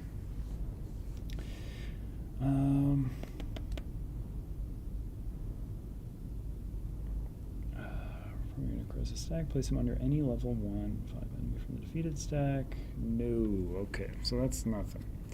Alright, so also lost. Silver darts. Lost him. Sator, you blew up those item stashes. I know, I'm so bad at it. I'm so used to just wanting to pick all the locks. And my blowy uppy locks don't do good if I do that. I have a surprisingly low amount of fatigue in my cooldown for what I typically do over here. So dealing 2 damage to your target. Oh, I also can't deal damage to him because I didn't start my turn next to him. That's fine. I think I'm just going to try to roll some defense. You're teaching us how not to play the game. I mean, that's what the goal always is. I mean, I like showing people how you play the game bad, you know. I don't think that's a negative. I am going to roll 3 dice in defensive. So I've got a 4 on the acrobatic and 2 shields. And that is my turn. And then I'm going to take the hit from this Argonian man. I'm going to use so many armors for this as well. That's so many damage. I mean, that's only 4, I suppose. I'll use my Silver Dawn Jack to prevent 1. I will take 2 to armor. and then I'll end up taking 1. Yeah, that's what I want to do. Yes. Yes, yes, yes. Believe. Yeah. I don't want to use my helmet, which would let me recover the leftmost die, because I actually want to use that to regain my health. So let me move into round 3. I have 9 free movement, so I am going to like pass through him. I'm just going to end up here. It doesn't really. I'll end up here. Why not? 9 free movement. I gain a health back, putting me back to full from my skill die here. No, I'll end over here. I'm going to try and draw him over to this cache in case I need to do that. Then I do recovery after my move. Get 2 acrobatics and a fatigue back. I have left not in range of him. Don't know if that was a good idea. I can move back if I'm unsure. Yeah. I'm gonna just roll this 1. No, I'm gonna roll these acrobatics as well. I'll switch to magic. I'm rolling acrobatics and destruction staff. Man, I just cannot get lucky on that one. This is 2 damage, so you take 1. Slowly but surely getting there. 1 tenacity, but I'm at full. That order is how we want those in there, yes. I think that is... I might spend a tenacity, throw some bone armor up. Really don't want to just unexpectedly get caught by this fella. Enemy turn. Big fella coming in. 4 dice. Because how much? He can roll 8. 8 is a possibility. I will lose if he rolls 8. Okay, just 3. Not the worst. Not the worst. Certainly could have been worse. Alright, so on to round 4.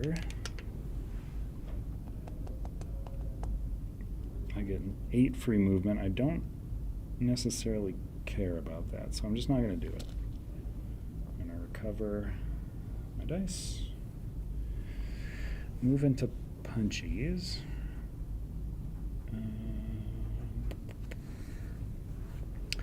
I'm right next to this guy, so I should probably hit him. That seems correct to do. So I'm going to roll as many 2-handed dice as I can, as well as this 1 acrobatic dice, because why not? Okay, we're actually doing damage with him now. Okay, 7 damage. A miss. Get that 1 tenacity back. Acrobatic die at the end of the line, however you want to select that. But this is a total of 7 damage, draining that one. He takes 1, 2, 3, 4, 5. Dead. Got him. Got him.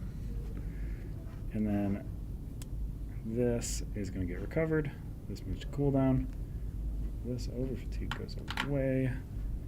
Where does it go to cooldown? That's a question I have. On your turn, if all your active slots are full, you may drain this die and deal 2 damage to an adjacent enemy for each over fatigue in your own. Place all over fatigue in your active slots back in the supply. That's a question. I believe active slot dice always move to your cooldown after a combat. Why not use the hero tracker and premium health tokens, by the way? I don't know. I don't really care, personally. On stream, I think the hero tracker is not... if you're talking about the portfolio, I don't think it shows as well, like, for being able to manage the sprawl on camera. Because I like to be able to actively look at everything. That's a personal preference. And then premium health versus regular health. I actually prefer the premium health for this game, but I didn't bother to grab it. It's right there. I don't want to do that now. It is right there. I could be playing with it. I'm not. What does that say? Oh, also, I defeated him before taking my move, so I can do this as well. Looking for 5, 2, 6. There's a 2. There's a 5. There's a 6. Mammoth Rib Nord Striders. For the rest of your turn, you may move through occupied hexes. I can do that anyways. Or no, I have an open slot. Kinda throw that to the bard class. I know, right? I'm gonna go throw these mammoth ribs away in town. Alright, so I gain 1 health back. Remove a die of my choice from my cooldown. It is going to be this acrobat die that's not doing anything currently. Alright, so that has rewarded me with 2 XP. I'm up to 22. I believe puts me up here. Let me see. So currently that's there. This is also if people want to know. This is how I track this stuff to keep in mind what I have and what I don't have. But I also don't know if this is on screen. I should get another skill I can line see it. because I currently don't have anything here, and this is wasted space right now.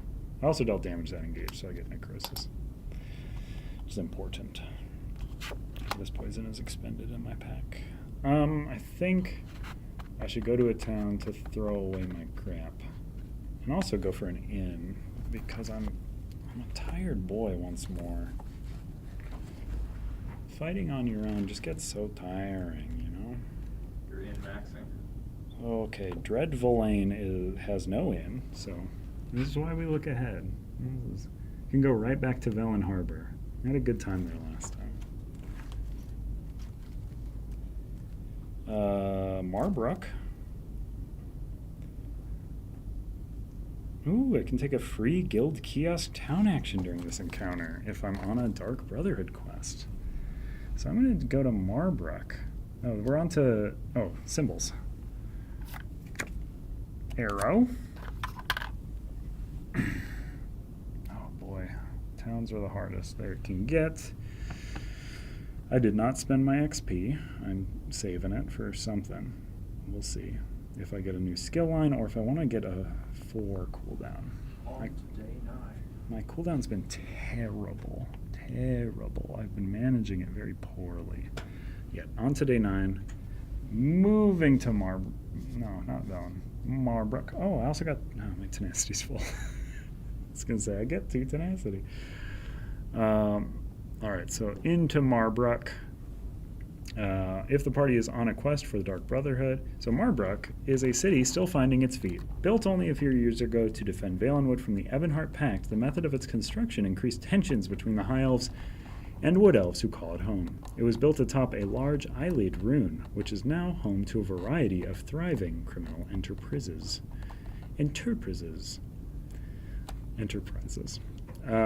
Dark Brotherhood, I get a free guild kiosk town action, so I'm certainly going to do that, which lets me put a fear status into my active slot, which I can then sneak up on like an enemy and say boo to them, and then they'll get scared. They can only use their combat skill dice instead of their other stuff. There are 3 common items and 1 legendary. Alright, Dram of Detection. That's pretty good. Reduce your tenacity by 1 to prevent 1 damage. That's like a... Yeah, it's a legendary version. Okay. Prevent an additional 3 damage. Interesting. When the enchantment would be discarded instead. Okay. So, and then there was 1 legendary item. The Bewitched Sugar Skulls. This looks sick. Discard this item, then adventurers may gain a collective total of 6 bonus HP. So some items scale very well at solo. 6 bonus HP to 1 person's quite good. Long sip of the coffee. I also know that these are worth... it doesn't matter if I take... I'm going to dump 4 items is the main thing here. So I'm going to get rid of... I was such a fatigued person early on, but I think I'm discarding the Ancient Dragon Guard Burial Mask, the Fracturing Poison, the Mammoth Rib Striders, and the Signet of the Worm. I just haven't used it yet. I know it's so good, but I'm going to discard 4 items to complete my Bard Harder quest, which will give me 5 tenacity, which is also a massive waste. Also town encounters are bad here. How are they bad? It's important to note as well. Town encounters, each adventurer must spend 1 tenacity for each town action they take. Okay, well I'm going to spend 2 for both, and I'll also have to spend 1 for the free action, I believe. So I'm discarding all my items. Or 4 items, not all my items. You gain all your tenacity. I know, that's why I'm very okay with that, because this Bard Harder is going to give me 5 tenacity and 1 XP during the reward phase. So I'll just track that now so I don't forget, and then yell at me if I try to give myself another one. And I'm also going to give myself that 5 tenacity. I've taken no actual town actions yet. I've taken that free one. What else do I have here? 4 trainers available, so that's important for me to know. What are we using here? What do we got? What do we got? Heavy armor, not bad. Heavy armor speech, restoring light. Heavy armor might be good with this build. This big cooldown build. This build I'm inexplicably drawn to every time I play this game. I just love it. So I'm going to take heavy armor as a town action. I'll gain that sheet. I'm not going to take another skill, so I'll just get rid of these. I'll grab the heavy armor skill line, which is, oh, they do have to be rolled in defensive, which is kind of not ideal, but we'll figure it out. We'll figure it out. 4 trainers available. Guild kiosk, did that. Alchemy station, don't need it. I emptied out that potion, threw it away in the town. Parchment and horn, inn. I should go to the inn. That's my other town action. Don't even need to think about it. I'm very tired. Alright. All my actions. That's going to become readied. I would like the sugar skulls, because like I said, 6 bonus HP is quite good, and I might regret not taking it. But I feel like the in-town action is probably technically better. I also got to make sure I'm not holding on to bone armor between battles, which I have not done. End of day, I got those rewards. 5 tenacity. I have 3 XP to spend. I could buy a heavy armor die. So what day are we? We're going to be going to day 10. Speedrun stat.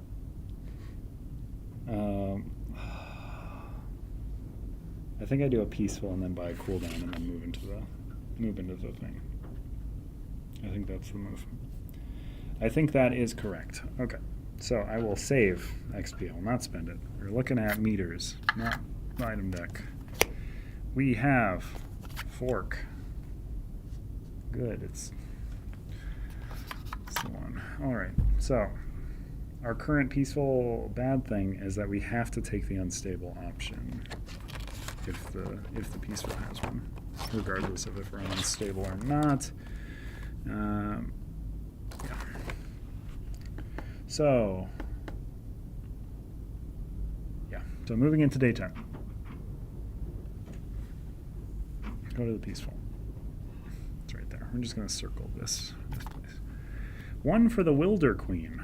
What an odd day. Last night you received a vision in your dreams of the Wilder Queen, a godlike figure worshipped by many wood elf tribes throughout Valenwood.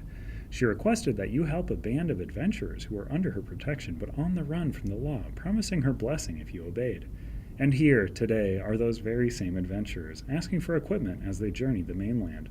Wonders never cease in these woods. You don't make it a habit to anger benevolent yet powerful deities, but you don't love the idea of being associated with these accused criminals.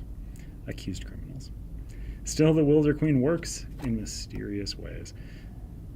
Well, I have to take the unstable, so every party for themselves. Each adventurer gains 3 light fatigue, then reduce a single influence track by up to 3.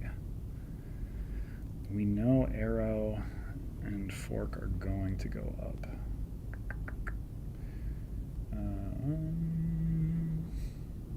Let's see, I think I reduce peaceful all the way down to 0. and then I gain 1 XP, which is going to bring me up to 4. We know arrow fork is what's going to happen. Arrow can't go up further.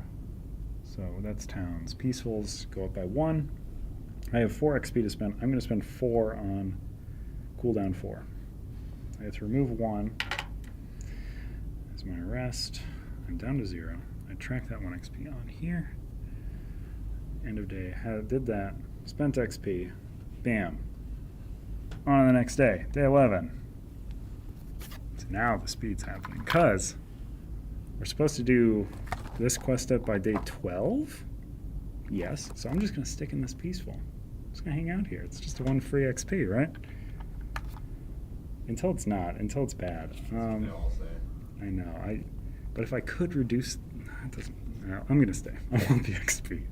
I'm greedy. Money tree. You're taking in the lovely arboreal scenery. When you spot a metallic glint in a tree up ahead, looking closer you see that someone has left a pack of assorted treasures wedged between 2 branches. You've heard tell of bandits on this stretch of path, and you intuit this pack may be a trap designed to lure onlookers close for an easy robbery. But it's so tempting, maybe you can knock it loose with a well-aimed rock before anyone's the wiser. Oh, a dexterity encounter. Place 6 cash chips in Hex A and deploy level... Okay, so I'm going to reposition this for this encounter because it is dex. I'm also going to put these enemies back in their bags. I'm so messy. Normally not. When I'm playing this when I'm streaming, it's just such a mess that I make. Alright, so we're going to take this. Oh, this is probably... Okay, let's go. So we're going to go... Our battle objective is special. So I'm actually going to set it up like this. I don't know why it seems like that would make it easier. Or, no, I have to choose the... No, this is the old one. I don't think you have to choose it, do you? Yeah, no, that was the old one I was looking at. Alright, so place 6 cash chips in Hex A. Hex A is right in front. 1, 2, 3, 4, 5, 6.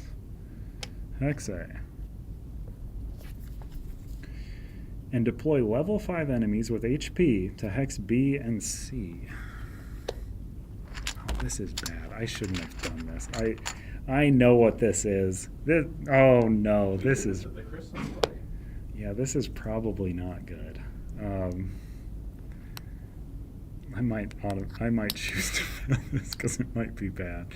Okay, so there's a spider. 3, 4, 5, 6. Oh.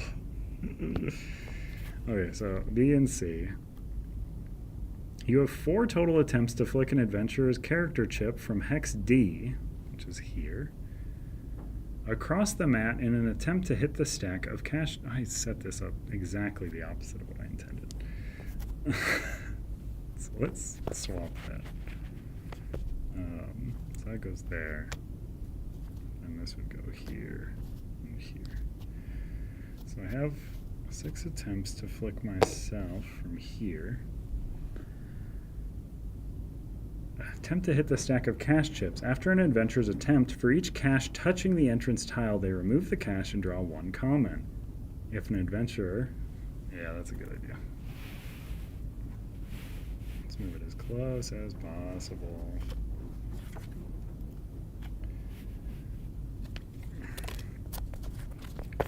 Boop. If an adventurer has the Legerdemain skill, they may draw a legendary instead. I don't have that. Any enemy chips knocked over are placed on this card, and a new enemy is deployed to its hex. Persistent. At the start of the next clash, add all enemies on this card to the enemy pool and deploy them last in the order of your choice. So I don't want to add this spider. I desperately don't want to add this spider. I mean, you could purposely I know. biff it, right? Yep. Any chips knocked over are placed on this card. But that's a coward's play. Okay. Let's see. Well, this is a terrible setup for dexterity encounters. I will say that. All right. I will count that as the entrance time. I don't know if that's intended.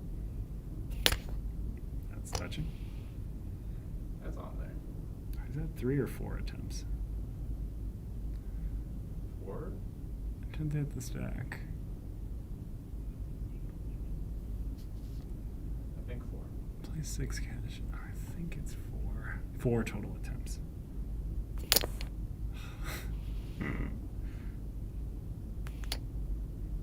That's touching. Touching. So I got 2. I got 2 commons. Didn't add a single enemy. Perfect. It was a quick day for the speedrun aspect.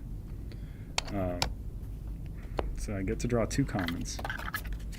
We got the Iron Dagger and the Necrom Beetle Cheese Poutine. Shannon would be so pleased. Shannon pretty good loves right now. Necrom Beetle Cheese. Sounds pretty good right now. Shannon, is that what they use in Canada for poutine? Is Necrom Beetle Cheese? I don't think Shannon's here. Maybe she is. First player token, I forgot. It's very important. It needs to be there. How else will I remember? Iron Dagger. If I roll only a single combat skill dice, I'm not going to be in one-handed. That's fine. Discard this item, then heal for 5. May exceed health status and gain a Bane status. I'm going to eat this nasty beetle cheese poutine. I get 1 XP for my trouble, so that's good. I'm actually quite close to the end of session EP, which is great. I think it's probably not better than anything I have. The Barkskin helmet did nothing for me last time. And 5 HP that can exceed and isn't bonus. So true damn it. Yeah, I'm gonna do that. Okay, so arrow. Yeah, sorry, just arrow and fork. Peacefuls are bad. Doesn't matter. Last encounter is not a peaceful. So that goes there. I tracked that. I have 1 XP to spend. I think I'm going to buy a single heavy armor die. Did you take a dice out of your cooldown? No. Good call. While this die is in your cooldown track, you are dealt damage by an adjacent enemy. Reduce it by this much. So I'm going to take a resolve die for heavy armor and use that XP. I think adjacent enemies are going to be scarier to me in the final fight. I don't know, though. Who knows? But we are moving in. That's everything. Moving into day 12. Moving into City of Ash. And hopefully we can do it. Let's see. Travel to the City of Ash. Initiate the City of Ash dungeon using the end of session difficulty EP. Which is, for me, on Adept, 29, and I'm at 25. Yikes, man. After deploying, enemies deploy Chief Douche Cool to Hex B. Okay, so dungeon. You get to see how dungeon works. Hey, I played okay. Okay at best. I'm going to mark this here. I shouldn't put that in view. This can be in this camera if you want to look at it at all. Also, I don't know how well I'll be able to set this up. The lighting isn't, the greatest on that camera. It's really Yeah. Yeah, that's true. Everything we have is very glare. Good at doing glare. Alright. Dungeon tile. Another dungeon tile, please. Please just fit. Please just fit and don't make me readjust. That would be wonderful. I've been so good, Santa Claus. Please give me this. No, I didn't do it far enough over. It's the exact thing I feared most. So these are the most sprawling thing. This is, I mean, not technically. Technically, delves can be the most sprawling by far. Just by nature of you, the players, are given the option to make them as silly as you would like. And I often want to go directly straight for the end of the table because that's funny to me, but annoying to most, I'm guessing. Let's see, we're working at it here. I'm trying to find where it fits and is kind of in camera. It's not in camera. That's fine. I mean, most of it will be, is the goal. There's certainly no way all of it is. And I can adjust the camera if need be. But I don't think we're going to be spending a lot of time in the areas that are not on camera. Who knows, though. So in dungeons, we ignore all of these icons. These are only used in delves for any inquiring minds about why we're not going to populate stuff onto those. How do you go? You go like that. Bloop. All right, Clash mat goes way over there because we're not using it. All right. Guys, zoom out on the top of that camera a little bit. You sure can. You sure can, as long as we're not on it. Are we on it? Because I'll make people seasick. We're on the front view. Yeah, I guess if we're on front view, I shouldn't do it because then it's just a shot of my crotch for however long it takes to. You can do it right behind me. It can be a shot of your crotch.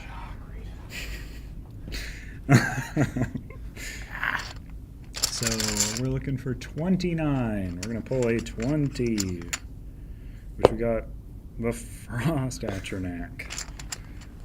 29. Oh no, this is a mean enemy pool, and it's intentionally so, and I don't like it, guys.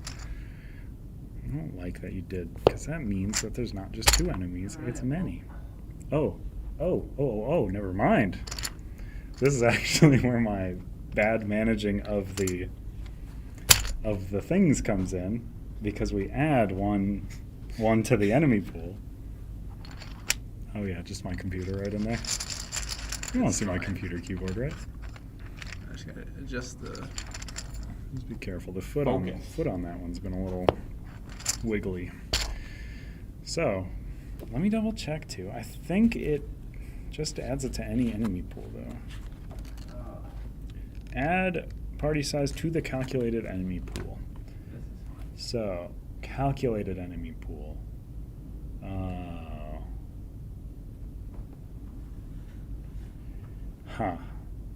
Tell them if you're watching. Let me know. I think because it's not calculated, it's end of session, I don't add 1 to it. Because as much as I would like to get around having this many enemies, I don't think I get to. I think I've been got. Okay, Imperial Bandit. That's who I was trying to avoid. The Mud Crab. The Wisp. Okay, so that's 29 enemies. Yikes. 29 points of enemies, not 29 enemies. So we deploy. 29 enemies. That would be a loss. That's 2. And then I believe it was order of you. I don't really matter that much, but enemy 3 there, enemy 4 here, enemy 5 here, enemy 6 here. Yikes! Don't love it. Not great. Yeesh. That Wisp is actually going to be quite annoying.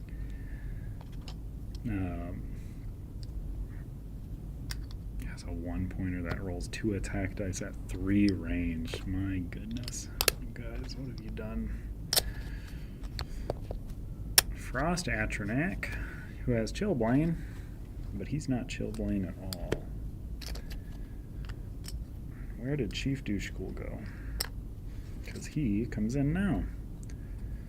What do you come in with, Chief Douchecool? So, let's see. After deploying enemies, deploy quest unit Chief Douchecool to Hex B. Place party size HP in sigil hexes. So, Hex B is right in the center. He's doing a ritual, everybody. Don't be like him. Don't do rituals. Not good. You're going to have me come in and try to punch you real good. And we do put caches in as well, which is very necessary for me, the person who blows the caches up. Which also, Chief Douchecool is standing within 2 hexes of 2 caches, which is going to be probably fairly important to my strategy. Probably shouldn't have cleared my cooldown either. Or I should have done like a fight to push all these running dice in there. Suboptimal plays throughout. I understand. Hexes A1 through A4 are sigil hexes and represent locations where sigils can be used for communing with Oblivion. Dungeon quest steps may require you to place HP in these hexes, creating sigils for that step. Okay, so it said party size, I believe. While sigil is in play, all Daedric enemies on that tile gain ethereal. So that's here, here, here, here.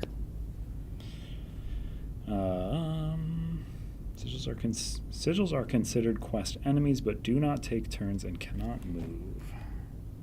Good to know. And then what's my man doing? If Chief Dushkul would be defeated during this quest step, he instead remains at 1 HP. At the end of a turn in which all sigils are destroyed, proceed to quest step D17 without ending the current encounter. D17 without ending. Note in your campaign journal which unit's turn just ended. Ooh. See you later. Hope you enjoyed it. Make sure to come back and check out how it ends later when it's up for viewing. All right, so I'm gonna pop in. My goal is I need to put health on all the enemies, not just the ones I want to have health. So this Woodark Marauder also has it. So you just gotta destroy some hexes. Yeah. Some sigils. All my hexes were born in Texas. Is that anything? Is that funny? So this is important to note. Is that line of sight is really important here. And line of sight, or sight, not line of sight. Sight dictates that I can only target things that are in range and in sight. And sight is if something shares the same hex as you or an adjacent hex. It only really comes up in delves and dungeons. So, for instance, I cannot, even though my magic, if it got to 4, could hit this guy, I cannot if I'm here, just because there's 2 tiles. There's a tile between. If I was here, however, I could hit him. Fairly easy. Curving around doesn't matter. Items in the way doesn't matter. All right, well, let's see here. So I'm trying to destroy all those. I don't think there are any Daedric enemies in a place with one of these, which is important. The only one that might be soon is this guy who already has Ethereal. And Ethereal is annoying. Ethereal states, when this unit is dealt damage by an adventurer not in Magicka, this unit prevents party-size damage. That's fine. I got some magic dice. Let me see here. What else do we have that's new? Chillblain. After this unit is engaged by an adventurer who is not using an item, that adventurer gains light fatigue equal to party size. This would be really mean. Not on solo. This ability.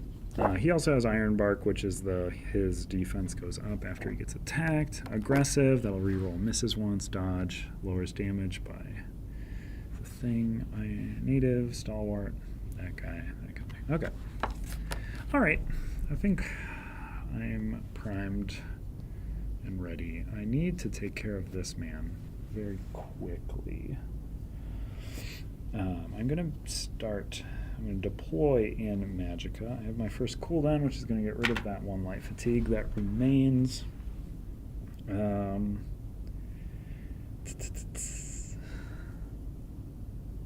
think I'm just going to shoot that feller with a big old blast. What does the chest one dictate? Is it a chest in range? I believe. Choose a cache in range. So if I move here, 1, 2, 3, that's a cache in range. That's quite good. I'm also adjacent then So this guy's native will not give, or is doesn't anyways. So I'll move there. Yeah, let's move there. I'll put this dice tray back so that folks can actually see what I'm rolling. I'm going to roll 3 acrobatics. We're going to roll all of the magic dice. All of them. I have to declare a target for one, so I'm going to declare the man next to me as my target. This Frost Atronak. Wolf. Huh. You'd think I was doing like a fun joke roll, because like I do get to, it doesn't matter. I get to ignore 1 defense on my target, which is nice, so he's only going to have 1 defense, and I'm going to blow up this chip. I'm going to deal 1 damage to that.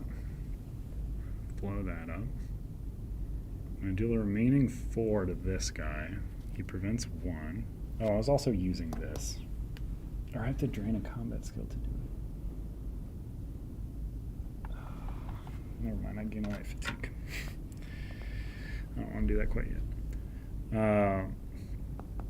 So Chillbane made me gain a light fatigue. I blew up that chest, dealt 1. I still have 4 left to deal. This guy's got reduced, so I'm going to deal 4. He takes 3. I don't love it. So that's that one. Dunzo. These 3 are tenacity, exactly what I wanted. Brings me up to 8 tenacity, which I can utilize because I'm cheating. And then I place these acrobatics dice. Get a stack of necrosis. I do get a necro stack. Puts me up to 3. I could buff myself, but I think I'm just gonna. I think I want this man done. He's scary. And I'm about to get hit by a pile of stuff. So I think it's smart to do that right now. Let's roll this. He has 2 defense and 4 health left. Yikes. Okay, I'm gonna roll these 3. 2-handed, taking a second engage. So I gain a light fatigue. Well, that's not really anything. So I'll slot this. I'll deal 3 to him, so he takes 1. I gain 1 light fatigue because I didn't attack him with a weapon. Ugh. Specifically, how does that work? Not using a weapon. Yeah. So I gain another light fatigue for after or before? After this unit is engaged. Okay, so that's going to be all the way at the end. This dealt 3 and gave me either 2 light fatigue or an over fatigue. I'll take an over, and I'm going to put it in my active. And then I have rolled another tenacity, fortunately. Is anything going to give me a status? No. You get a necrosis stack. Yes. Necrosis stack. Oh, I do want to build up. I've not killed anything, so I can't resurrect anything. I think I want to use a tenacity, because I keep stacking them up to no results. To put up some bone armor. Because I can do that again next turn if I want to. And I'm going to take 1 more engage. Another light fatigue. I'm so dang tired. I'm going to roll just this one die. Just this one die. There we go. It's going to reduce damage from adjacent enemies by 1. Which will help, I feel like. Yeah. That's the move, I think. This is going to be a rough turn. Does Chief Douchecool come at me, or is he doing something? I think he comes after me. Feels like he's doing a thing, but did he finish it and now he wants to come punch me? No, he's just going to come after me. Okay. Okay, let's see. So I destroyed one of the hexes, or the sigils, which is great. Enemies are going to go. 20 point is going to activate first, of course. All his effects only activate when he gets attacked, so he is just going to roll 3 attack dice against me. He is adjacent, which is important. Ooh, I get to ignore one of that, so I take 2. Oh, this might be... I get to prevent an additional one because of my Silver Dawn Jack. Yes, okay. So that's slightly less bad. Wood Orc Marauder, I believe. Or no, Quest Enemy would activate first, but he's not going to get any close to me. So boop boop. So I'm just leave him alone.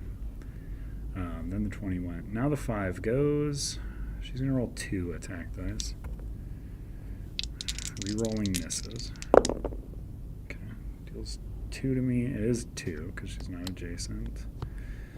Yikes. This fella is going to move up 2.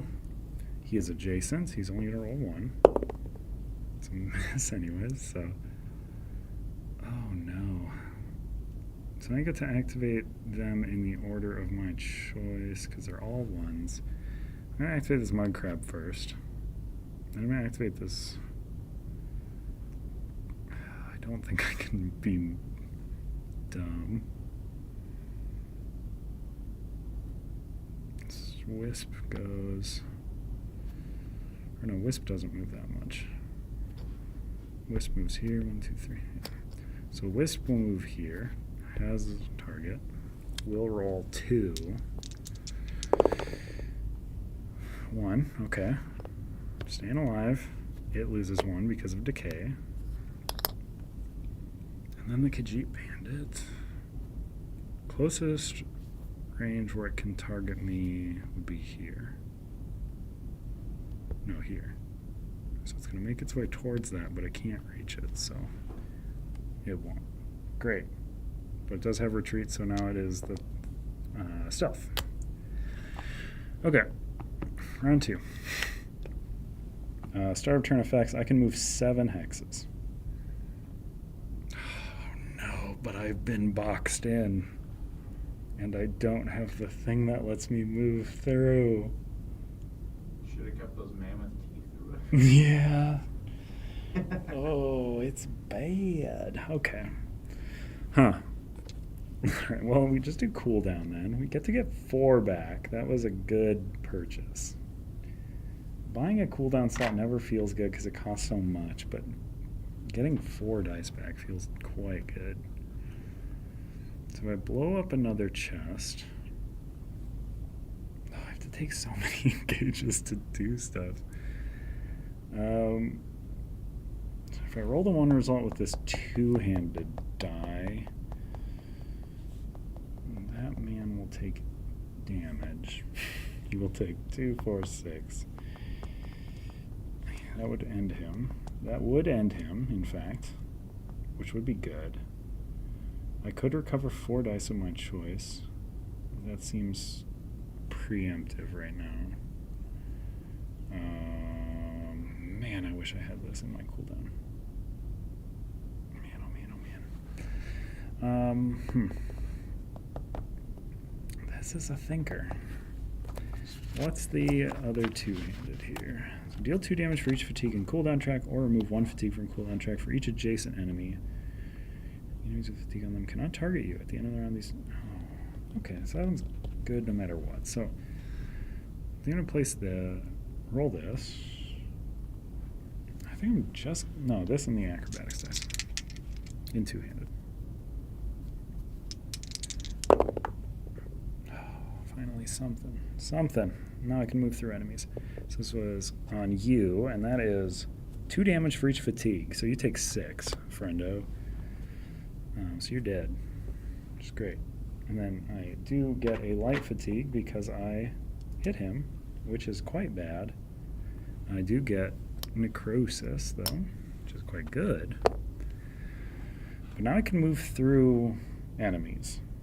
I don't deal damage, which would have been so much better in this particular situation. But I have 3 movement. Go 1, 2, 3. Huh. I'm just so scared of all the enemies. There's just so many. Do the sigils count as enemies? They count as quest enemies. They're considered quest enemies. So I can heal 2 by running through them, which will be good. Because I have exactly 2 to heal.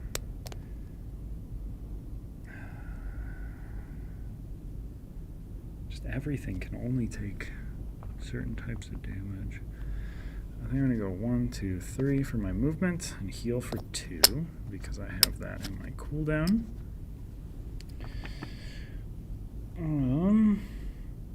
have to take a fatigue to do it. I'm going to spend a tenacity to bone armor up. Get my stack nice and tall. So I'm quite frightened. I could use my once per battle very early again. I'm going to use it once per battle. Regain these 4 dice. Replacing them with light fatigue.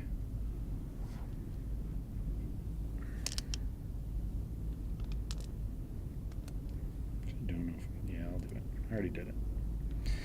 Already done did it. Okay. Oh.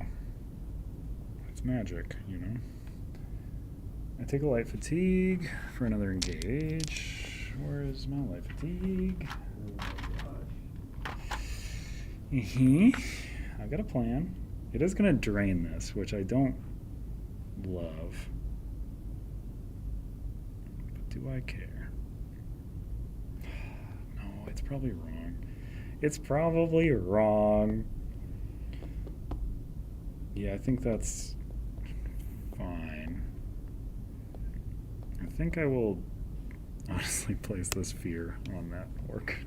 Just because I can. So now that orc cannot reroll misses. Which is what I want to do there. Okay. I think I end my turn. Ooh. I could heal for 5. Overheal for 5. Okay, enemies will activate. Quest unit goes first. Bop, bop. Oh, no. Yeah, that's where he would go. Wood Elf, Wood Orc, Marauder is going to go rolling 2 against me. They are adjacent, so I get to prevent one of that. Use my Silver Dawn Jack to prevent the other. No damage.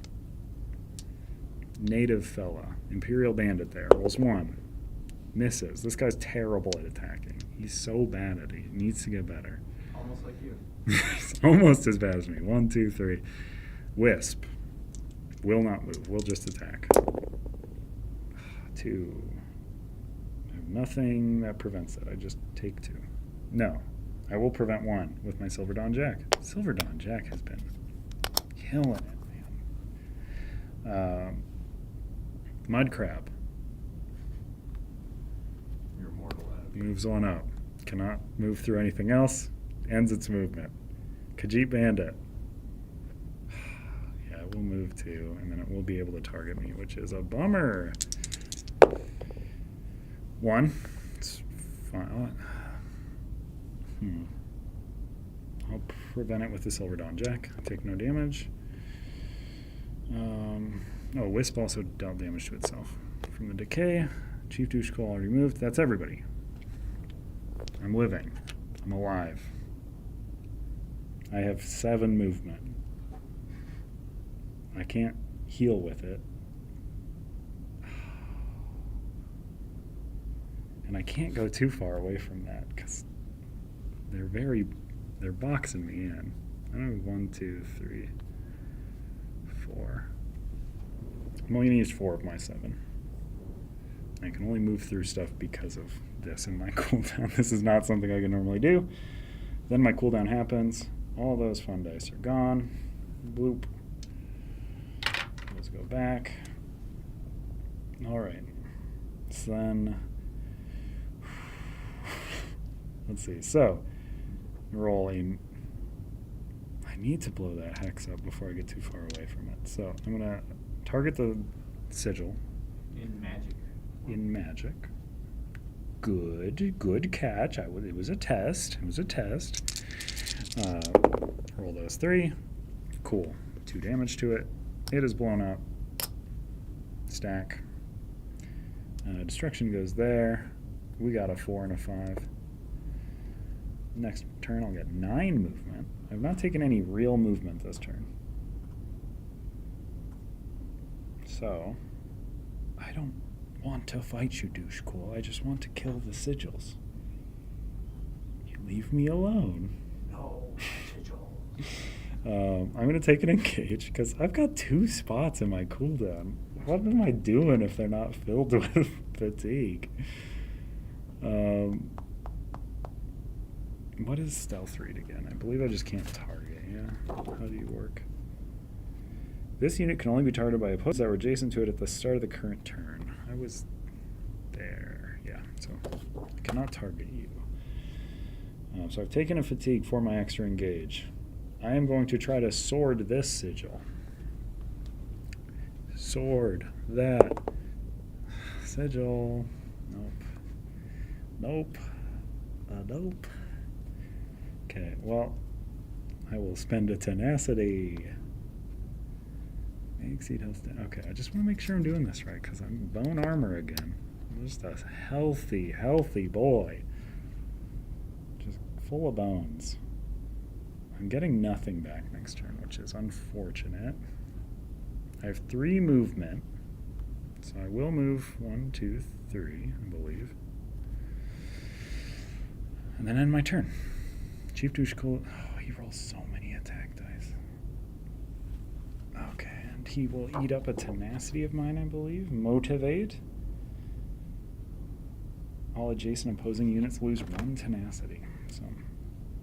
So he is going to eat up a tenacity of mine because I started my turn next to him. Just being around this guy makes you less tenacious.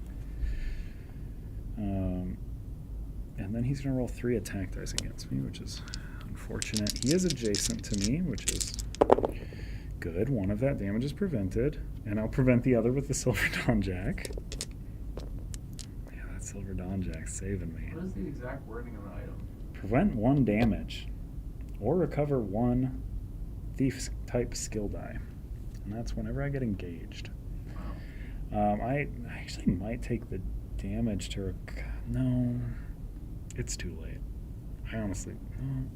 Yeah, it's not doing anything. I'm going to recover this instead of preventing the damage. So I'll take the 1 damage. So I don't want that to be the healing side. I want it to be the damage side. For what is likely to happen after I blow up the last sigil. So I assume something else happens. Alright, so Chief Douchko has taken his move. He has hit me for 1. This lady will activate. She'll move 2. I am nowhere near in range. Not even close. I'll activate this man. Oh, he's blocked. What a nerd. This wisp doesn't move at all. It's just going to shoot me. 2. Okay, well, I will take 1. I will prevent 1. And then you will take 1 from your decay. And then the Khajiit Bandit currently cannot target me because of sight. Will move. And will roll 2 attack dice. I will prevent 1 and take 1. Loses stealth because it has dealt damage. That is... Oh, and then the mud crab. Boop. Boop. The walls are closing in. Alright, it's on to round 4. I do have to clean this up quick, though. Start of turn effect, I have 9 movement. There's just no reason for me to move right now, though. Because I want to pop this before I leave. So I'm just going to stay in place and not use my big glob of movement. I feel like that's wrong, but... Alright. It says my cooldown. I cool down 4 light fatigue. I'm going to blow up a chest. I'm going to try to just defeat an enemy. I'm also going to roll this acrobatics die. We're going to be in magic form, not two-handed, because that's correct. We're going to roll those together. Targeting. What are we targeting? None of these declare a target. That's very funny. They all are terrible results. So, get see some more tenacity. How do you work exactly this result that I never get? Defeat a level 1/5 enemy. Apply a Bane status die to any one adventurer. 1, 2, 3, 4, 6. Huh. So I gained my 2 tenacity already. So these can be slotted. This is quite unfortunate, what I have done here. What I've done. I will defeat an enemy. I'm going to defeat this Khajiit bandit. And then I will also gain a Bane status die as a result, which I will then spend 2 tenacity to use my Sea Giant gloves to reach inside myself and pull that Bane out for 2 tenacity. And heals me for 2, but I'm at full. How much room do I... Room for 2 dice. Oh boy, you can treat yourself. I know, I'm so peckish. So I'm going to take a second engage. Switch to ranged, take 1 light fatigue. We're going to roll a single combat die against this sigil. Yes, okay, sick. I dealt the damage, so I get to do a hex. Also, I defeated that enemy with my destruction staff die, so it did not deal damage. So necromancer thing did not happen for that one, but it happened for that one. I've not moved for the turn, so I'm going to retreat into the main chamber and end my turn. Yeah. Chief Dushkul, gonna move. Does he move there? 1, 2, 3. 1, 2, 3. Yeah, I can have him move wherever. He has 1 range, so he's not gonna get to me. Level 5 enemy will activate. Boop, boop. Level 1s will activate. I'll have you go first. You go 1, 2, 3. Can't reach me. Dies from decay. Love it. And then this fella bringing up the rear. The armor die back. Move it all down. I think...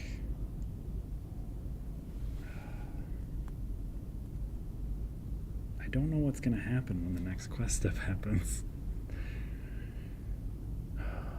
I'm going to try to just pop that using 1 die. So, Surely you hit these.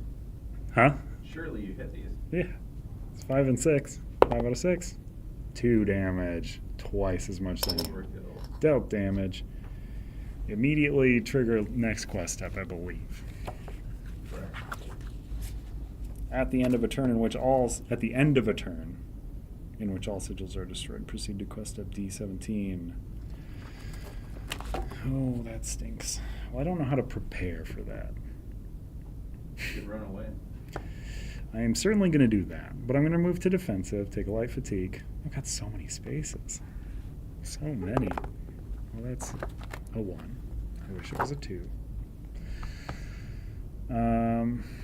Something bad might happen right now. So I'm going to... But if I force him to stay there, then he's within range of those chests. I think I'll move 1, 2. I think I'll just... Because I'm going to move 1, 2. 3?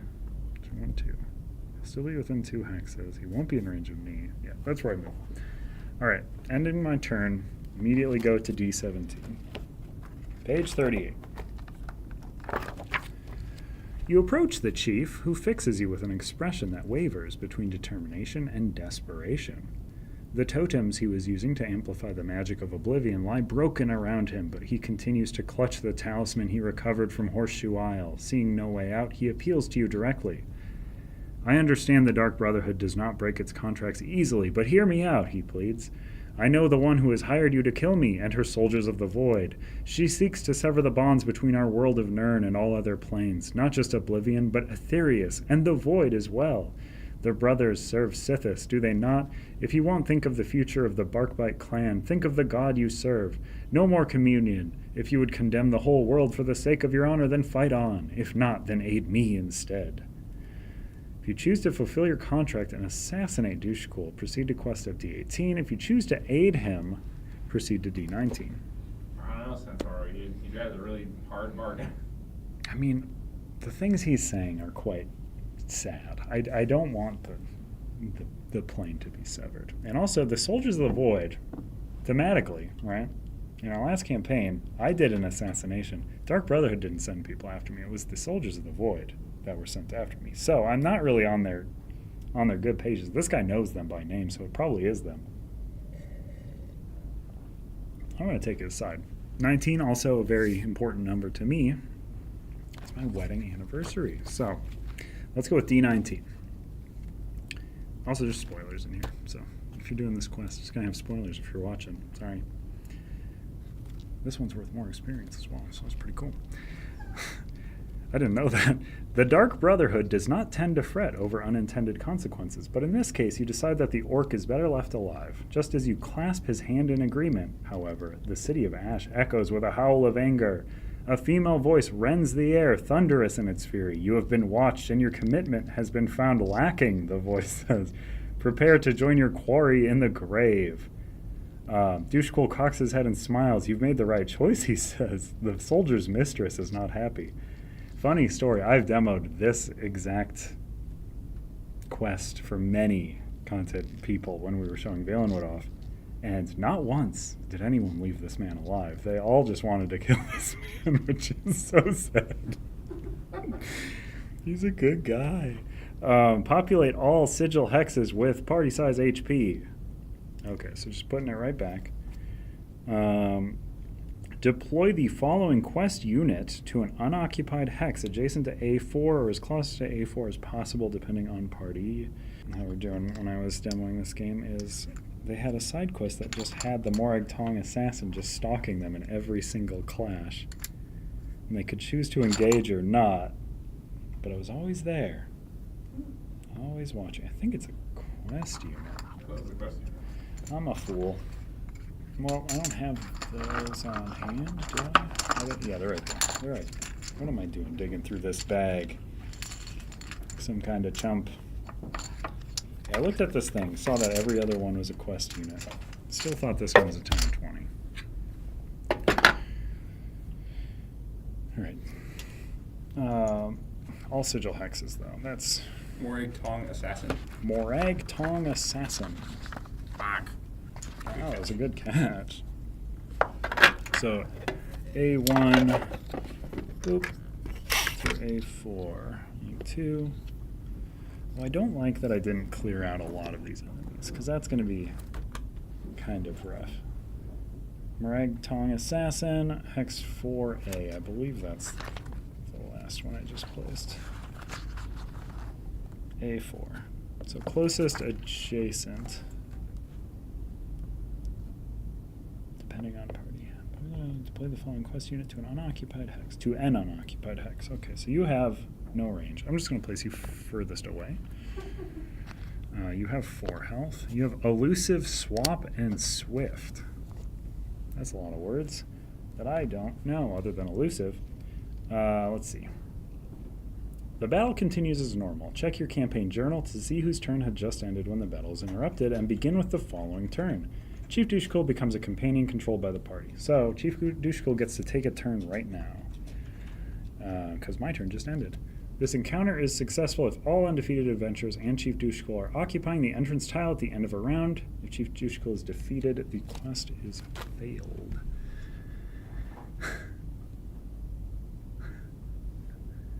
Yeah, I really need to use that backward jumping sword glitch.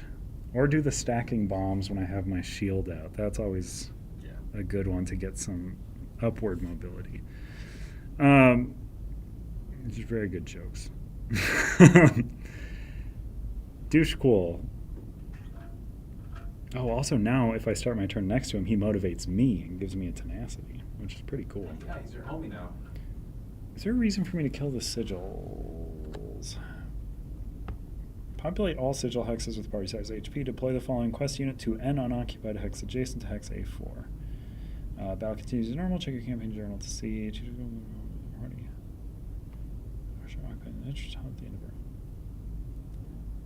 Okay, so I have to make Chief Douchecool survive, and we both have to be occupying the entrance tile at the end of a round.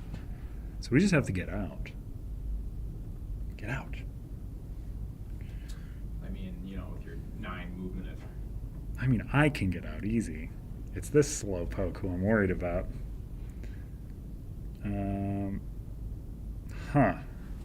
Wait, what's his movement? 2. All enemies and companions have a base movement of 2, unless they have something else. Which is pretty rough. Honestly, I kind of want to tuck him near me, because otherwise he's going to take a hit from that, and that. Aren't you going to run into fatigue grounds? Immediately, yeah. But I've got this up here, which I think lets me place that up there. Each time you would gain an over fatigue, you may place it in an active slot if possible. So that'll help. Ironbark. Woof. Woof, woof, woof. Huh. I mean, I think he has to move towards the exit. Because fatigue rounds are going to be bad shortly. They're not bad right away. Right here, he has essentially 6. He'll be fine. He's going to roll 3 attack dice on Mudcrab. Oh, these are just roadblocks. He doesn't do a single. Come on, Douchecool. What are you doing? Maybe this is why everyone else killed him. 0 damage to a Mudcrab? You rolled 3 attack dice, you dork. You didn't even give me necrosis. Huh. This blows. Okay. Douchecool is acted. That is my companion. We're going to immediately enter fatigue rounds, aren't we? So all enemies activate. Quest units go first. I should look at what his stuff says first. So elusive. Got to start your turn next to him. Oh no. I think I know what one of them does. Swift. This unit's movement is equal to the current round.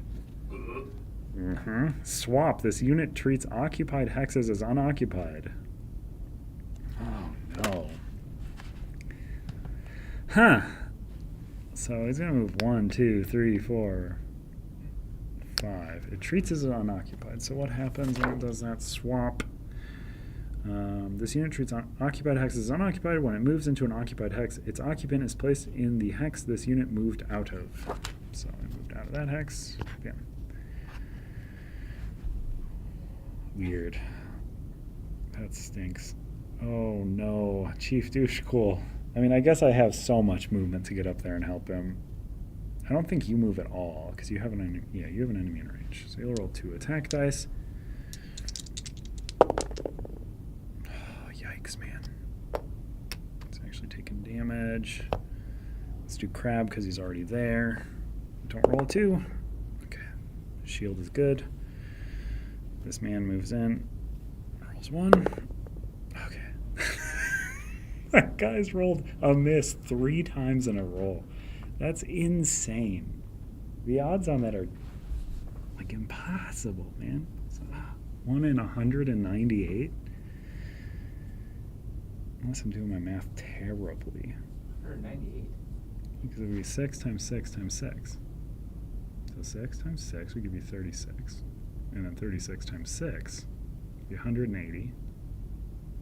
Maybe even more than, no, 198. Pretty sure.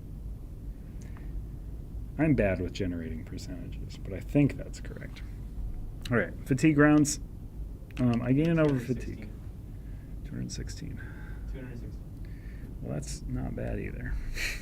So I'm going to put my over fatigue up here because that is my right given to me by these 3 little blades. And then I'm going to take 9 free movement on top of my regular movement. So we're going to go 1, 2, 3. I'm going to go through this chest. 4, 5, 6, 7, 8, 9. Yes. I'll pick that as we go through it. I got 4, 3, 1, 2. That's what we're looking for. That's a 4 and a 1. 4 unlocks that. 1 goes there. Certainly don't use that. 5. 2 light fatigue. No, I have no space for it. That's 2 rolls? Yeah, 3 roll. Ooh, why, guys? Why? I have spot for exactly 1 light fatigue. Centauro, no. I'll do it. I'll do it. I have a cooldown still. This is pre-cooldown. I'll have 4 spots for things. So I get it. Bow of the Deadlands. That's not great for my build. If this is your first engage of the turn, increase your range by 4. It is a foolish weapon. It's so good. But just not for a non-bow fella. Then I have my regular cooldown here. My cooldown, not my regular cooldown. Is that Gilly behind the scenes? What? Is it? Asking who I am. Oh, it's Carter. You thought it was Gilly, but it was me. It's Intern. Carter. I'm still an intern. When are you going to get hired here? My goodness. Soonish. Hopefully. All right, so I have options here. I think I'm going to roll all my... If I roll all of them at once, I have to declare a single target. Tong Assassin, I can't deal damage to. I did not start my turn next to it. You, though, I certainly can. You have dodge, which is bad, and you have 7 health, which is not great. This does 6 if it hits, which is not enough. I could have positioned myself better for all of this. I think I roll these 3 and hope. No, not this. One of these. One of these. I think I roll these with that Marauder as my target.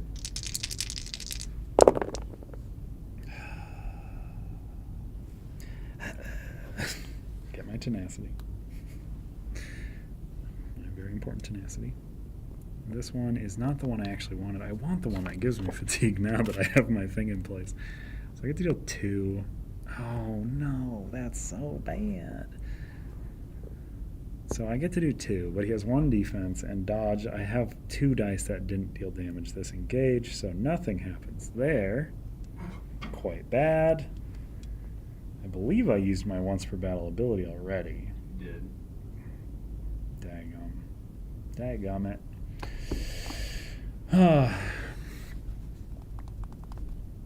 Take a fatigue. Not really worth it.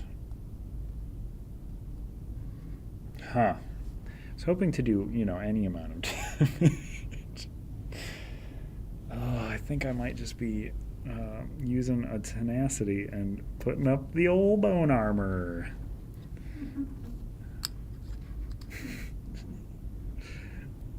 Oh, okay. Well, at least I'm taking the heat off Douchegul. That's what the real plan was. So he will take a turn now. Surely he'll kill this mud crab, right? He's not going to do nothing to that mud crab. In fact, it's such a bad route for him to take. He's going to be in range of everything no matter what, which is truly stinks. Yeah, he can go here. Yeah, he'll go there. Oh no. He'll make an attack against... Oh, he's so bad at attacking right now. He has to roll a 2 to do anything. Oh, dodge is actually disabled because of this. So this does take the 1 damage. I forgot that it had fear on it somehow. Small victories. Somehow with that die there, I forgot that it took damage. Oh, okay. Roll the single 1. Come on, Chief Douche-Cool. You got it. You got this. That's a 1. That's a 1. You don't got it, buddy. I'm sorry. Okay, so enemies will go. Starting with Murag Tong Assassin, targeting me. This is the make or break. That's pretty bad. 4 damage is not good. I will prevent 1 with my Dawnjack, and I will prevent 1 because it's an adjacent unit. So I will only take 2. So that's my bone armor gone. Yeah, that's fine. We're fine. We're fine. We're living. The wood orc marauder's kind of more the problem, and maybe I should not have moved Dushkul up, but I think he needs to be making forward progress. So the wood orc marauder will roll against both of us, which I don't love. Oh no. No, you're actually taking damage. I prevent the 1 with my Dawnjack, but I do still take 1. Do you not prevent both?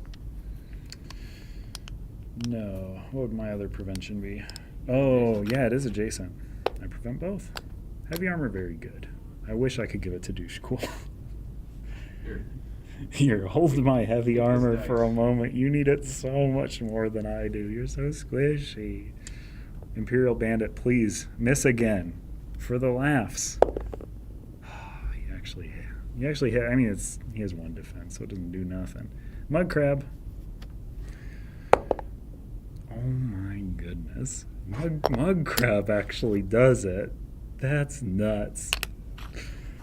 Okay, got some sharp claws. Okay, so Dushkul did no damage. I do start my turn next to him. It's another fatigue round. I'm going to place the over fatigue up here, as is my right with this die. And now that I'm all full up, I can drain this die and deal 2 damage to an adjacent enemy for each over fatigue in my active slots. Quite good. Is that at the start of the turn or just whenever? On your turn, if all of those are full, you may drain this. On my turn. I started my turn next to Dushkul, so I get a tenacity. Because he's motivating me. He's saying, good job, buddy. And I'm saying, thank you, sir. I appreciate it. It gets kind of hard when I'm the only one out here, so it's good to have some moral support. I think I don't know if I'm going to blow up that chest. I don't know if it matters at all. So I might just lockpick it and hope that it's something at all. So that's 2, 3. I'll just end my movement exactly where I began. Heal a companion. That's what we want. 6 through 1. 1. 2 light fatigue. 6. That's a 6. And a 3, actually. Nice. Companion heal. Discard this item, then heal each adventurer for 2. Dushkul and an adventurer. Almost. We almost got there. Alright. That was my start of turn. Then I have my cooldown. Boop. Doop. Doop. Doop. Move those down. Alright. So my options here. I am going to drain this die. Deal 2 damage to an enemy. That for each 2 in my cooldown. So that's going to be 6 damage. That's going to be pretty dang pretty good. I think that strikes this fella down. 1, 2, 3, 4, 5. Yeah, you done. Do it there. Assassin seems like the choice, but Assassin has 0 defense. And I started my turn next to it, so still going to be able to knock it out. All these are returned to the supply. I also have to be mindful now that I can't just shrug off the fatigue rounds because I don't have that ability no more. What else do I want to do? I have not rolled any dice yet, so I've not taken an engage. I'm going to go to magic. Gonna roll these 3. That's not enough. Roll this. 4? 1, 2, 3, 4. This is also not doing anything that's gonna change that. Why did I not apply that?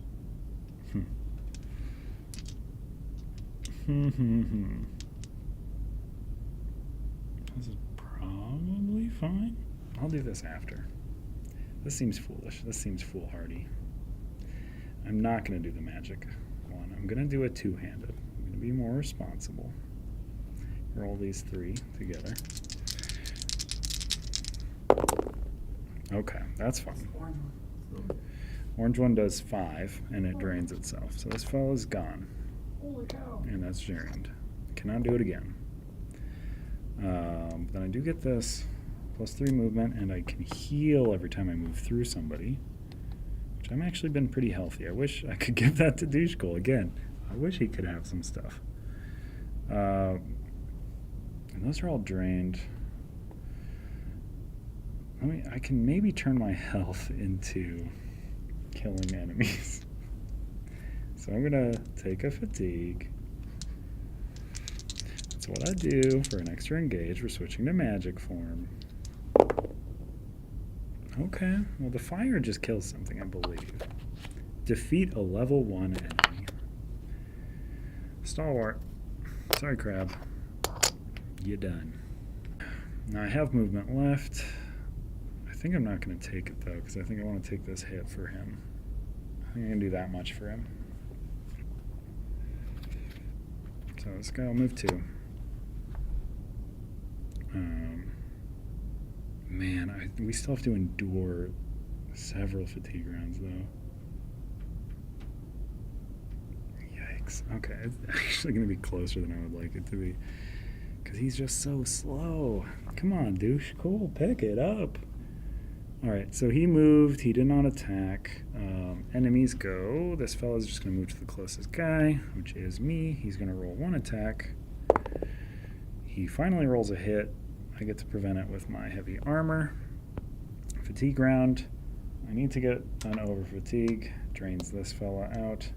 And I take true damage equal to that. Yikes. Cooldown happens. Boop, boop, boop. Zoop. I honestly think I'm just on the running plan. I have so much free movement. I'm just going to go 1, 2, 3, 4, 5, 6, 7,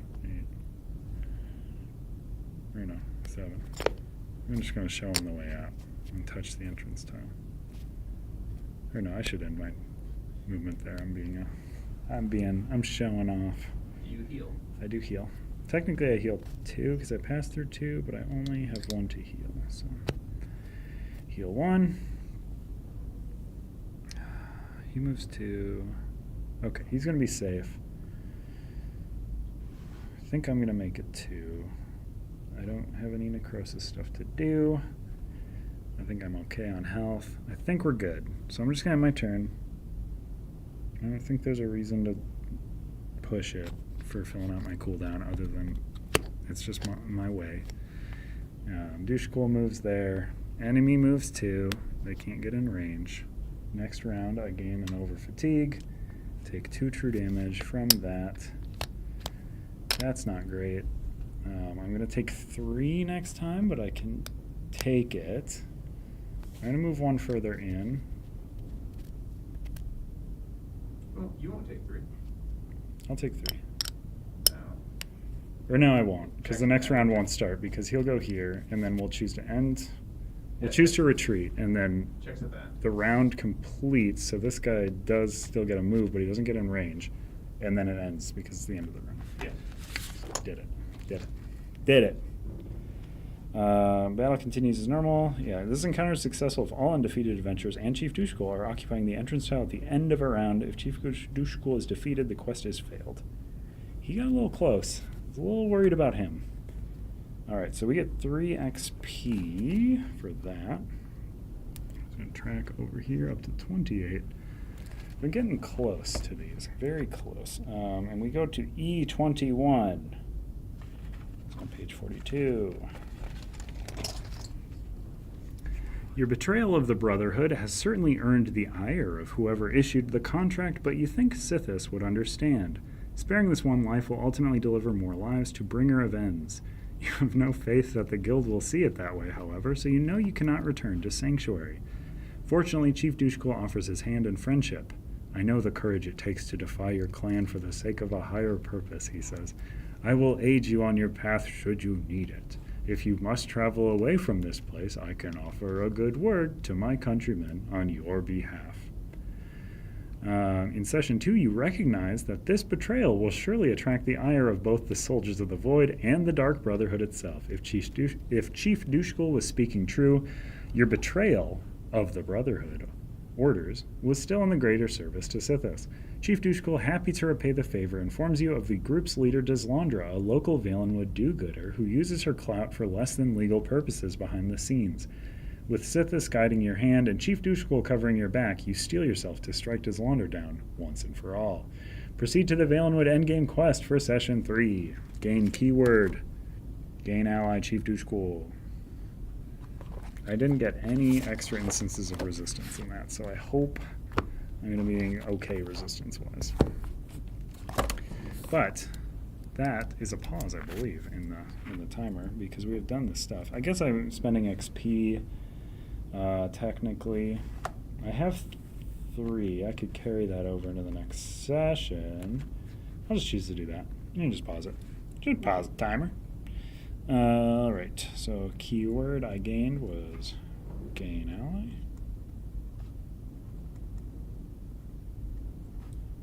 Dushkul. In addition to your major keyword, also gain minor keyword Assassin's Wrath.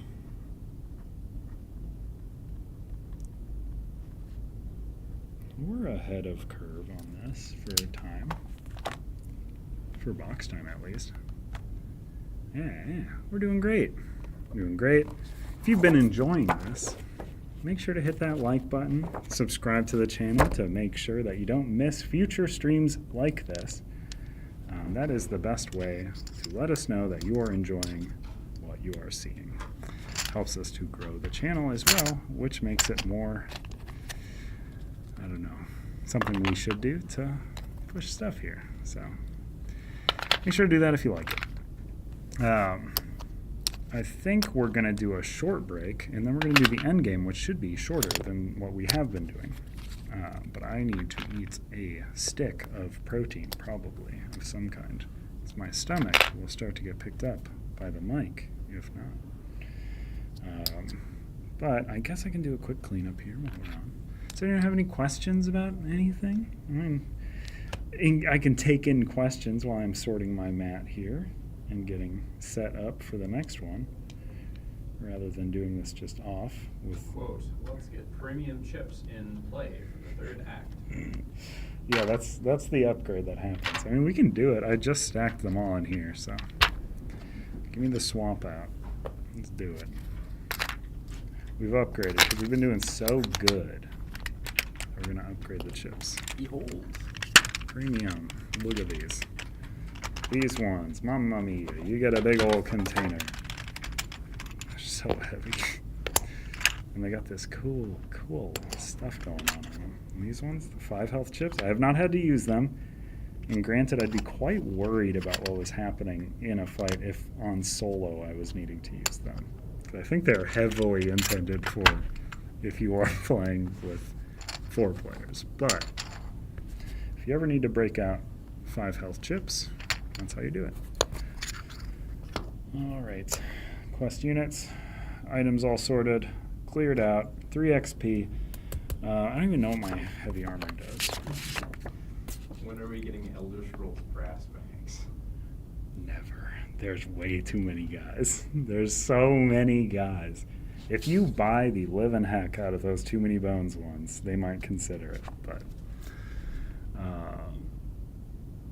I don't think there's any chance. I don't think we have any chips that sit under your chip, which was the whole reason for the Hoplo ones. But I might be wrong. I'm just the only time I've ever seen a chip placed on top of another chip was when I was in disguise in the last one, which we certainly would not make a specialized token to spend money on for that one quest. What if So it's it'd like be a insane. specialized token with your face? That's funny. That is funny.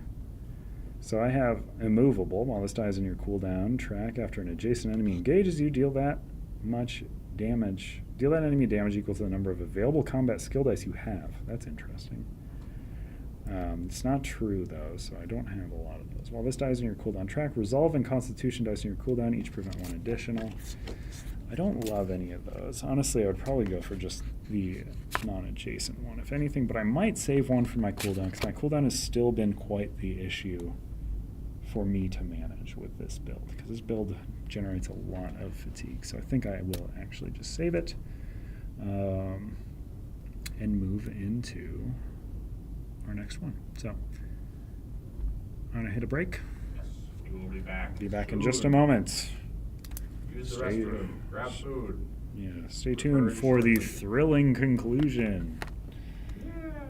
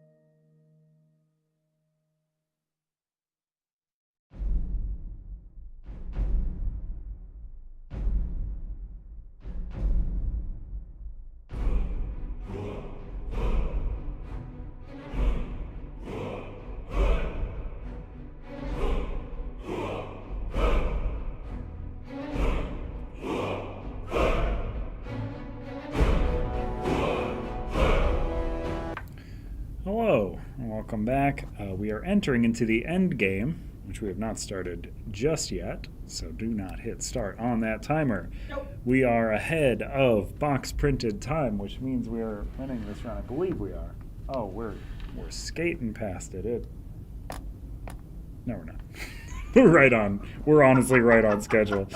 But there's presentation in there. We're presentation. But yeah, box time is pretty close, honestly. But I'd probably be running quicker if I didn't have to talk. It's just true. It's just true.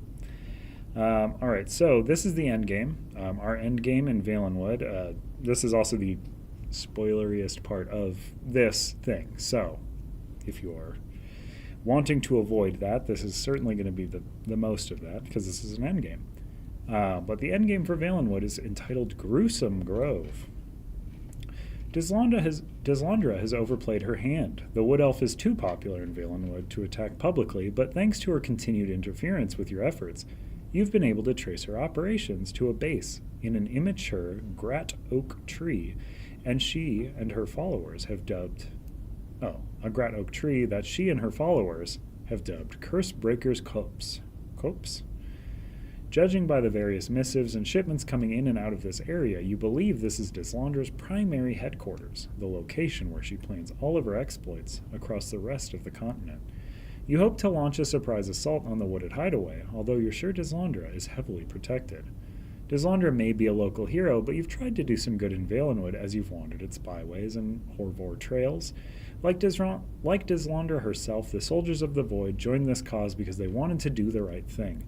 Perhaps your track record will convince one or two of them to join your side. So, special setup instructions: create a stack of HP chips containing a number of chips equal to the amount of resistance collected by the party, plus an additional amount based on your difficulty level as outlined below. We are on Adept, so we gained 2. We have 2 instances of resistance, so we have 4. Set up the Cursebreaker's Copse dungeon, right here. Keep the antechamber and inner sanctum detached from the rest of the dungeon, and do not populate them until instructed to do so. Calculate an enemy pool using the end of session difficulty enemy pool, and deploy enemies to the numbered hexes in the outskirts. Only populate caches equal to party size plus 1 in their numbered order. After deploying enemies, adventurers may choose to discard legendary items. These are legendary caches, by the way. We can choose to discard legendary items, spend saved XP, or untrained stats and skill dice to gain additional resistance tokens. For every party size amount of points spent, the party gains 1 resistance token. Saved XP and legendary items count for 1 point each.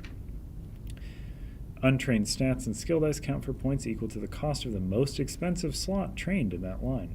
Interesting. Set the day dial to 1 for the duration of the endgame quest. The day dial tracks the Cursebreaker's Copse security level instead of the current day. Interesting. Set aside the quest units Big Bad Basri, Cursebreaker Deslandra, and Watcher. So we've got Cursebreaker Deslandra.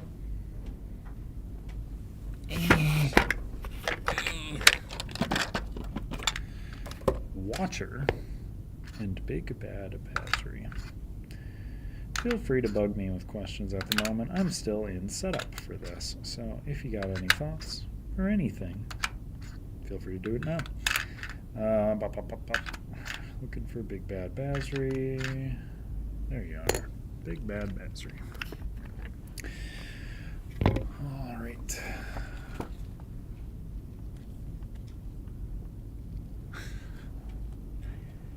If the security level is at 3, the round counter fatigue rounds is normal. Resolve the round counter. If it is below 3 each time the round counter. So quest objectives. If the security level is at 3, resolve the round counter and fatigue rounds as normal. Yes. If it is below 3, sure.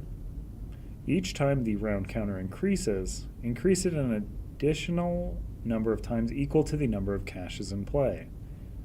When it increases to fatigue rounds, each adventurer gains 1 over fatigue. Then set the round counter to 1. Ignoring any remaining increases, gain 1 resistance token and increase the security level, represented by the day dial. Interesting. Security level is at 3. Resolve the round counter and fatigue rounds is normal. If it is below 3 each time it increases an additional number of times equal to the number of caches in play. When it increases to fatigue rounds, each adventurer gains 1 over fatigue, then set the round counter die to 1. So we gain over fatigue every time it crosses over, we gain 1 resistance. And increases security level. So right now our security level is at 1.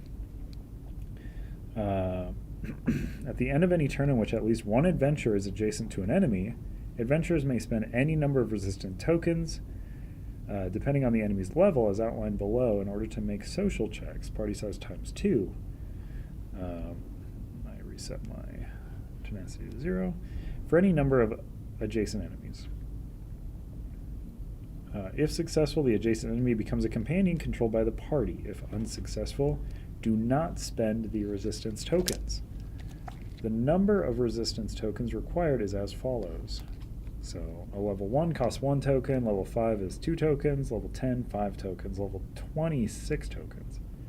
Caches are not removed after unsuccessful lockpick checks, but the top item card is still discarded. When a cache is successfully lockpicked, that adventurer gains the item and then a Forest Blight card. Good lord.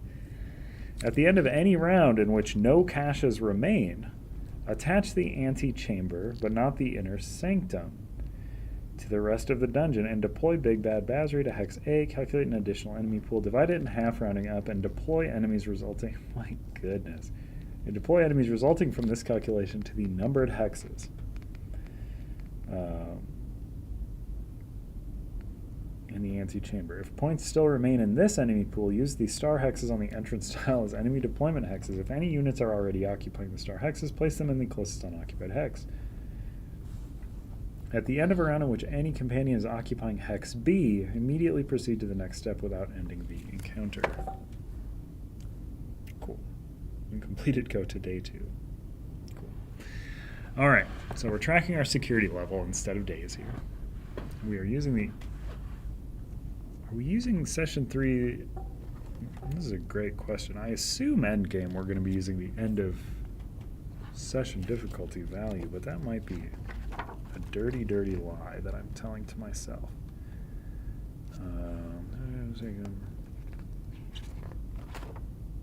Okay, yeah, no. It's definitely using this. So we have some keywords. I'm going to finish populating this. So we have our caches. We have our resistance tokens here. I can burn saved XP and legendary items for 1 each if I would like. I'm going to burn this Bow of the Deadlands that I'm not using. Certainly. Sea Giant's gloves have been pretty cool. Cornered Rush, Dodge, Dispel, Reposed, Restrain, Necrotic. What is Necrotic? I'm looking ahead to see if these keywords give me Banes, because that is bad for me, the person with a bad cooldown. It does not look like I will get a chance to spend my XP in this endgame, so I should burn all 3 of it for resistance tokens, I believe. Yeah, because this is just one long fight. Okay. Interesting. This is going to be 3 more resistance tokens. 1 for this discarded item. Necrotic. At the end of this unit deals 1 woof. Okay, nothing there. Restrain. My goodness. All opposing units, no. Okay. Cornered Rush, Dodge, Dispel. No, none of those are going to do that. Okay. So I'm going to get rid of the Sea Giant's gloves as well, I think. It's so scary to get rid of it. What if something gives me poison? 1, 2, 3, 4, 5, 6, 7, 8. I can get a level 20 currently, which is pretty neat. Okay. I want a level 20. 2 level 1s, or level 5. 8 might be enough. 9 doesn't do much extra for me, I don't think. I like all my dice, so I don't want to get rid of any of those. Maybe I'll get rid of the Destructive Touch die, honestly. Which would give me 2 more resistance tokens. I'm going to untrain this. I don't know if this is right.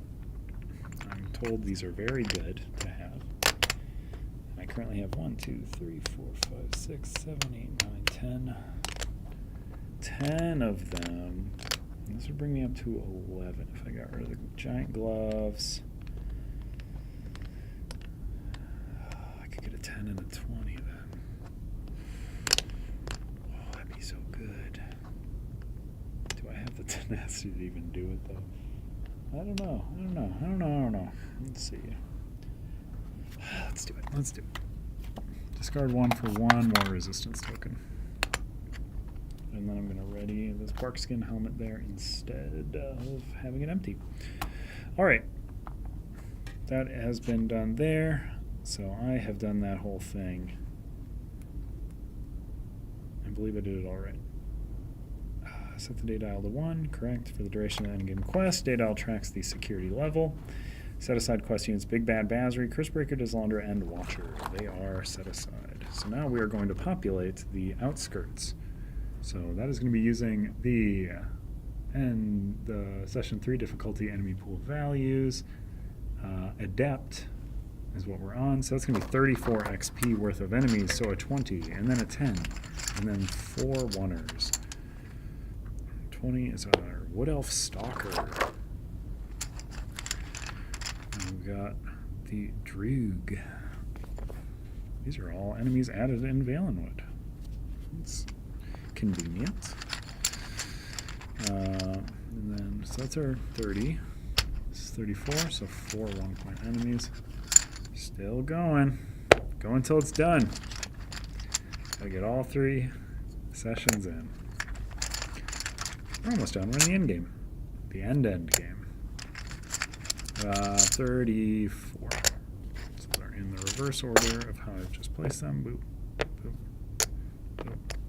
That's not the dumbest way I could have done that, but I'm going to deploy 2, 3, and then 4, and then 5, and then 6. Right. And then we're deploying legendary caches equal to party size plus 1 in numbered orders. So 1 in the middle, 1 up here. And we want to lockpick those as soon as possible. Okay. 3, 4, 6. I don't like that I'm starting right next to this guy. I want to build up some tenacity so that I can talk him out of fighting me. 1, 2, 3, 4. How have I been gaining tenacity? Just by rolling poorly. 1, 2, 3. Skeever pop. 1, 2, 3, 4. Breton bandit. 4 for the Orc Bandit. Alright. 5 for the Droog. Kinda wanna get that guy. He's got 6 range. 8 range. These guys are gonna be awesome if I can get them on my team. What are my least successful dice? So I wanna roll those. I wanna get some misses here. Do I have another way to get misses? I don't. That's a bummer. Alright. So it's going to be social checks are just party size time 2, so I just need 2. Just need 2. Alright, so how unsuccessful is this? 1/3. 1/3. I mean, destructions and staff should certainly be rolled. Alright, so set the data all to 1. Okay. If the securities level is at 3, we resolve that as normal. If it is below 3, increase it 1 plus each unpicked lock. So, let's see. I think we want to go here.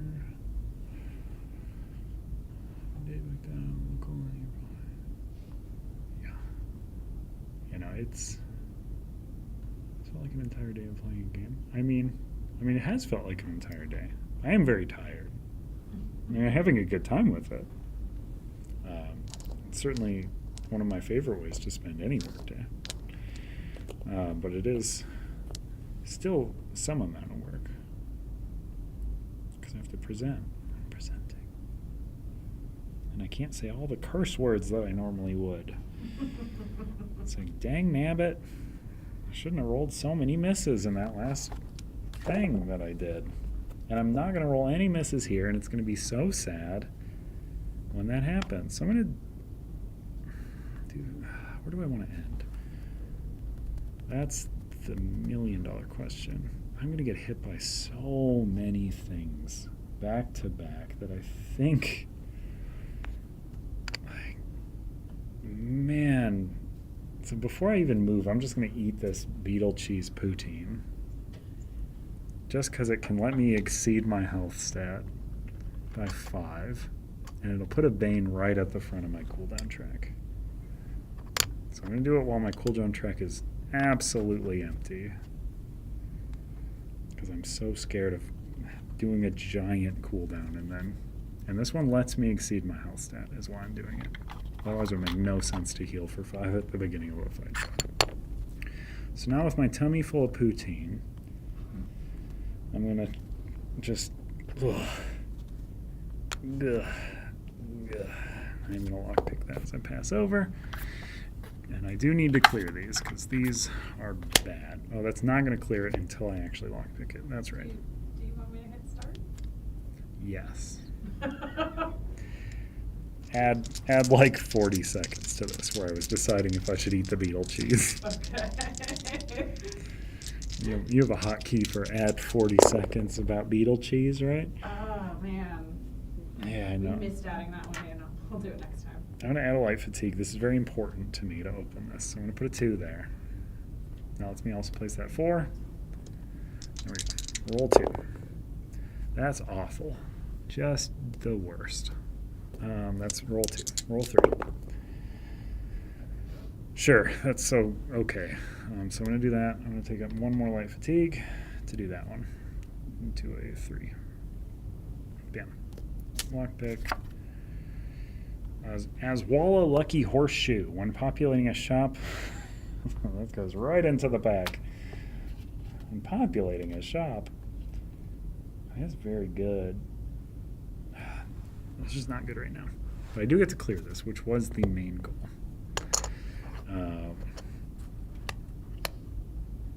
Okay, yeah. And it's not going to end my turn. Oh, I should have blown that chest up. Huh. Okay. Yeah, okay. I see. I'm going to switch to magic. I'm already in it. I'm going to roll these 4 dice. I don't have a chest in my range, otherwise I'd blow that one up. We're looking for misses.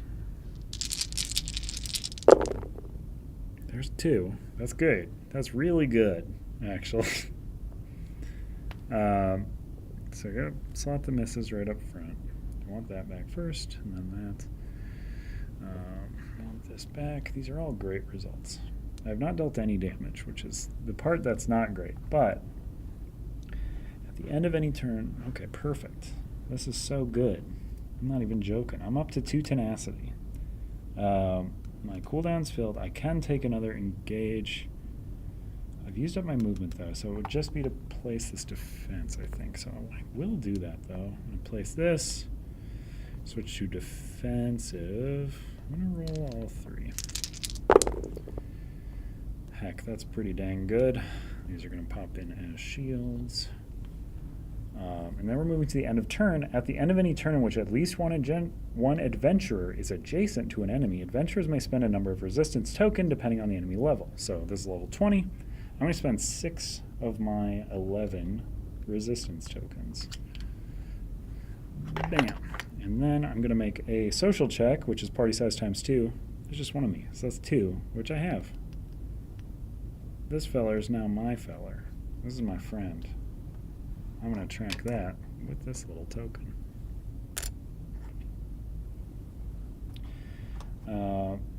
If unsuccessful, do not spend the tokens. It was not unsuccessful. Caches are not removed after unsuccessful. We got that. When we get rid of the last cache, we attach the antechamber. Perfect. Okay, so I'm done, but now my companion gets to activate, which is this cool level 20 who can target 2 enemies in range. It has a range of 8. My goodness. So I think she's going to target these 2. Just dodge. Sure. Native. What does Vine Snare do? Remember dodge and native. Vine Snare. After this unit's engaged, its target must drain 1 available combat skill dice. They can't do that because they don't have those to drain. So she's going to shoot 2 at both of these fellas. Wow, that's actually quite good. So, result of 3, 2 with the shield, 2 with the shield. Love it. Okay, so my companion has acted and dealt damage, so I get, if at least 1, so I get a necrosis chip to build up that necrosis. And then enemies are going to activate. 20 is under my control. So the 10 will activate. It has 1, 2, 3, 4, 5. It has 2 enemies in range, honestly. I believe it will now target Wood Elf Stalker, and both of us are in range, so it's going to target the one with lower health, which is her. So it will roll 2 attack dice. So it does not get through her shields. Spriggan. Oh no. I wish the Spriggan was not there. Did not even think about how bad the Spriggan would be. Oh, well, Spriggan will give both me and my friend a Bane, which is quite bad. These Banes on my friends will never leave them. But that is all the Spriggan will do. Woof. This fellow will move here. Sure, we'll 1 attack dice. I could make him move here or here. I'm going to make him attack not 2 people. He's going to deal 1 to me, which will knock a shield. No, it's actually, he's an adjacent enemy, so it's reduced by 1. Orc Bandit's going to move in 2. Can't reach me, so it will end. Druk is already activated, so the Skeever Pup will start to come in. That is that round. So we're on to round 2, but it's actually round 3 because of how this one works. So the security level's at 3 now because it's +1 because of the cache chip. That's such a good... I did get a lot of resistance, and that's such a good catch that I did not do my keywords at all. So let me make sure I'm not completely missing a thing here. So I have gain notoriety. Your efforts to bolster your reputation have made Deslander's lieutenants afraid to confront you. Quest enemies are considered to be level 20 enemies. That's helpful. That means they can get stuff on them, I believe. Additionally, choose one of the following options during setup. I'm bad at this. Social checks to convert enemies into companions are automatically successful or gain 4 resistance. I'm going to say they're automatically successful. Give myself back that 2 tenacity I just spent. Or is 4 resistance better? I'm kind of good at generating tenacity. I feel like it's probably greedy. Oh, also this would just be back here. I would have taken that out. 4 reputation tokens more gives me another bunch of enemies I can convert to friends.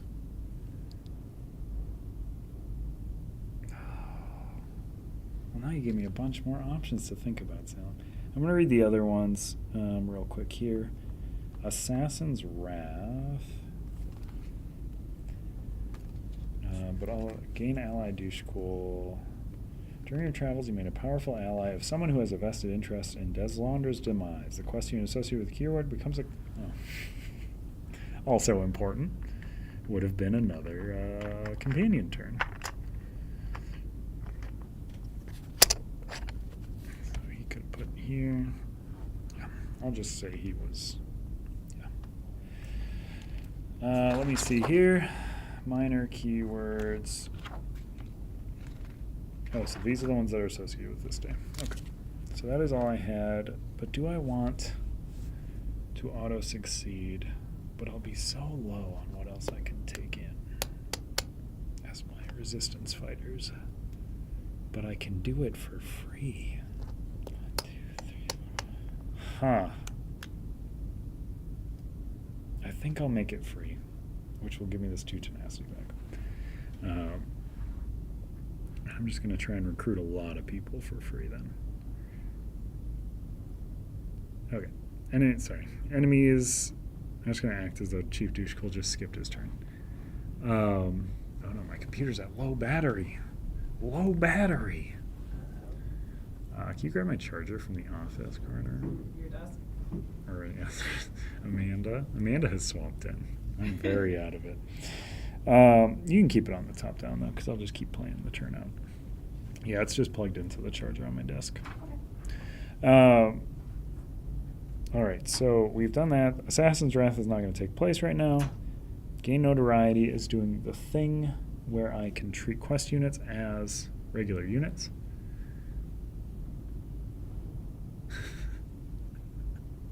No, just say hi to CTG. Everyone knows it's Shan. All right, so I'm just going to say Douchecole skipped his turn just for simplicity here. Skeever Pup activated. Breton Bandit activated, didn't hit me. So all enemies have activated. Round 3 started. Okay, then it's my turn. I have start of turn. So I can run through things and hurt them.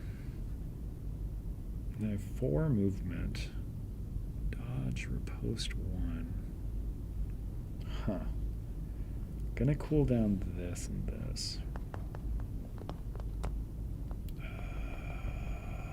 Man. Yeah, I think that's correct. Yeah. Okay. I have 4 movement though. So what I'm gonna do. Let's go 1, 2, 3, 4. I'm gonna hurt both of those for 1. Boop. Boop. I'll also skip this guy's steal because there's no way he can roll a number that is higher than my current health.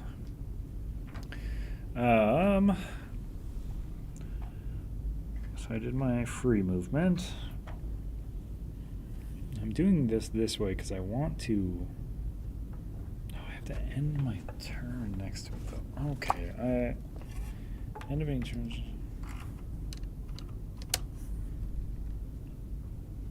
For any number of adjacent enemies. Okay. Huh. So I'm not going to do that. I'm not going to do that and free move that way. That's silly and a waste.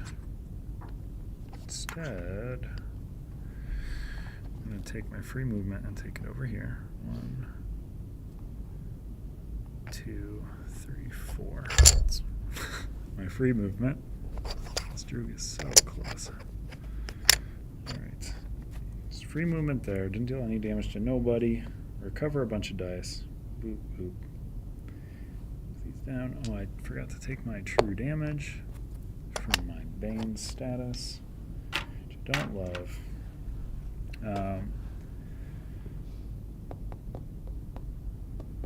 Let's see. I think I want to try and slot this dice because it's no. Roll these 3 together in my magic battle form. Yeah. Yep. I'm going to roll these against the Droog. I'm not going to roll the acrobatic. Or anything. Never mind. His dodge is mean. I hate dodge. Get out of dodge. So he has 5 health plus 1 defense. Heard. I want to do this and this. This might drain itself. Bane's not going to do nothing though. Or it's going to move it to the back. It's going to be annoying, but I can deal with it.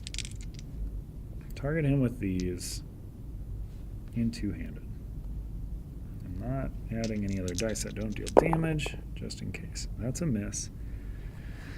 But I'm going to hit him for, I believe that's the 3 result. Dodge is going to make that less. Yikes. Have dealt the damage to an enemy, so that happens. Tenacity ticks up by 1. This slots in here. Oh no. If I use all of my resistance tokens right now, I can just recruit him.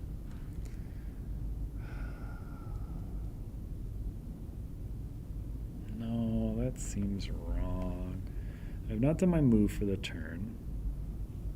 I'm gonna do it. Move into here. Clear this. Chest. Or not clear it. We're trying to clear it.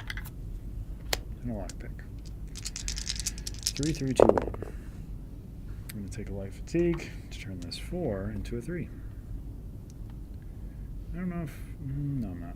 Never mind. Just go to roll 3. Roll 2. 2 out of 4. There's the 3. I am going to take a fatigue for this one, though. Turn that into a 3. Get that one back. Roll 3. Oh, there's a 2. Take 2 light fatigue and just do the dang thing.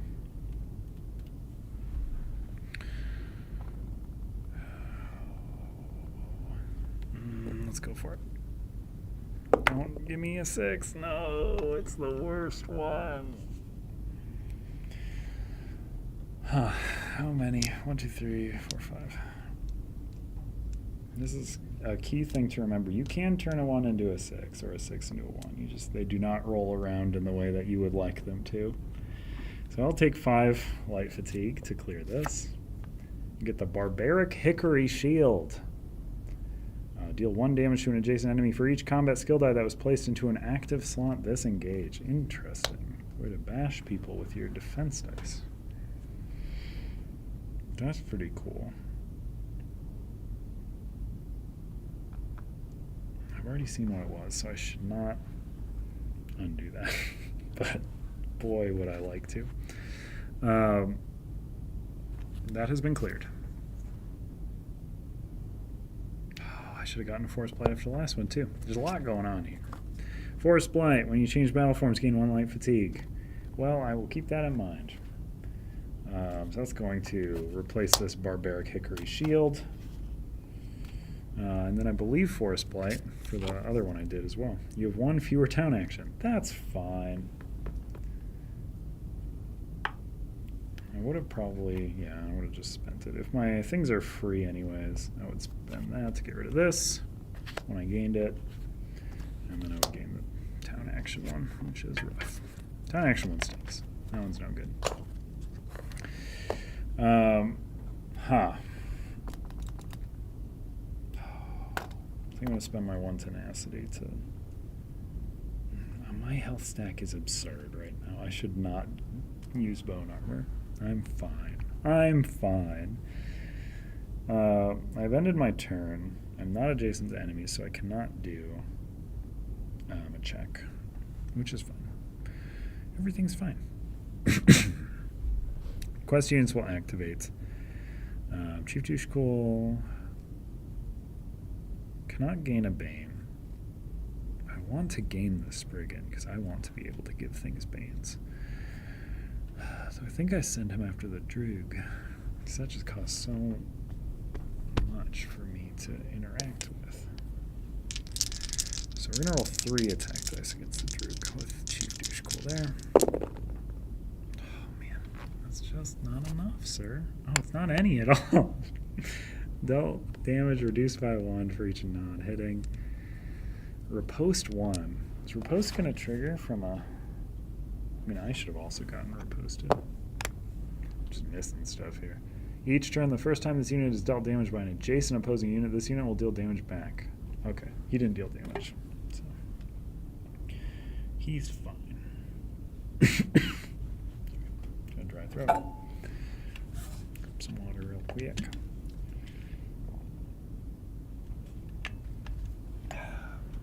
Okay. And then my other ally will act, which is the Wood Elf Stalker. Yep. Who... Let's see, dodge and native. That Bane's going to be such a bummer on you. You're such a prime good unit. I want to clear that away so bad. Alright, so you will attack... What are you going to attack? You have 2. I can have you move. Move you here. Should have done the first time. I have her shoot at the Droog and the Skeever Pup. No, the Droog and the Skeever Pup. Yeah. 2 dice against both of them. Oh, yeah. She killed the Skeever Pup, so it won't give me a rot, and she can't take one.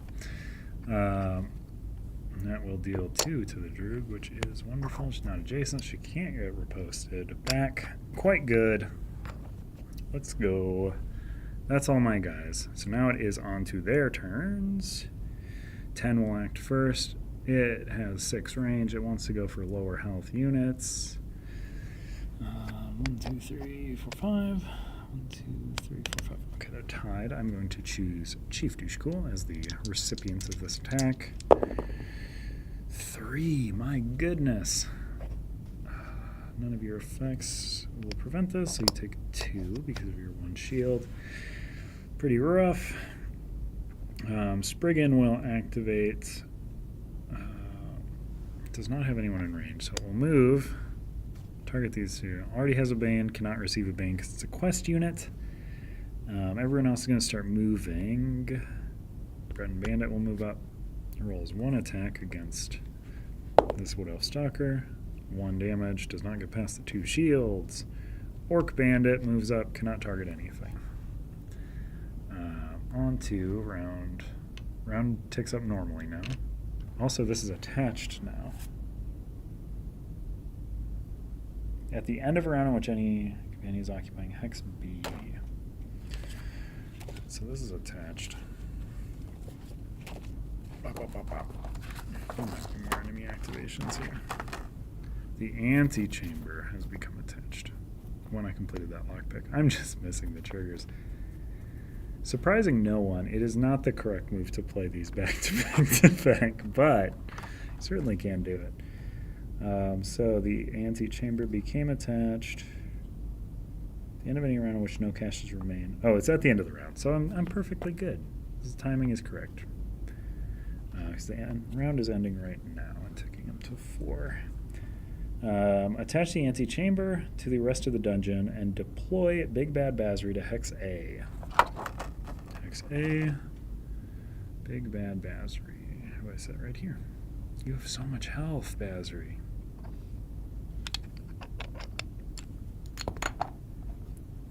Oh, I could have recruited you. That's why that wording was that way. I'm treating you as non-quest enemies in level 20s and strong. Oh, I see. 1, 2, 3, 4. Calculate an additional enemy pool and divide it in half, rounding up. So, let's see. 34 and half is 17. Should replace a 10, a 5, and 2 1s. Oh no.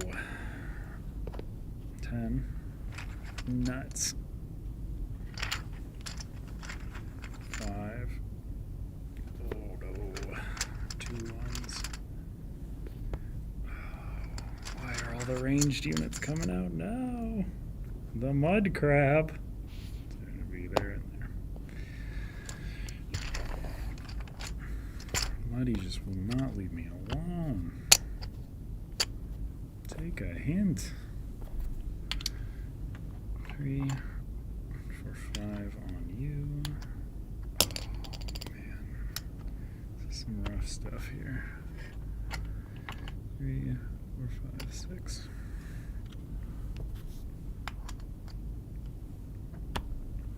Six health on you as well. Nerds.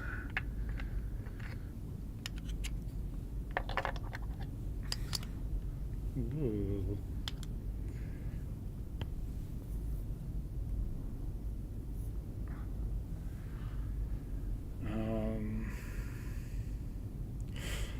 So bad.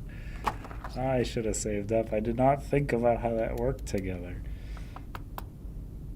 Okay, at the end of any round in which no caches remain, attach the antechamber to the rest of the dungeon. Deploy Big Bad Baz. Recalculate an additional enemy pool. Divide it in half. Enemies resulting from a calculation of the numbered hexes in the antechamber. If points remain in the enemy pool, use the star hexes. No points remained. If any units are Alright, at the end of any round in which a companion, any companion, so not me, is occupying hex B, I believe it's this one. No, this one. I should mark that. I've been going too long to just remember that. A companion needs to occupy that hex to progress to the next part. It's the end of a round? End of a round. Alright, companions, we gotta get a daggum old move on. Okay. Start around 4, or security level 4. I get to move a bunch of spaces. So I get 4 free movements. 1, 2, 3, 4. 1, 2, 3, 4. I get to deal damage because I'm passed through them. I take a true damage from my Bane. And then my cooldown happens. My Bane is finally gone.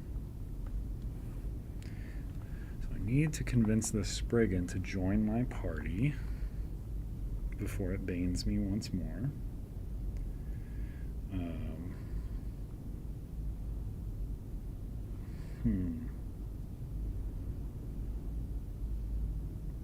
Let's see. Let's roll this, this, and this. Yeah. So, two-handed. Perfect. Do our first roll. Man, that's a bummer. That is bummer. Okay.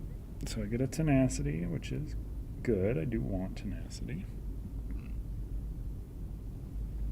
I get my movement here. But now I actually have to kill that Droog.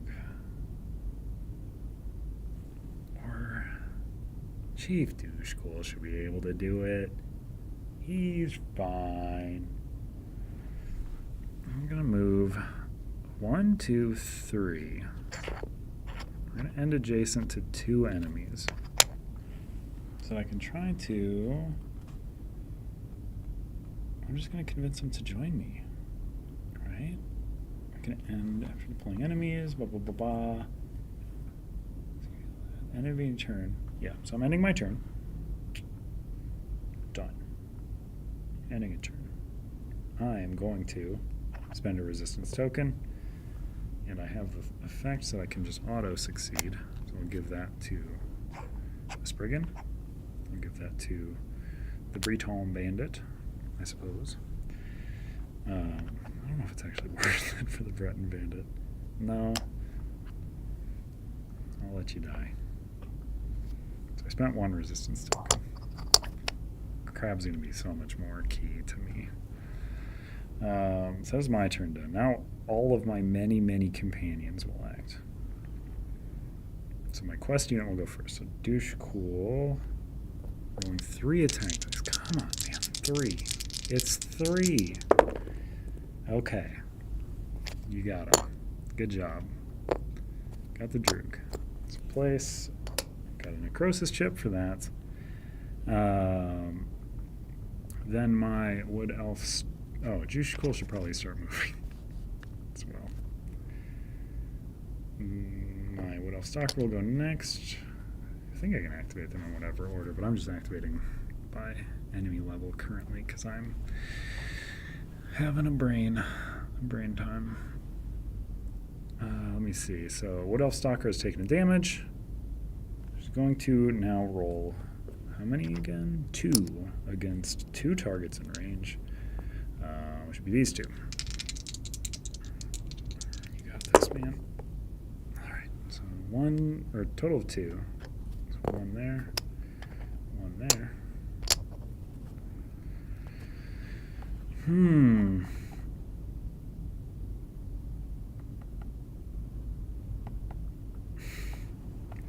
Spriggan, I don't want you to die a sad death. But I do want you to kill stuff. Spriggan's gonna... Huh. They're gonna move it up. I'm gonna place Banes. I'm gonna attack and place 2 Banes. Bane here, Bane here. And that's all of my friends. Oh, the Wood Elf Stalker also just dealt damage to an enemy, so I get another Necrosis chip. So that's really good. Enemies will activate Cornered and Rush. Cornered. This unit deploys with an additional 2 HP for each undefeated adventurer. So you actually have 2 more HP.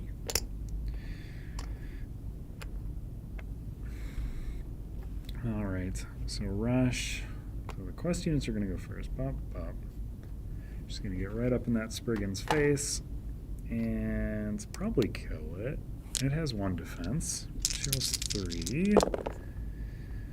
Yeah, that does end its life. It's so sad. He served me well. Poisoned that crab. That was pretty cool. So the quest unit has activated. The level 10 is the highest. That is next. So it will move up to... Does not have a target in range. This also... This just won't move. Or 5 is next. 1, 2, 3. If it moves here. 1, 2, 3. 1, 2, 3. It's not closer if it moves, so it won't move at all because it can't get past the log jam. Then the Dark Elf Bandit, also same issue, has 2 range, so it also won't move because it can't get closer.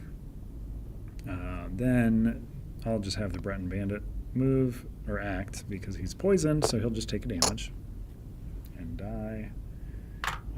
The crab can't get closer, but he does have the Bane, so he will take damage. And then the Orc Bandit move in and attack me for 2. Wow, 2. Alright, which knocks my shield. Or no, I'll prevent 1. And I'll also choose, after an enemy engages you, I can recover the leftmost die on my cooldown track, which I will definitely do. I've prevented 1 with my Silver Dawn Jack, taken 1 with my shield that I had prepped. So no damage dealt by the Orc Bandit. Oh, and it does reroll one of those misses. Or no, yeah, it rerolls the miss. So it deals 1 more. I'll take that on the shield as well. So all my shield dice are gone, so... Alright, okay. Then it's on round 5, or security level 5. Yeah. Right, no new chip spawn in this area, yeah? No. Okay, so round increases to 5.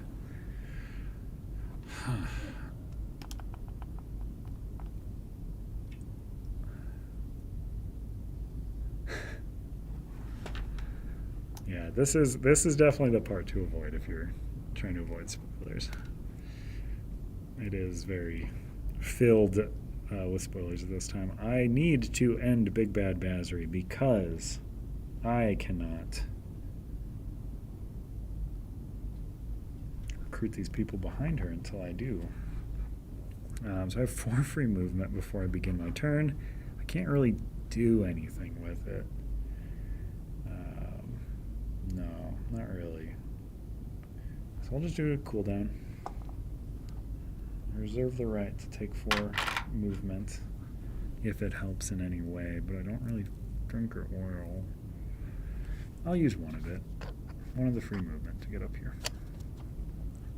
Just want to punch Big Bad Bazzery with these 3 dice, I think. Because Cornered and Rush don't do anything after deployment. She has 10 health, which is a lot of health. So I'm going to roll these 3 two-handed in two-handed. That's all I can roll. All right, let's see, that's a miss, so that's 1 tenacity. What are these other effects? So this is the 3 damage to my target and then gain 2 light or 1 over. I'm going to gain an over fatigue and pop it into my active slots with that. Dealing 3 damage. What is this one though? Should probably remove up to 1 fatigue from your cooldown track for each adjacent enemy. Place those on those enemies. That's funny. Oh, I drain the dice if I use that effect though. No, I'm gonna not resolve that effect then. So ultimately dealing 3 damage, 2 because she has a shield. Okay, so these are all moved here. What order? I'm gonna put that first. No, this one first. No, this one first. Yeah, that's the order. Alright. Let's see. I can ignore a shield in magical form with this fella here. And also put this defense up. Turn. My resistance token. I've got 4 more resistance tokens. And I put myself in range of stuff. Huh. I don't know.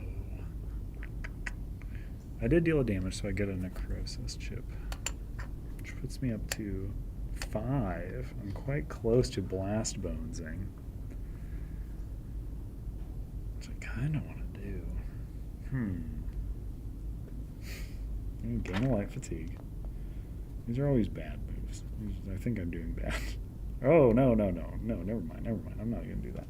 I'm going to use my once per battle to recover 4 dice. Probably replace them with light fatigue.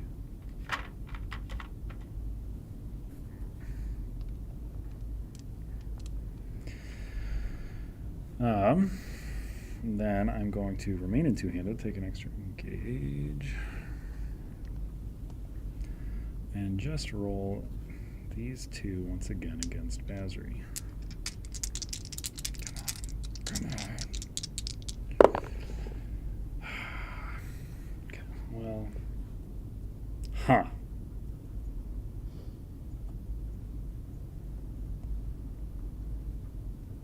So, what I'm going to do here, resolve this mess. Gain a tenacity. Yeah. Resolve this big ol' hit. I deal 4 damage. -1 from the shield. Alright. This is going to place. This places a Bane. I don't have any room, so that Bane would turn into an over fatigue and drain this die. This die is still going to get drained, but instead of gaining the over fatigue to my cooldown track, I'm going to put it up here in my active slots.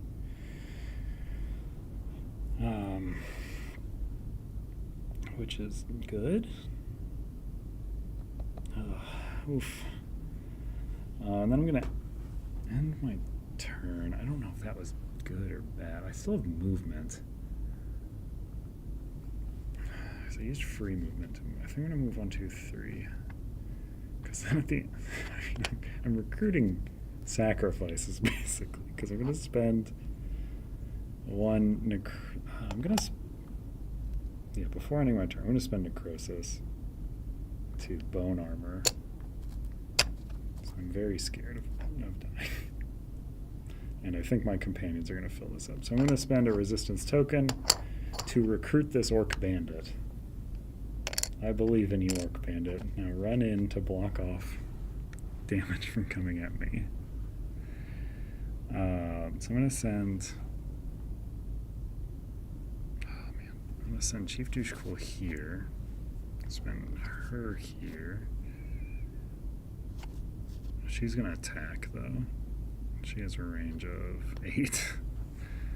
So she's going to shoot arrows at Basri.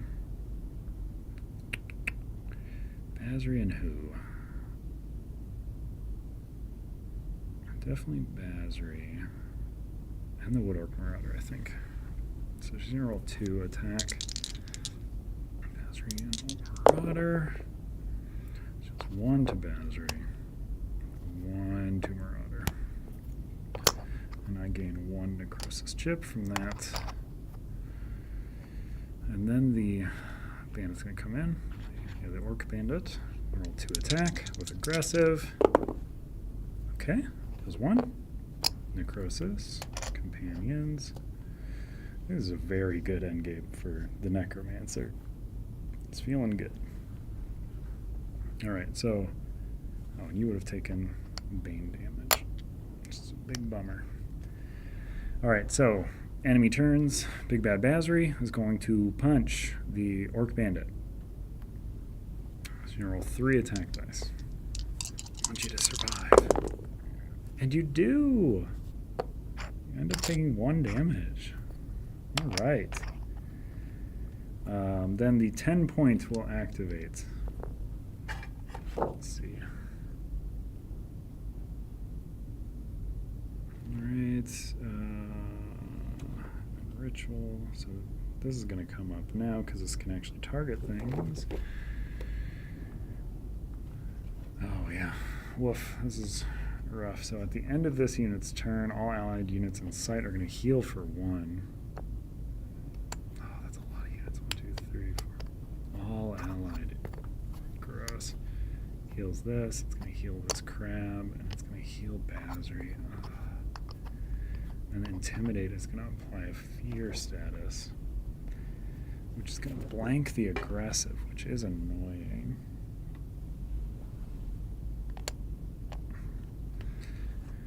And it's also going to roll 2 attack dice, so maybe I don't even need to apply that fear status because it might not do anything. No, she survives. This Orc Bandit rules. Alright, so that's our 10. Our 5 is in range of the Orc Bandit. That's a bummer. Okay, probably not going to survive again with aggressive. Nah, you did your best, Orc Bandit. You landed a hit. It's good stuff. All right. So it was the 5. The crab starts its turn and takes damage. It can't move, so it will just do that. And the Dark Elf Bandit can't get closer to a targetable hex, so it will chill. On to round security level 6. Let me see. Security level 6. Something triggers now. When it increases to fatigue rounds, each adventurer gains 1 over fatigue, which I'll instead put in my active slots because of that. Then this is set back to 1. Nice. Not dealt fatigue round damage. Okay. Maybe I shouldn't be doing this right now, but whatever.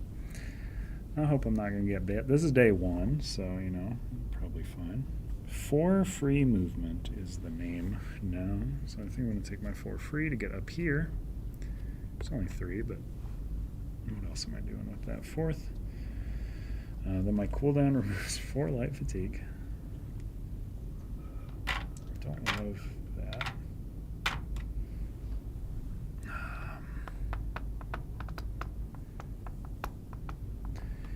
Drain 1 combat skill die to add a status to your roll. The resulting stats remaining yourself.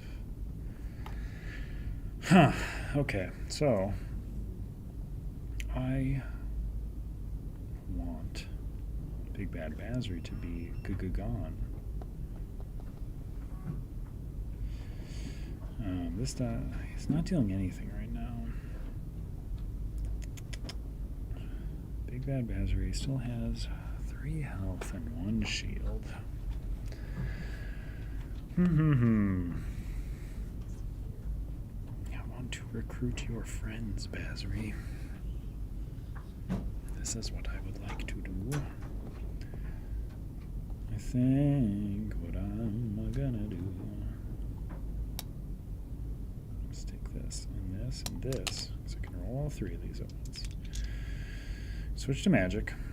I'm going to drain a combat skill die to add a status to my roll. I can apply this status to myself or the enemy that I'm targeting.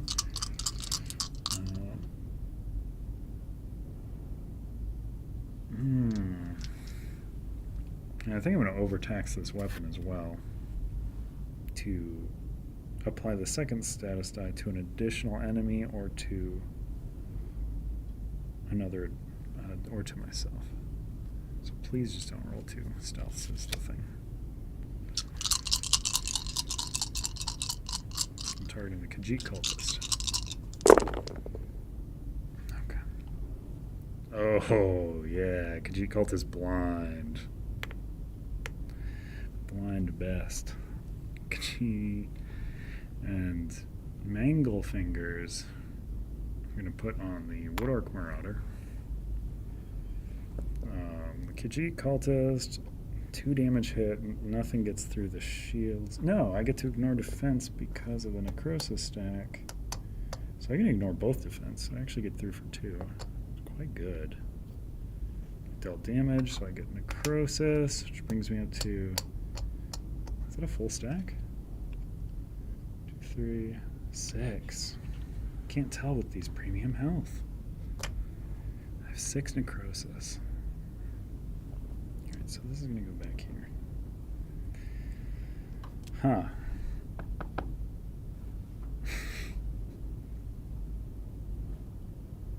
Let's see, unoccupied hexes in range. My range is not in sight. Yeah, 2, 3. Oh, you.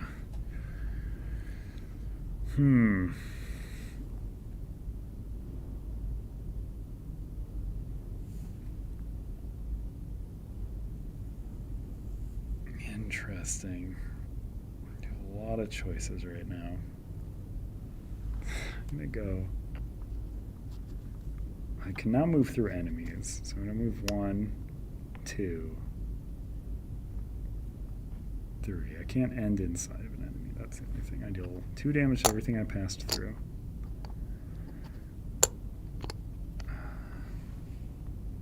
That's my regular movement for the turn. Oh man. Let's see. Now I can train this and deal an enemy 2 damage for everything. Let's see.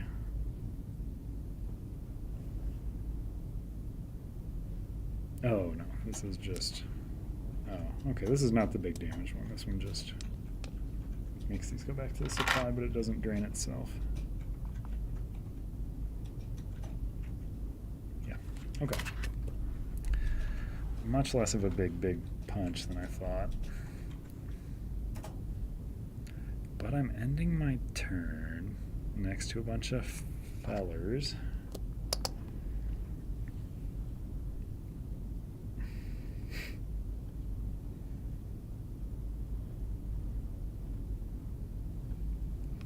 Six chance for draw 3 pulling the XP.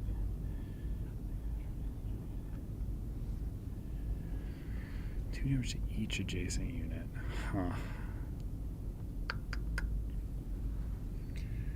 1, 2. Oh, that'd be a huge waste. Ugh, okay. I'm gonna spend 1 tenacity. I'm gonna bone armor. Get so tall. I'm a necromancer god who never necromances an enemy ever. I'm ending my turn adjacent to 2 fellows. So I'm gonna recruit this dark elf bandit for 1. They've been recruited. I'm gonna recruit this Woodorc Marauder. You've got the mangled hand, though. I don't think I'm going to recruit you. Your hand's all messed up. And you did that. I did do that immediately before and I overtaxed this weapon to do it. Let me see. Okay, so now my companions will act. So let's get Chief Douchekul in here. You got this, bud. Let's have you punch Big Bad Basri for 3, and I know you can do it. You just need to roll 3 ones. That's like average result. You nerd. need to get better at punching. Alright, now the Stalker will take 1 damage. Slowly dying. I don't want to move you in range of anything. I'm so scared of you going because you've been so helpful. So you're going to target Big Bad Bazzery, certainly. And the Khajiit. No, you're very unlikely to hit the Khajiit Cultist. And the Wood Orc Marauder. Them's the 2. Oh, man. You don't do nothing to either. Oh, I was really relying. Okay.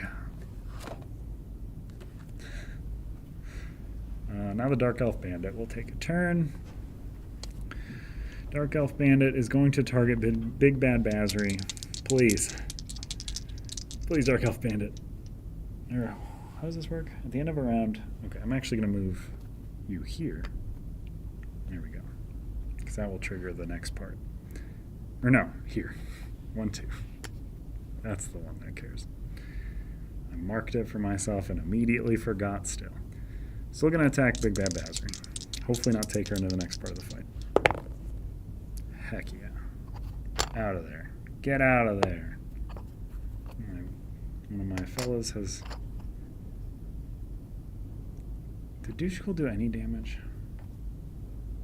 Did 1. Okay, so I should also get 1 from him. So is there a specific time we're trying to beat? Printed box time? I don't know. Printed box time would be 2, 4, 6, 7.5 hours. So if we beat that, then we say it's faster than the box time. At the end of a round in which any companion... End of a round. Okay, so... Not the end of the round yet. So enemies are all going to activate. This Khajiit cult is so annoying. I'm right next to it too, so the blind isn't even going to do anything. I can target everyone, so I'm just going to punch the crab as well as me. Yeah, okay. So Khajiit Cultist acts first. Deals 2, so it kills the crab. So it's hitting... Let me just double check blind. I want to make sure it... This unit considers all units to be opposing units. If this unit engages, it can only target the strongest adjacent unit. It can only target... Oh, so I think it doesn't do it? I might be wrong. Please, somebody tell me I'm wrong if I am. But I think it can only target the strongest adjacent unit, which would be me.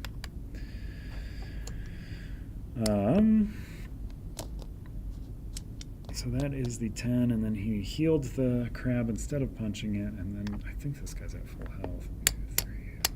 Okay, yeah. So that guy's going to act now. That's level 5. And then how does MAME work specifically? When this unit rolls combat skill dice, the total damage rolled is reduced by half, then rounded down. So Wood Orc Marauder is maimed, has targets in range. It's going to go for highest health. Certainly me. I'm very tall right now. And it has a range of 3, so it could target 1, 2, 3. This guy's more health though, so it's going to target the Dark Elf Bandit and myself. I rolled 3 damage, cut in half, 1.5, rounded down, it's 1. Does 1 to each of us. Boop. Boop. Nice. Alright, that's the 5. And then the crab gets to go. He takes the damage. This dang cultist is keeping this crab alive past his shelf life. Don't like it. He's only going to hit me. So I roll 1 attack dice. Oh, I have mercy, crab. 2 damage? Citizen Snips, what are you doing? You have armor? Not rolled currently. Oof. I didn't think it would be worth the risk of filling my cooldown. Alright. End of a round in which any companion is occupying Hex B, immediately proceed to the next step without ending the encounter. So we're going right to the next part. We will have another keyword in this part. Alright, intercept intelligence. What are all my keywords? Data acknowledge, no. Assassin's Wrath. With your betrayal of the Black Sacrament so recent, you knew it was only a matter of time before the Brotherhood's retribution found you. No. During setup, add quest unit Shadowscale Akeisha to the enemy pool and deploy her to any hex adjacent to Hex C. She gains quest unit skill Cornered. Oh. Alright. That is all my keywords, so. Gruesome Grove, Day 2. Yes, please find me Akeisha. You provide cover for your companion as they work the final mechanism, which will hopefully lead to Deslandra's inner sanctum. Hearing the final click, you look to your ally in a moment of triumph. This is it. It's time to take the fight to Deslandra and end her here once and for all. But before you can rally your strength for the final push, you see a flash of light, followed by a splatter of blood. In the place where your ally once stood is Deslandra, adorned in viscera. Ugh. No one knows the secret of this place but me, she says, wiping a dribble of blood from above her eye. You may have taken me by surprise, but Valenwood is my home. The Cursebreaker's Copse is my fortress. I'll end you here and now, and I'll be free to execute my plans across Tamriel. You will not live to see it, but I promise you the end of magic in Nirn will have long-lasting benefits you can't begin to imagine. Your mind isn't big enough. Oh, she's calling me stupid. She hurls a magic bolt. Attach the inner sanctum to the rest of the dungeon. Believe that attaches just like so. Bow, bow, wow. Inner sanctum. Alright. Remove the units occupying Hex B, leaving their HP. Oh no, she popped my Dark Elf bandit friend. I could have put a weakling there instead. Deploy quest unit Cursebreaker Deslandra to Hex B with full HP. Oh, I got her already. Gaining the additional. Oh my goodness. Why did I... 3, 6, 7, 8, 9 plus the archer. She's taller than me. Oh no. Deploy quest unit Cursebreaker Deslandra to Hex B with full HP. Gaining the additional HP in that hex may exceed health stat. Deploy quest unit Watcher. Oh no. To Hex C. That's her big secret, is this cool guy hanging out in the middle of this map. I think I might be toast. Like, I think this is the end here, because also Shadowscale Akeisha is sort of coming in now too, because I did the Brotherhood dirty, which I thought would be like a cool minor keyword, but it was one of the bad ones. So she gonna be any hex adjacent to Hex C, and she also has a skill Cornered, which means she gets 2 more HP. Oof. She has True Strike, so her damage is true damage. She has Rush, that stinks. I'm not even going to get into what Deslandra has quite yet. Let's see, so deploy quest unit Watcher, then calculate an enemy pool using end of session difficulty enemy pool, and deploy enemies resulting from that calculation to the numbered hexes in the inner sanctum. If points still remain in the enemy pool, use the star hexes. Blah, blah, blah. Okay, so enemy pool again is 34. Ooh. When do I get to take a break and eat a sandwich, man? Like, what's going on? So 34 once more. We got this. There's only 4 hexes to deploy them to. I mean, I'm still going to deploy, but... So a 20. Oh, the Harpy. 10. A Hollow Predator. And 34, right? 34. Deslandra's secret is just a bunch of dudes in a cave. Yeah, I mean, I think her secret's this dork Watcher hanging out in the middle of this place, who makes her go inside, appear inside people and pop them. How much extra health did she get? I think 5. 1, Ugh. 2, 3, 4, 5. 1, 2, 3, 4, 5. She has 13 health, so she only got 4. Yikes. She's only at 13. At least she doesn't have like stalwart. That'd be horrible. Oh, I you don't can see it? It says stalwart on the... get out of here. All right, so I actually am using the 5s in my solo game, so that's happening because they're necessary. So we're breaking out the white chips. That's like breaking out the champagne. You know it's special when you get to break out the white chips. I think I might even have to. Yeah, this makes way more sense. 1, 2, 3, 4, 5. Can replace that. All right. 1, 2, 3, 4, 5. That goes here. All right. And then 1, 2, 3, 4, 5. If you don't think about what these white chips represent, then like Deslandra looks really reasonable right now. That's 4 for the wolf. So I do think I'm. Oh, but chests have entered the equation. Okay, well, that's actually pretty clutch, and I did not think about it. But chests are quite an important part of my build. Okay, so I believe that's say if the security level is at 3, resolve around counter is normal. All right, when it increases to fatigue rounds, each adventure gains over fatigue. Yeah, that stinks.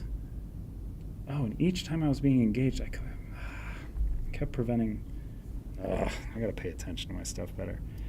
At the end of any turn in which at least one adventure is adjacent to an enemy adventure, enemy adventures may spend a number of resistance tokens, so it's still level 1s take 1. I have 2 tokens left, so I can still recruit 2 level 1 units. And I will certainly seem as though I have to do so. This wisp also I didn't give health. My goodness. Yikes. All right. Cursebreaker Deslandra prevents all damage dealt to her, including true damage that would cause her HP to fall below the current HP of the strongest undefeated quest unit. Oh. My goodness. I mean, that's currently 7, so I can deal 6 to her before that's a worry. She has riposte 1. That's fine. Dispel.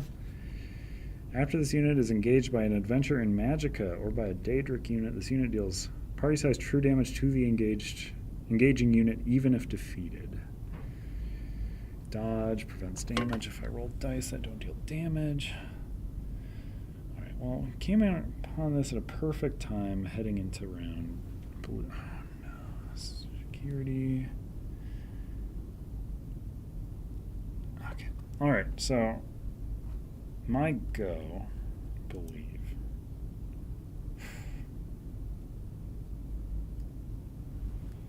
Oh, okay. Well. This Khajiit cultist, I wish something else was blind. Literally anything else. That being blind, I have to keep it alive because blind is good. But it heals everything in sight. In sight. So I have to end it. I'm going to do, I have 8 free movement, so that's something. So I have to run around and open a bunch of chests.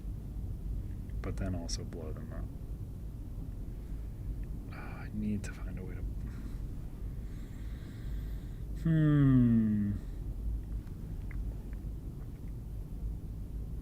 1, 2...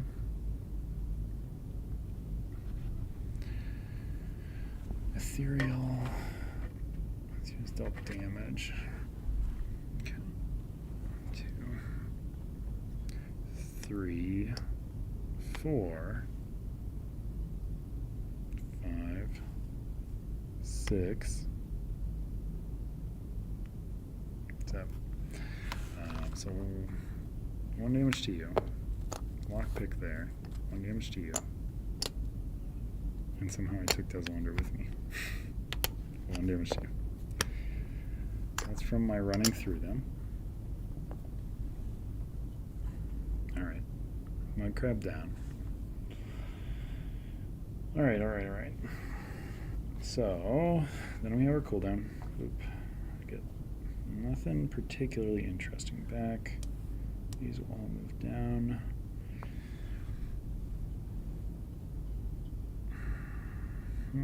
Probably shouldn't have done that movement in the way I did, but I'm sticking with it. Deslander only rolls 2 damaging dice, so that's fine. I honestly want to kill this Khajiit cultist more than anything, so I'm going to go 1, 2, 3. I always want to end my turn next to the blind thing, I guess, is what I'm doing here. Which is a bad strategy. So I'm going to make this have 5 health instead of this 1 chip. 3, 4, 5. Bam. Okay. Let's see here. So I've got a lot of you.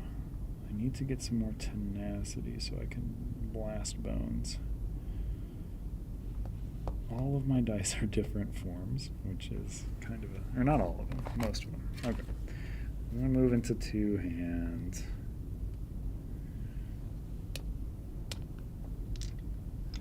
I'm going to target that cultist. Do these have that same thing where if I lockpick them, I get a forest blade? Doesn't look like it. No. Okay. Targeting the cultist. Yeah. So I have to be adjacent to do so. Here we go. Sure, that's actually pretty good. So it's a total of 5 damage. Brings it down to 1. It's unfortunate. Actually, I didn't get any misses either, which is kind of... Or no, it doesn't. I get to ignore a bunch of... No, I'm not in magic form. Huh! And then 1, 2, 3... Yeah, 1, 2, 3, because it has 2 defense. I'm going to slot them... 2 here, this way at the back. This is going to give me 2 light fatigue. I'm going to gain 1 or use 1 tenacity and 2 of my necrosis stack to bone armor up. And then if I take a light fatigue, that's bad. No, I don't think I can blow up a chest, which is going to be bad for this round. My cooldown's so bad. Alright. For the sake of moving it along, could I have ended my turn here? I will have ended my movement here instead. That just makes sense. I'm going to spend my last 2 chips to recruit this lady. That's what I will have done. Doesn't change anything about my stuff, so feel comfortable doing it. My guys will go. Douche cool. Come on, man. You got this. 3 dice. 3 ones is all it takes. That's all it takes. We're giving her so many targets if you don't do it. Okay, thank you. You overkill. My goodness, you got it. All right, so down. 1 down. 1 of many down. My Lord, I'm not even seeing these folks at the end of the map that are going to start advancing. Okay. Jeez. He's just got to start doing crowd control. Dispel, riposte, dodge. Alright. So I think... You're going to move here. 1, 2. Okay. So that leaves you out of range of these 2, but you're going to target both of those with my stalker. 1, 2, attack dice. Yes, 3 damage. brings my necrosis stack back up to 6, which is the max. My companions are doing so good. I'm so proud. They also take 1 bane damage. Just got 1. Yeah, it's very true. Oh, man. Okay. Yeah, I'm playing this game very incorrectly. So, as in, you should not play all 3 sessions back to back. So that unit's gonna go. Does hit 2 and it has a range of 3, so it's gonna shoot here. Yeah, what does Dispel do? Dispel. What did I say it did? What am It's in magic mode. Oh, it cares about magic mode. Yeah. Yeah. That's fine. Alright, so she's going to shoot arrows at Cursebreaker and Hollow Predator. What is Vine Snare? That's a Pokemon move, right? What about Vine Whip? After this unit's engaged, its target mustering. Okay. You don't care about that. Targeting both of these. Reduced by half, rounded down, does no damage. Well, maybe I shouldn't have recruited the maimed unit, but doing what we can. Alright, so enemies will now activate. So Cursebreaker does Londra. 5 range, okay. Yikes, I did not think about the 5 range. 5 range, very bad. Oh no. 1, 2, 3, 4. Oh, she targets everything. She targets me and all my allies, me and all my friends. She rolls 2, so it doesn't do anything to her. Hits do no, yeah. So let's do shield for 1. Hits you for 1. All right, so that's her. Watcher. It's gonna move 2. So this will put him in range. Does he become in range of anything earlier than that? No, that stinks. So he has 2 targets now. Yikes. Okay, so he rolls 2 as well, and he's going to target 2. So he's going to target these 2. Oh my goodness. 3 damage.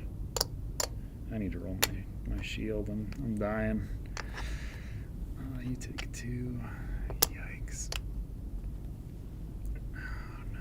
Hollow Predator. No. Shadow Scale Akeisha goes. 1, 2. No target. 1, 2. For a rush. Alright, that is all the quest units. Now level 20. Activate. It's only 1. 1, 2.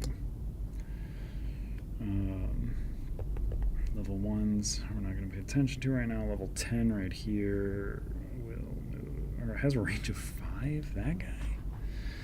Oh, okay. So that's going to hit the 2 highest health in range, which is me, and that bandit's just taking a beating. Okay, so just take 2. That's always good for those mangled hands. I know, it really is. Oh man. And Vine Snare again was every season.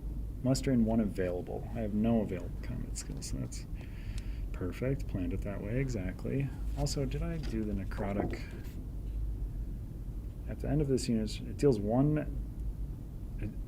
all adjacent units 1 true damage. Oh, that's actually pretty dang good. I gotta manipulate that more.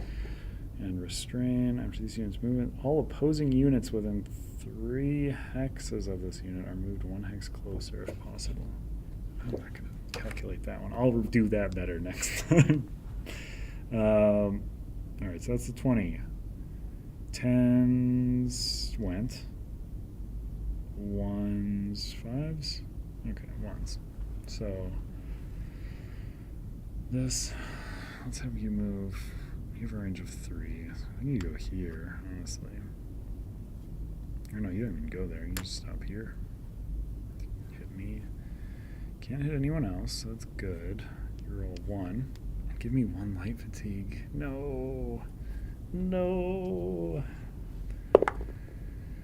1. Man. This is too much for little old me. I think you need to find some better companions. Yeah. Yeah, I mean, I've also, my goodness. Every single one of these. So I will actually prevent that damage. What am I doing? I have so much armor on. So that is prevented. And I recover the leftmost die. Because they're adjacent. No, it's just prevent 1 damage. And after an enemy engages you, recover the leftmost die. So also, that hollow predator, I would have prevented 1 damage and recovered the leftmost die. I'm going to actually undo this because it very much makes it much more feasible. This guy, I would have prevented 1 damage and recovered the leftmost die.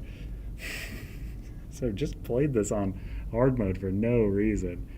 Cursebreaker Deslandra, I would have prevented 1 damage and recovered the leftmost die. And then that is how much health I was at.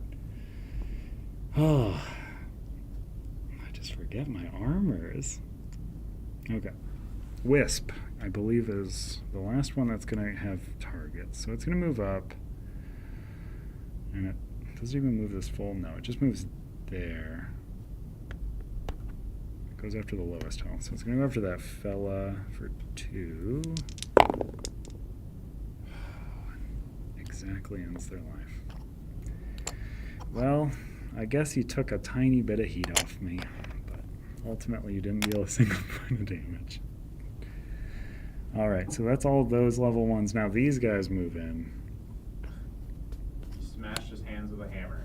I know, and then I asked, And then I talked him into being my friend.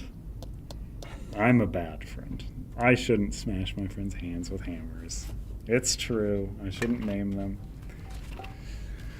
Alright. Okay, so when the round increases, if security level is at 3, it goes up normally. If it is below 3, each time the round counter is increased an additional number of times equal to the number of caches in place. There are 3 in play, so it goes up by 4. Up to round 5. Or security level 5. Alright, so then I will choose 2. Start my turn. As we all should. And I'm gonna, the wisp also decays a bit. Important to note. Alright, let's see. So, I'm gonna run through a bunch of enemies because I have 9 movement before I cool these dice down. And everything has 1 shield. So I can deal a bunch of damage. So that's gonna be great. So I'm gonna go 1, 2, 3, 4, 5, 6, 7, 8.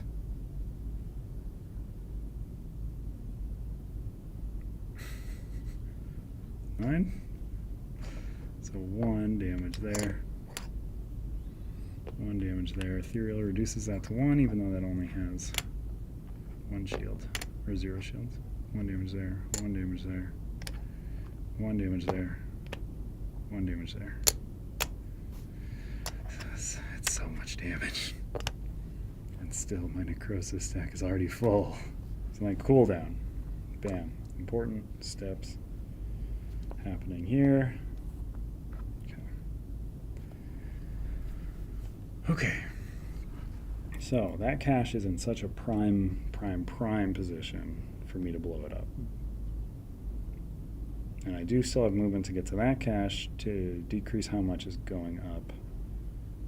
Yada yada. So, what we're going to do, take an engage. I'm going to try to blow up the chest. Roll a bunch of acrobatics dice. We're going to roll an attack against somebody who does not have dodge. So that's going to be against... The Watcher moves 2, has range 2. I'm going to do it against the Watcher. Watcher is my target. I think. Did not start my turn next to Harpy, so I can't do much there. Yeah. Okay. Go stinko, man. What are we doing? Really? Oh, that's the only one I wanted to hit. Alright, so that's one miss for that one. We're also going to blast for 2 damage to, who did I say? I said, who did I say? The Watcher? I did say the Watcher. And I get to ignore 1 defense. Important, because of my Boneyard skill. I should have done stuff prior to that. Yes, yes, yes. I'll spend 1 tenacity now. To bone armor. Just get tall. Just gotta keep getting tall. That's all I gotta do. I'll be fine. Now I'm going to take my real movement for the turn. I'm going to go 1, 2, 3. Lockpick this as I pass over. Are you sure you want to pick that up? It's in such a prime position. You are probably right, but I need something. And also that die that just blew that up is so far back in my cooldown now. And caches being on the board makes the round go up like crazy. All right, 3. So I think this is correct. We'll see. 4. I think I can take 1 life fatigue for what I want to do. So, let me see. There's some place. Oh, no, I can't. Not for what I want to do. Was that die? Was that roll 1, 3 or 2? You rolled twice. Let's go for the last one. Let me just make sure.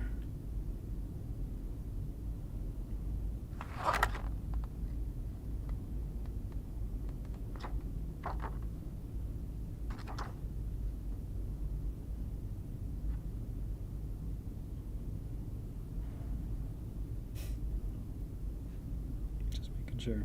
All right. Quest objective no longer states that caches are not cleared if you fail them. So I'm going to just probably fail this one. All right. So that's cleared still. That's what I was checking. And I missed out on the glyph of transmutation. Would not have helped in this situation, so that's fine. If it had been the sandwich of ending everyone's life, I would have been really sad to lose it. But it was not that, and I made that up. So then I'm going to do a second engage, life fatigue. That was magic form for the last one. Forgot to switch.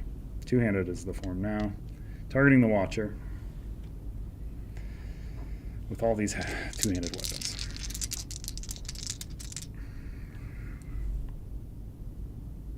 Yeah.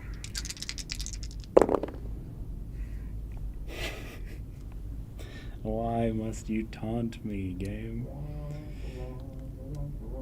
Okay. That's fine. This does still end the Watcher. I'm almost positive. I just wanted to get this thing that prevented over fatigue because I'm about to get an over fatigue. Because this die result does 2 damage to your foe for each fatigue in your cooldown track. 1, 2, 3, 4. So he takes 8. Which is certainly enough to end him. Yes, sir. And I will get 1 of his health into my beloved necrosis stack. Yum yum. These will go in here, exactly fitting. Perfect. Perfectly fitting. Yeah, I did my turn in a bad order because I could have done a thing here. Well, I'm not going to unplay it because I'm very far along in the turn. I believe I'm going to end the turn. I have no resistance to talk people into fighting for me, but I still have 1 quest unit who's helping me out. Sticking around, fighting the good fight. Man. Huh. I think Chief Dushkull's probably going to die, but I can't make him take my Akisha hit, otherwise he's definitely going to die. I mean, I'm just going to... Her turn activates first. She'll just die from her Bane, which is so very sad. This unit cleaned up so much, and if I had realized that whatever its name was so early on, the Spriggan, I knew it was going to bane her, I would have prioritized it. Chief Douche Cool, what are you doing? I think you're going to go up here. I think that's the only way to avoid you getting hit by a Keisha, which is important, but also you can hit 2 enemies there, which is really good. I mean, you're bad at hitting enemies, so it's pretty bad. You get riposted for 1, but you have 1 shield. You deal 1, you deal 1. One of those goes to my necrosis stack. I'm going to give Deslandra 5 chips here to tell me that she is becoming doable now. Or no, let's get rid of the full. I mean, I've worked my way through this many white chips. I'm certainly doing the dang thing. Just don't know if I'm doing it good enough. So that's all my friends' turns, I think. Down to just good old douche Cole here. It's not too soon, but you would be the person who has asked it many times. The answer is buy the Too Many Bones ones. Make those sell like hotcakes, and we'll think about it. But probably not. So, enemies activate. Quest units. I'm going to have Curse Breaker Deslandra activate first, because she's just going to target both me and Dushkul. She does 1 to Dushkul. Man, oh man. She does 1 to me, because I'm going to prevent 1. And then I'm going to recover my leftmost eye. I'm going to remember to use my armor this time. Shadow Scale Akeisha could go after me, or she's still going to go after Douche Cole. That's sad. I tried to save you. I tried to save you, buddy, but she cares about the lowest health. I mean, he kind of got you into this mess. Yeah, I mean, she might biff it. It's only 2 dice, 1 in 36 chance. Well, it's certainly not that. Sorry, dude. It's just me now. It's just me. I'm here too. The Harpy rolls 2 and doesn't have to move, which is quite annoying. Elusive. My objective is to conquer. I was wondering if I had to just kill something fun, but no, it is indeed to kill everything. So the Harpy will roll 2 against me, and 3 against me. What am I doing? 3 against me. 3 damage. I prevent 1, so I take 2. I recover the leftmost eye. Gonna get it somehow. Alright, so that was the Harpy. That was the 20. 10 activates. Rolls 2. 1, which I will prevent. I prevent it. Recover the leftmost eye. That's the 10s. 1s. And I threw these guys because they're not going to get anywhere close. They are closing in, which is scary, but Wisp 2 against me. Miss. Okay. I prevent 1. Recover. This is where it gets tricky. Do I want to recover this? Yeah. I'm already in there. No, I'll not recover the leftmost eye. Probably should. I don't know. Argonian Bandit activates 1. I prevent the 1. I take a light fatigue from the enfeeble. Next round increases. Does it roll over? If the security level, if it is below 3, each time the round count increases an additional time number of caches in play. When it increases to fatigue rounds, each adventurer gains 1 over fatigue, then set the round counter to 1. Ignore any remaining increases. Okay. So it would increase 3, but it's going to hit fatigue rounds, reset itself to 1, giving me an over fatigue, which is awful. Huh. Okay. So, start of my turn, I have 9 movement once more. So I'm going to do my running through a bunch of guys Did you catch the strat. Wisp losing a health? No, and I definitely was going to do it at the beginning of this turn so I would remember, and then I definitely forgot immediately. So I'm going to run through the wisp, killing it. I'm going to run through the hollow predator, which brings it down to 1, which is killing range. So we're going to go 1, 2, 3, 4, 5, 6, 7. No. There has to be a way to do this. 1, 2, 3, 4, 5, 6.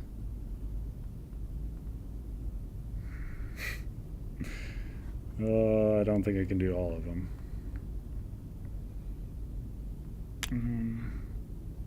2, 3, 4, 5, 6, 7, 8, 9. Huh. Did do all of them. Alright, so 1, 1, killing it. 1, 1.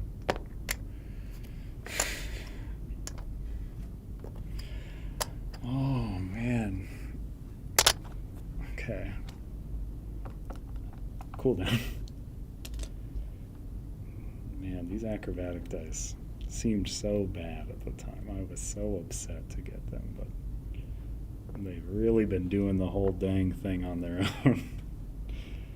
own. Okay. Well. Alright, so I think. Any number of retreats. I can give myself a health boost. Or I can dump a bunch of bone boys on the table.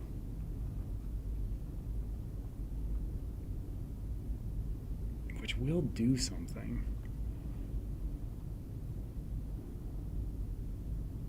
What's my range? 1, 2, 3. Dump a bunch of bone boys all over here. I think it's bone boys. I'm going to keep saying bone boys. So I'm going to do blast bones, which I remove my 6 necrosis stack. I draw 3 random level 1 enemies from the bag. 1. I'm almost out of level 1 enemies in this bag. 2, 3. All right. And then we're going to go 3 health. Deploying you here, I suppose. Oh, you matter because you have range. You're going to go there. 6 health? It doesn't really matter, does it? Right here. Where are you going to go? That's 1, 2, 3. No, I'm going to do this after I move. Just remember that I'm doing this. It is certainly what I should be doing. So I'm actually going to move. Because I have my regular movement of 3. 1, 2, 3. Can't do that. If I roll no dice this turn, is that terrible?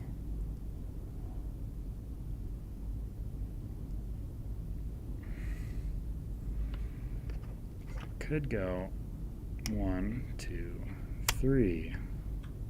4, 5, 6. Dealing a damage again.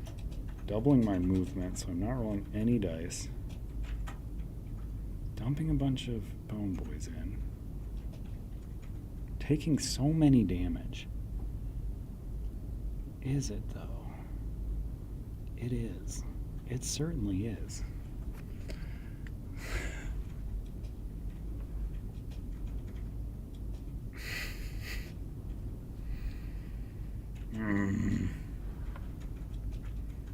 One, 2, 3. You can go there. So I'll lockpick this as I pass over it. We're hoping for something good. 1, 2, 3. I'll do that. Yeah, I'll do that. So I'll kill this man as I walk over him. And my movement on the chest, which I will lockpick. We're looking at 4, 2, 4.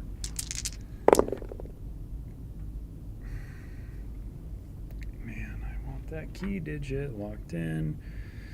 Nope. 2. there we go. 4 locked in, 2 and a 4. Okay, 2 more rolls to get a single 2. There it is. Okay. Sigic Stole. X tenacity, move 1 unit X hexes. Oh, that's anybody. That's quite good. Okay. I don't have any tenacity though if I summon the Bone Boys. Which I will do. And they're right here. So I've ended my movement here. Summon them within range. 1, 2, 3. 1, 2, 3. 1, 2, 3. Yeah, that's me, I think. Am I rolling no dice? No, I should roll dice. Of course I should roll dice. What is life without rolling dice? So I'm gonna move to defensive. I'm gonna roll these dice together. Okay, sure. Honestly, preventing damage probably more important at this point. So I'll end my turn. Companion turns. So all my companions are these level 1 fellers. They're going to take their turns and then they're going to pop. So, Wood Elf Bandit, I'm going to move up here. He's going to roll 1 attack against both these quest units. Please, please, please. Something. 2, 2. That's the opposite of a 2. Then he's going to pop and deal 2 damage to each of them, which does 1.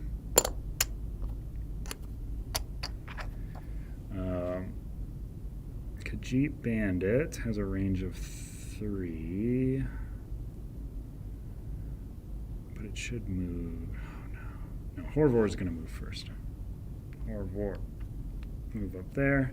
Let's roll 1 against both of them. You got this, Horvor. I rolled a 2. I swear on my life. I actually rolled a 2. This is not me making it up. This fella's going to pop. 2 damage to each of these, but they prevent it. Prevent it. 2's exciting because they have 1 defense. Okay.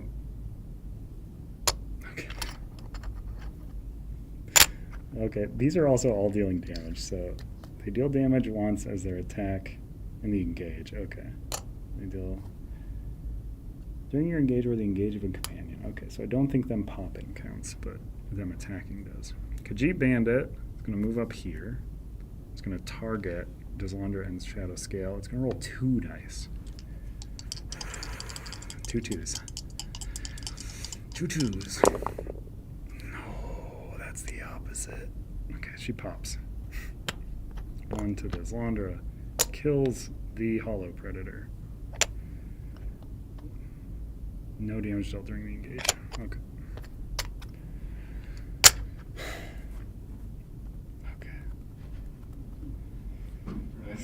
I certainly feel accomplished, but I'm very alone now. So, quest units, Deslandra doesn't even need to move. She has so much range. Okay, she does 1. I prevent it. Do I recover this? Oh. Yeah, I'll recover it. I need to get these punchy dice back. Shadow Scale Akeisha. She's Russian. So 1, 2, 3, 4, 5. 1, 2, 3, 4, 5. Same. So 1, 2, and then she takes a second move, but she cannot attack, and also she's not in range. Perfect. 20 point. The Harpy. This is the one I'm quite scared of. 3 dice. 3 damage. Could be so much worse. And she's adjacent, so I prevent 1. Silver Dawn Jack, prevent 1. Take 1. And then I also recover the leftmost dice. Which maybe I should not have done. Now that Shadow Scale Akeisha is hanging out over here. So that's the 20s. The 1s. Boop, boop. Boop, boop. Round increases by 2. Up to 3. Okay. We're doing the dang thing. Beginning of my turn, I have 5 movement. But I want to save that last chest to blow up. So I'm just going to recover because I want to be right No, I'm going to take my free movement. Shadow Scale Keisha. I think it's correct to move up here. That's my free movement. The harpy. Okay, do that. Cover those. Cover that. Move those down. All that over there. Okay. That was the recovery. That was the free movement. Bunch of two-handed dice in this engage. I'm going to target. This is a potential to do 4. That's whatever. This is the potential to do 3. So a total of 7 possible. Harpy, I should take the light chip out and put 5 in so I can actually conceptualize that. That's 9 health. I'm not going to target her. That makes no sense. Alright, Shadow Scale Keisha, coming at you. Are you able to attack her? Shadow Scale Keisha? Doesn't she have like the one if you don't start your turn next to her? Oh, no, the Harpy has that. Oh. Yeah, and I did start my turn next to the Harpy, which is why I was considering it, but this is enough to take out Shadow Scale Keisha. So this does damage equal to 2 times number of fatigue and track, which is, so 2, 4. This one I can place up here. Each time I gain an over fatigue, I can place it up here instead. This deals 3. And then I can either gain 2 light fatigue or an over fatigue. I'll gain the over fatigue, pop it up there. These together are a total of 7 damage. She has 4 plus 1 defense. So Shadow Scale Keisha down. Gain 1 for necrosis stack. I mean, it's happening. I can't even remotely understand how this would happen on expert, but who knows? So that was that attack. I can move to 3 defense is too many defense. Don't like it. And I can't trick the Harpy into coming over to the chest because she has 2 range. It would take so many turns to do so. I probably should have just ran over to the chest. I'm going to take a second engage. Just move to defensive. And roll these 3 dice. That's a bummer. Oh no, it's not. I will spend 1 tenacity. Get some bone armor going. Need that bone armor. Alright. This slot says 1 shield. Hey, Santoro. Yeah. Remember that you have a new item that allows you to spend tenacity to move people closer to the barrel. That's really correct. I stand by my decision of bone armor, but that is good to consider with future tenacity. I'm going to move my movement towards this chest with that in mind. Then I'm going to end my turn, hope for the best. Quest unit, Desalandra will not move. She's just going to roll 2 attack dice. I don't love it. Okay, 1 goes to armor. 1 gets prevented by Silver Dawn Jack. I will recover leftmost with this other one. So no damage dealt. Harpy, elusive and native. This is coming up. I'm not sure if this over fatigue will move to the back from recovering. You recover the leftmost die. Because when it takes out during a recovery step, I don't know.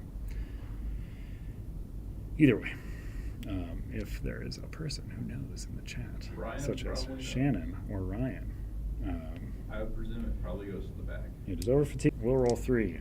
I don't like this one. This is the one that scares me very much. 2. Okay. I take 1. I prevent 1 with the Silver Dawn Jack. I'll recover this one. I'll move it to the back for the time being, but if I'm wrong, I will take it out. 1 pointer is moving in. 1, 2. 1. I think that's what I want to move. Yeah, that puts it further. Okay. Round increases by 2, up to 5. beginning of my turn, I have 10 free movement.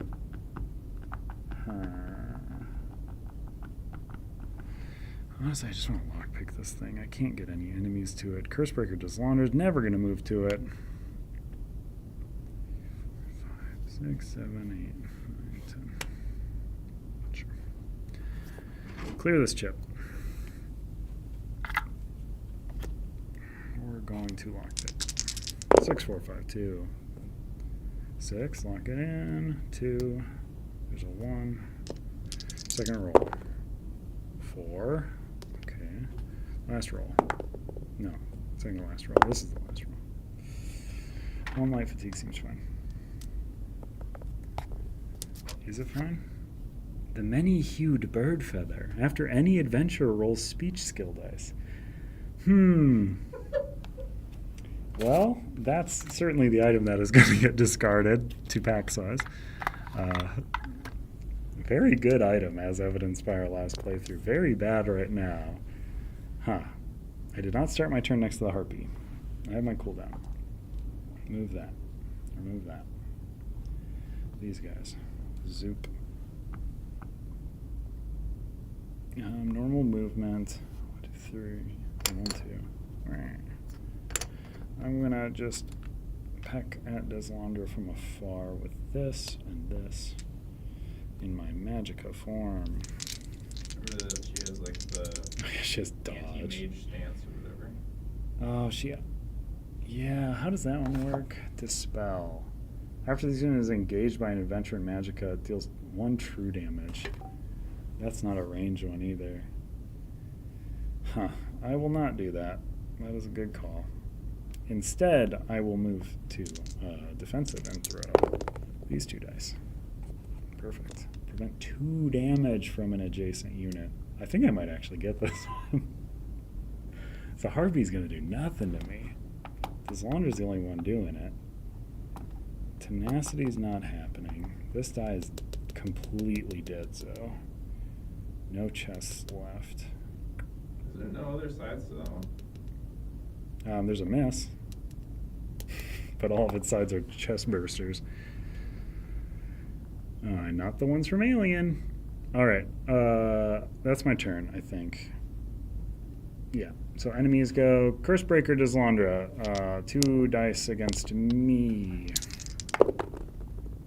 1, completely prevented by the Silver Dawn Jack. I recover the leftmost die.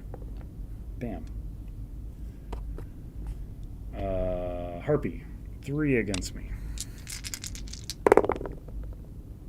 2. Okay, 2 prevented. Yeah, it's prevented. I recover the leftmost die. Oh boy, it's happening. It's coming together. I mean, the wolf's actually coming in now. 2. 3 damage, but 2 is prevented and 1 is prevented. He does nothing to me. I recover the leftmost die. I think it's happening. This guy comes in. Can't get to me, though. Turn starts, over fatigue thing happens. This ticks over to 1. I get an over fatigue, but I will put it into my active slots instead of my cooldown. Huh. Okay. Regular cooldown happens. My mat is back. I have a bunch of free movement, but I think I won't use it. This moves to the back of the cooldown. I'm gonna get in my hits on the harpy while I can. I don't have any exhaustion right now, somehow. I'm so not tired. So instead, I'm gonna move to defensive. I'm gonna roll these 3 dice. I'm gonna get a miss. I'm gonna slot that up front, followed by this, followed by the 2 prevention damage result once more. And take a light fatigue for another engage. Ooh, okay. Move to 2-handed. Roll these against the harpy. This is where I'll die to a misplay. Okay, so this is a total of 1, 3 for that result, 4 for that result. 2 fatigue in my cooldown, so 4, 5, 6, 7 damage total. Okay, so 1, 2, 3, 4. She's down to 2. You don't ignore armor in any way, do you? Not in a non-magic form. In my magic form, I get to ignore armor. But not in this one. Alright. So, those slot that way. This doesn't give me fatigue on that face, but it does less damage. This cannot get through the Harpy's defenses. Only on the best side, and even then it would only do... No. I can ignore 1 defense. On the best side, this would kill the Harpy. And hurt me for 1. You got your necrosis chip? Yeah, I did. If the Harpy goes down, this is pretty much guaranteed victory. So, man. I'll take the fatigue. 1 in 6 chance. Roll this. Move to magic form. I did this in the wrong order. Oh, yeah, there it is. There it is. I take a true damage. And then I deal 4 damage, and I get to ignore 1 defense, so she takes 2. She done. She done. I think it's guaranteed now. I did move for the turn, didn't I? I don't remember. You moved. Yeah. Okay. I don't think it matters that much. Yeah. Use some bones. Use some bones? Yeah, I could. Yeah, there's no reason not to. It's the only way I lose just by a bad choice. So, bone armor. Armor and up. Cover me in bones. That's what I'm about. Deslandra. Turn. 2. 2 damage. No way to prevent it. I take 2. Wolf. 2. So I roll pretty high. Oh, he actually rolled pretty high. Oh, I prevent 2 and I prevent 1. Prevent 3. Oh, also, yeah, whatever. So I recover leftmost die. I prevent all 3 of that damage. Bandit comes in. How much health am I at? 1, 2, 3, 4. She is going to try to steal from me. She steals from me. She can have this as well a lucky horseshoe. It's very lucky. Oh no, what if the lucky horseshoe is what's been keeping me alive? I discard the dagger. She can have this cool dagger. This might have been good luck all along. Redguard Bandit attacks me. 1. Prevented. Recover leftmost die. Moves to back of track. Bam. End of enemy turns. My turn. Round 2. Or security level 2. I have 3 free movement. Doesn't matter, because I can't run through guys. So I think I'm just going to stay there and punch everything else. Or no, I can go... I don't think it really matters. I'm just going to recover. I'm going to play quick now. I'm going to speedrun it. That's what we've been doing the whole time. No, now we're starting. Because this turn's pretty much passed because I can't roll any attack dice. Oh, so this actually might be bad. Oh, okay. Well, we're going to move to defensive. We're going to roll this, this, this. Yeah, we need to be preventing damage. Oh, and also, yeah, with that free movement. Was it 3? It was 3. 1, 2, 3. That was the free You could use your over fatigue die to hit something for 4. That side doesn't do that. Also, they only both trigger when that's full, if that's what you're talking about. Oh, okay. Yeah, they only trigger if I was able to fill it up, which I could theoretically force it. Oh, I shouldn't have moved. Well, lesson learned.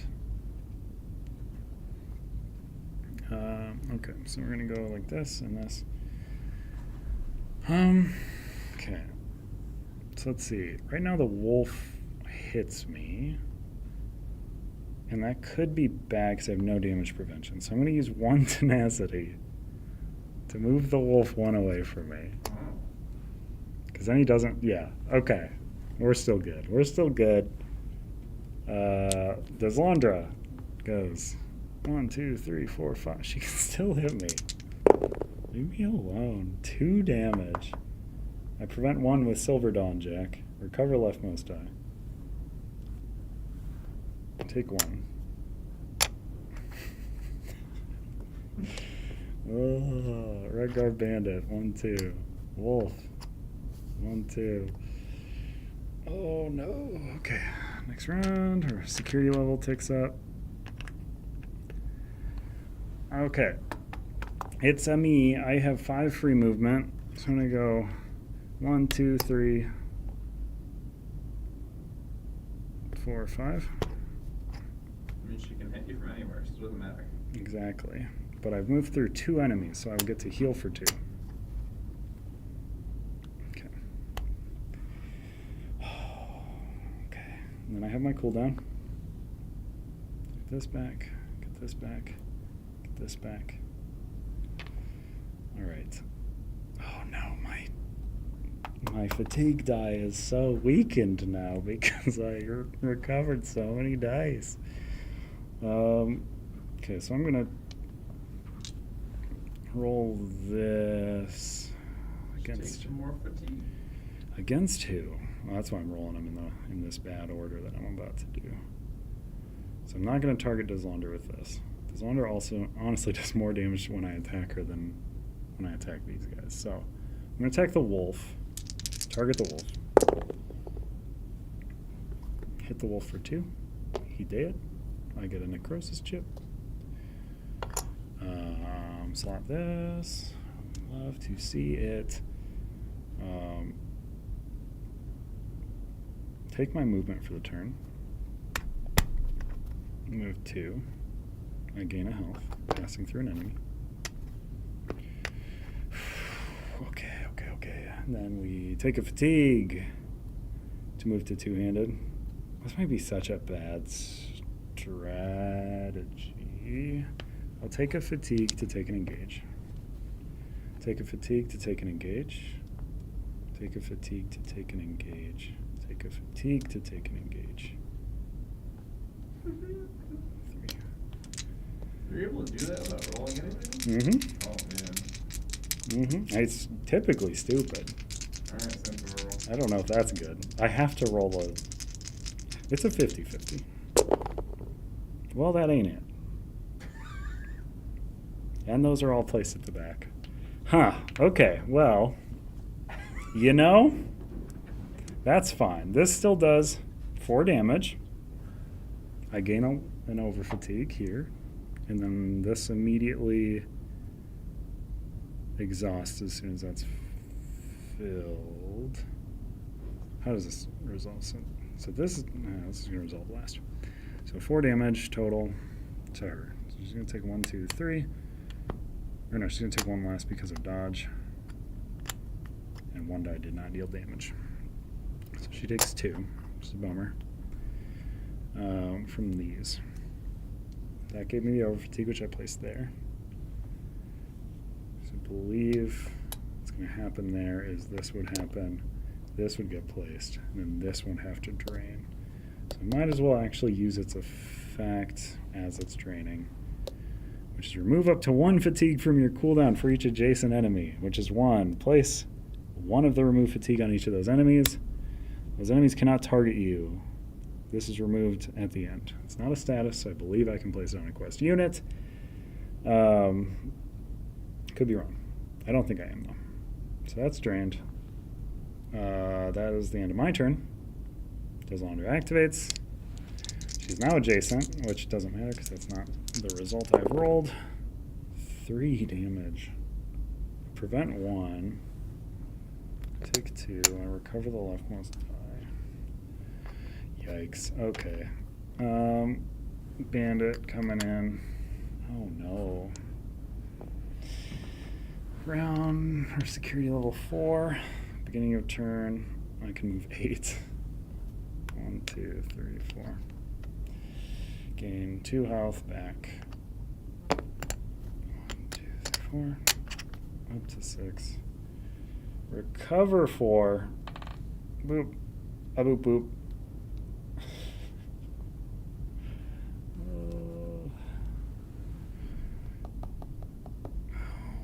no, she couldn't have targeted me. Whatever. I actually don't even know if that could have worked, so I'll just play it as is. Hern. I feel like I have to save up to do big damage to her. No, I don't. If I get that same result again, this just does it. I shouldn't be adjacent, though, because she will deal 1 to me for being adjacent. Targeting her in mage form. Yep. True damage.